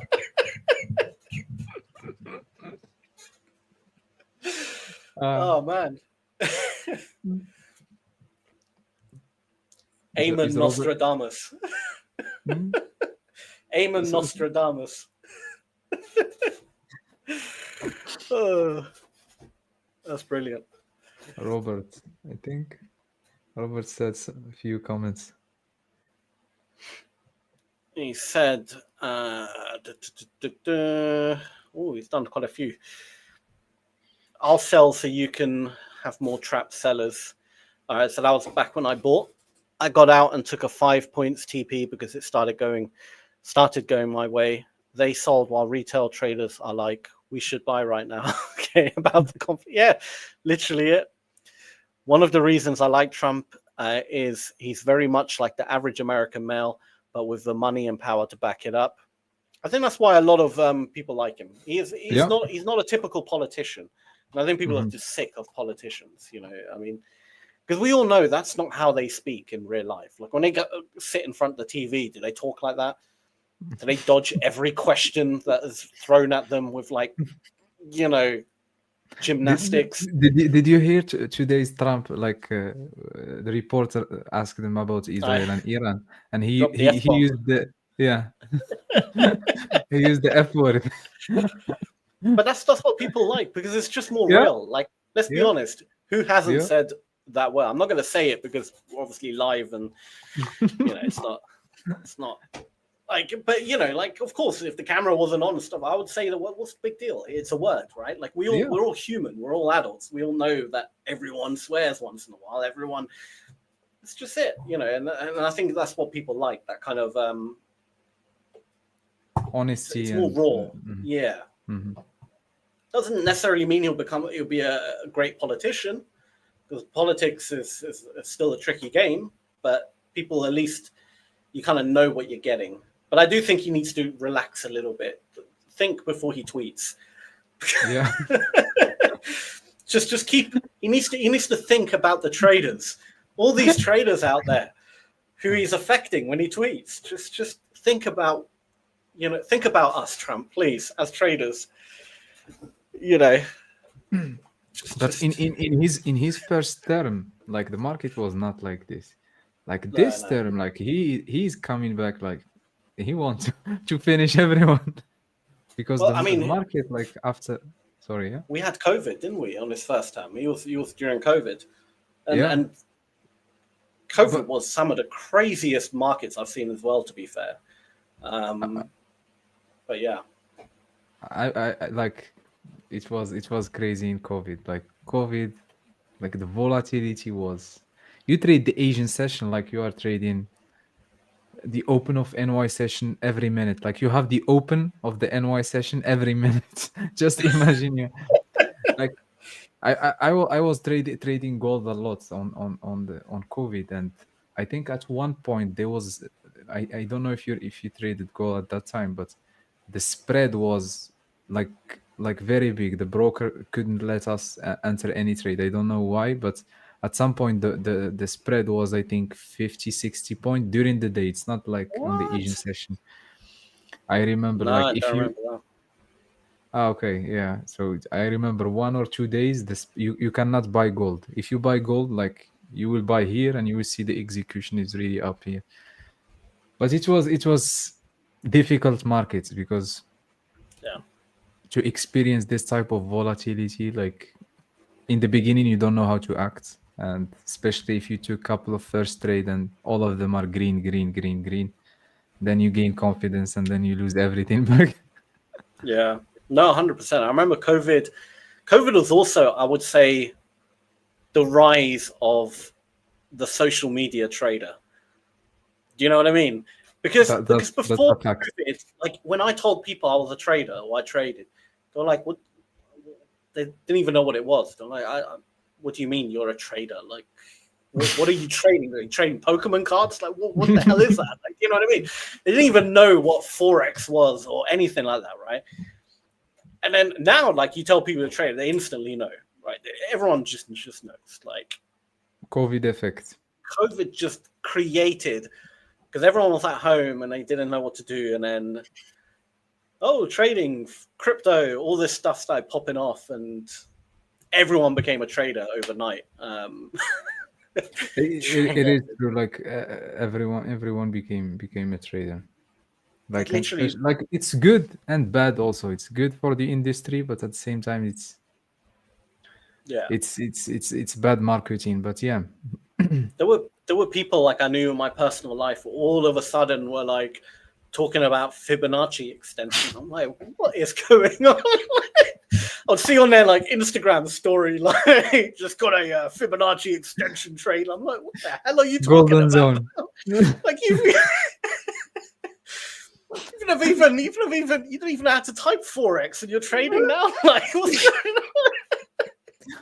I had also those type of conversation with some of my friends. Like somehow, somewhere he start learning. He's look Telegram, MT4, MT5, copy paste. Oh Yeah. Everyone had a Telegram group back then. Signals and like for me this is how I started, like just copying someone's trade in the beginning. This is how was it it decent? Did it work? No, never. They never were.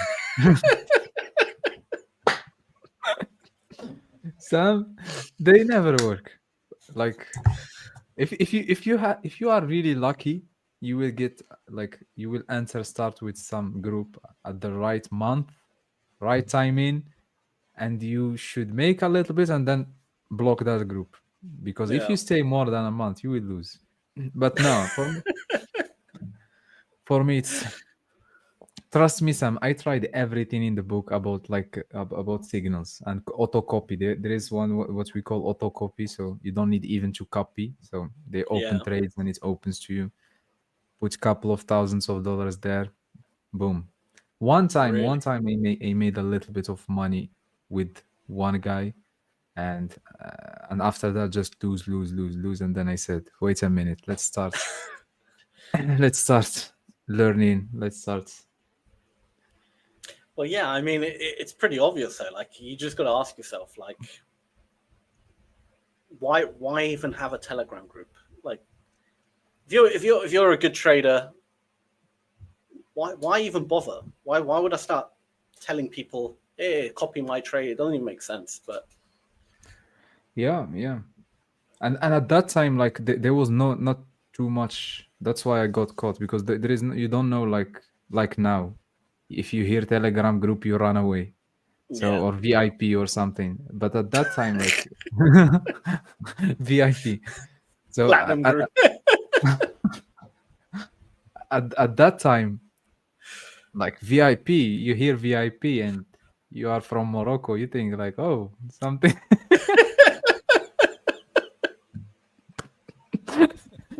You think like, okay, it's something good, even though I pay it's VIP. I'm pretty sure what most of these Telegram groups did is that they just copied each other. Whoever owned one of the Telegram groups would start a Telegram group, sign up to some other person's Telegram group, and when they sent a signal, they'll just copy the signal over on theirs. And they did that with a few groups. I'm pretty sure that's all they ever did.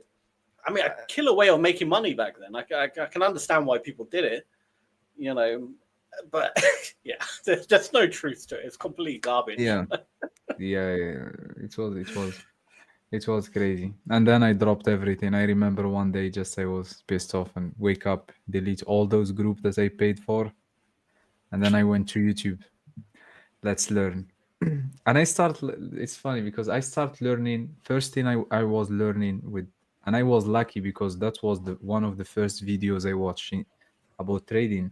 It was one guy, like an Arabic guy, and he's talking about just volume profile, just the view up volume profile, and he hate indicators. So for me, like to start with those like his videos, like 3 hours, 4 hours videos, like for me it was very, very helpful, because I didn't study, like, let's say, MACD stochastics and that stuff, even though I know like some people they work for them, but Just I didn't pay attention that much to indicators. So Yeah, it was very helpful. it's interesting because I started with order flow, right? But so like when I my first experience of trading was working for a trading floor. I didn't work as a trader. I worked in the marketing department, but nonetheless, I worked at a trading floor. And I always told the guys, I was like, I really want to become a trader. Teach me.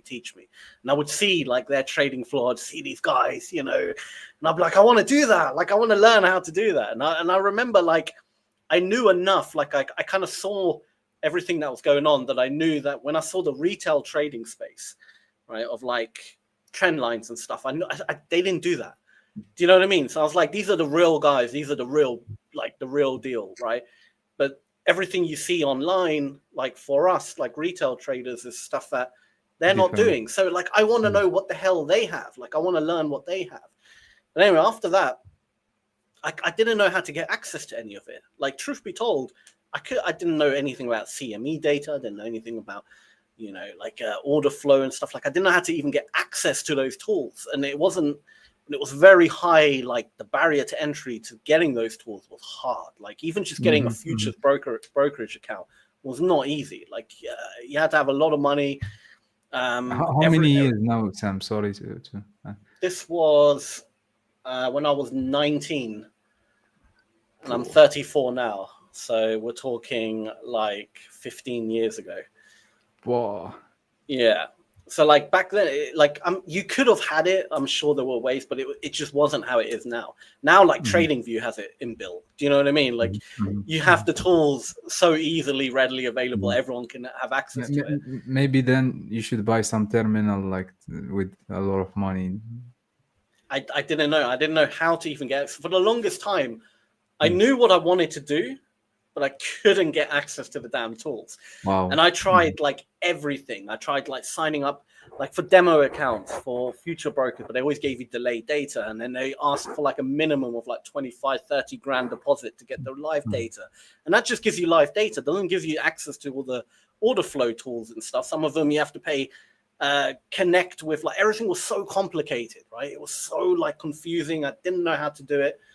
So I just kind of went down the retail Forex route where I started trying my best with, what we had, Fibonacci, trend lines, candlestick patterns. I kind of learned all that. And I thought, right, look, I'm never going to get the tools that they have. One day I'll figure it out. But at this moment in time, I'm not going to have it. But then eventually, actually, Cluster Delta was one of the first tools that came out, and I was able to get it. So they were really good, and I recommend Cluster Delta to this day.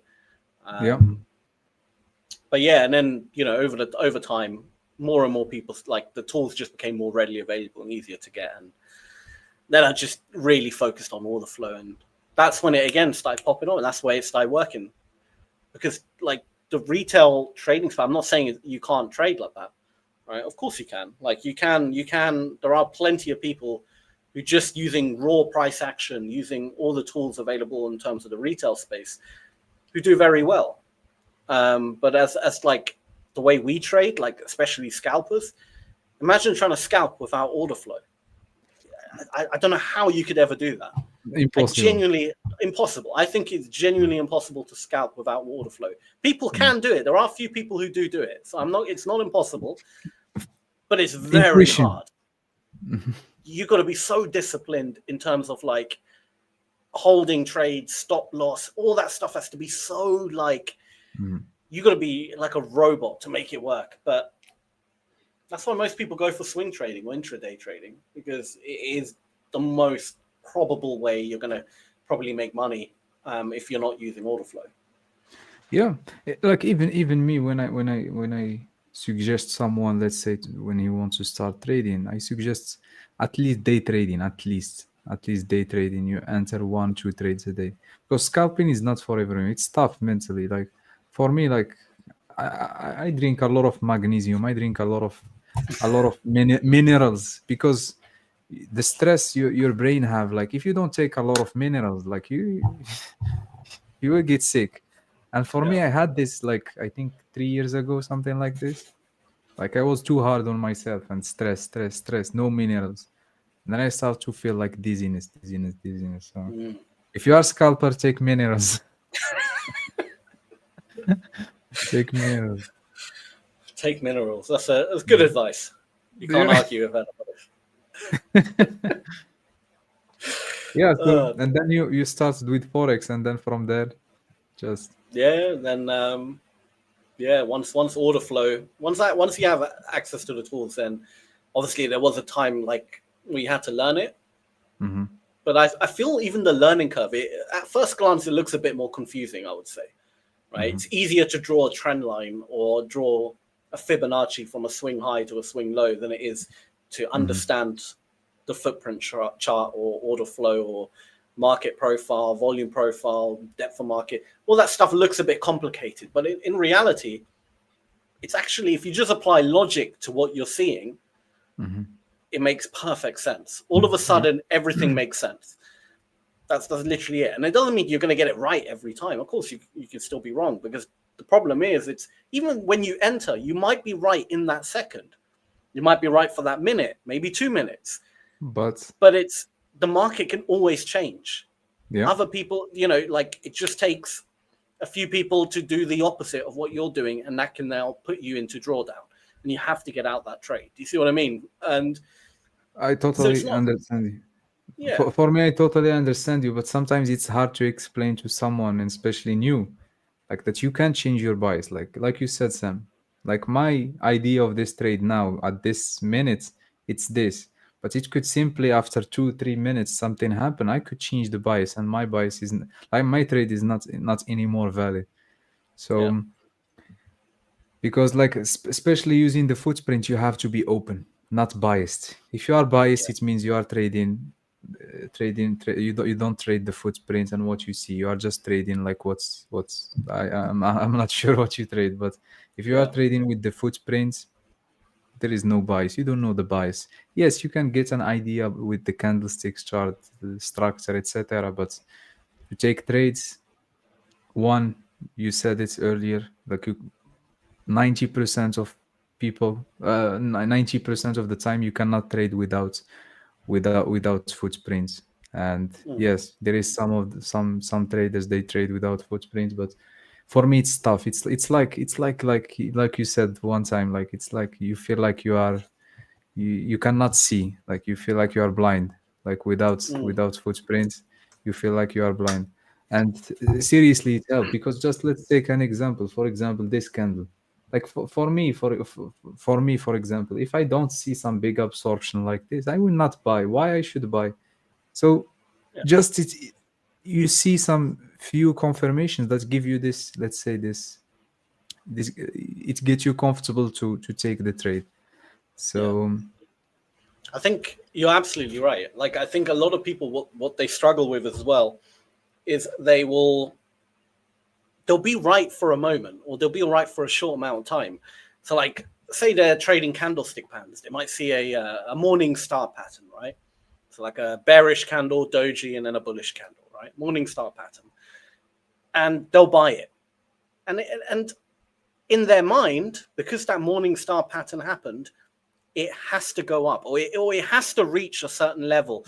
Like, because that morning star pattern's there, it might go up a little bit, but then something else switches.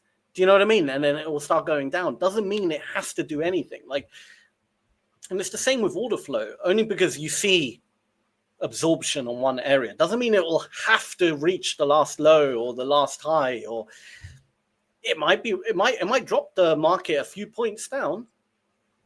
But is that continuing? Do you see what I mean? Is there anything that supports it might stop now? It might not happen anymore. It might not go further down. So it's really about being fluid. And like you said, trading the footprint is about being open-minded, not have a bias, because you've got to be so quick to switch your bias. The moment you see something that, nah, that's telling me something else, you really should be getting out the market.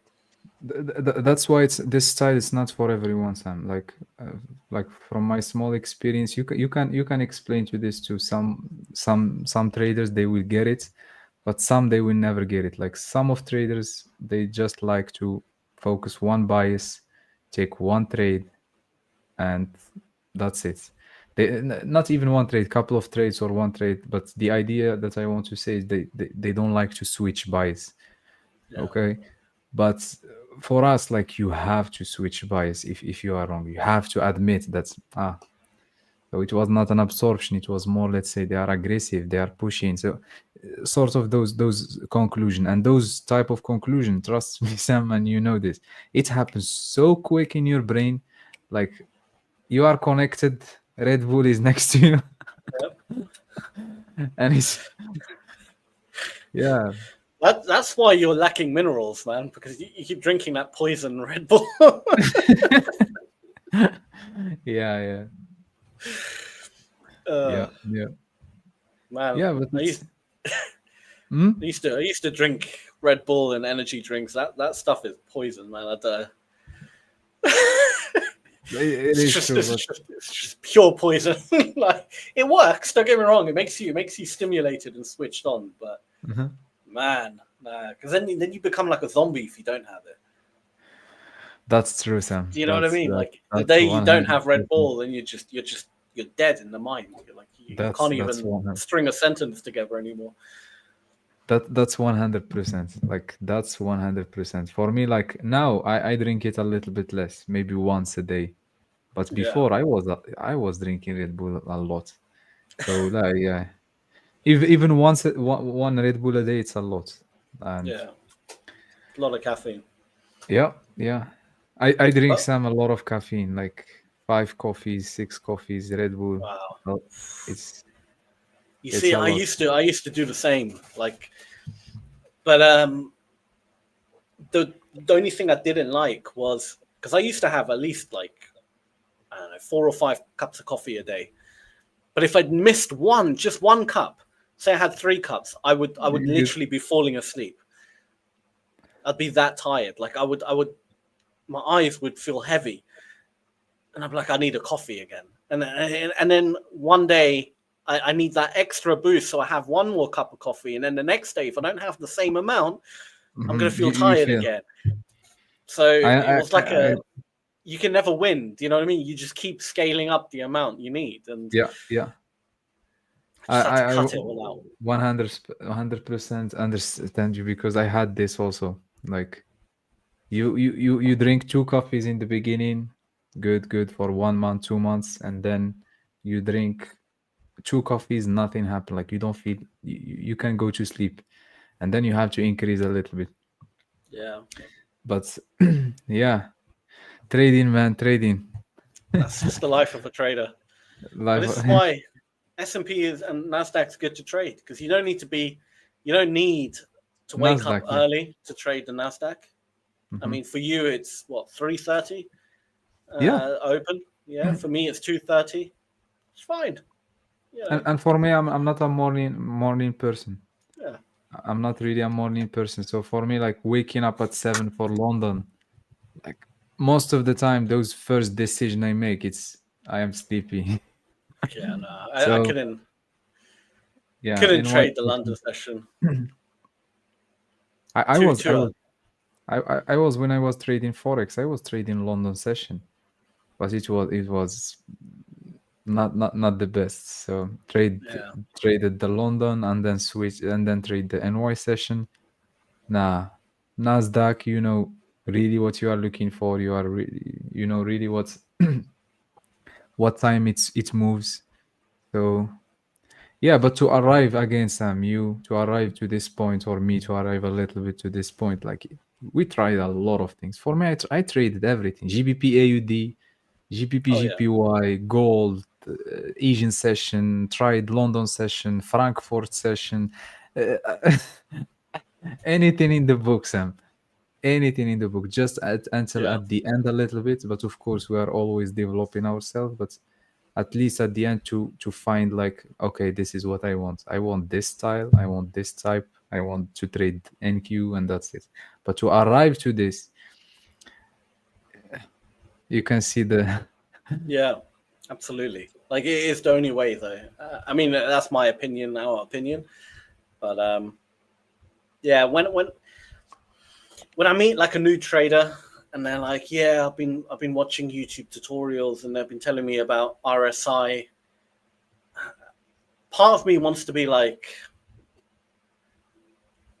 I don't want to like crush their dreams in a weird way and say, look,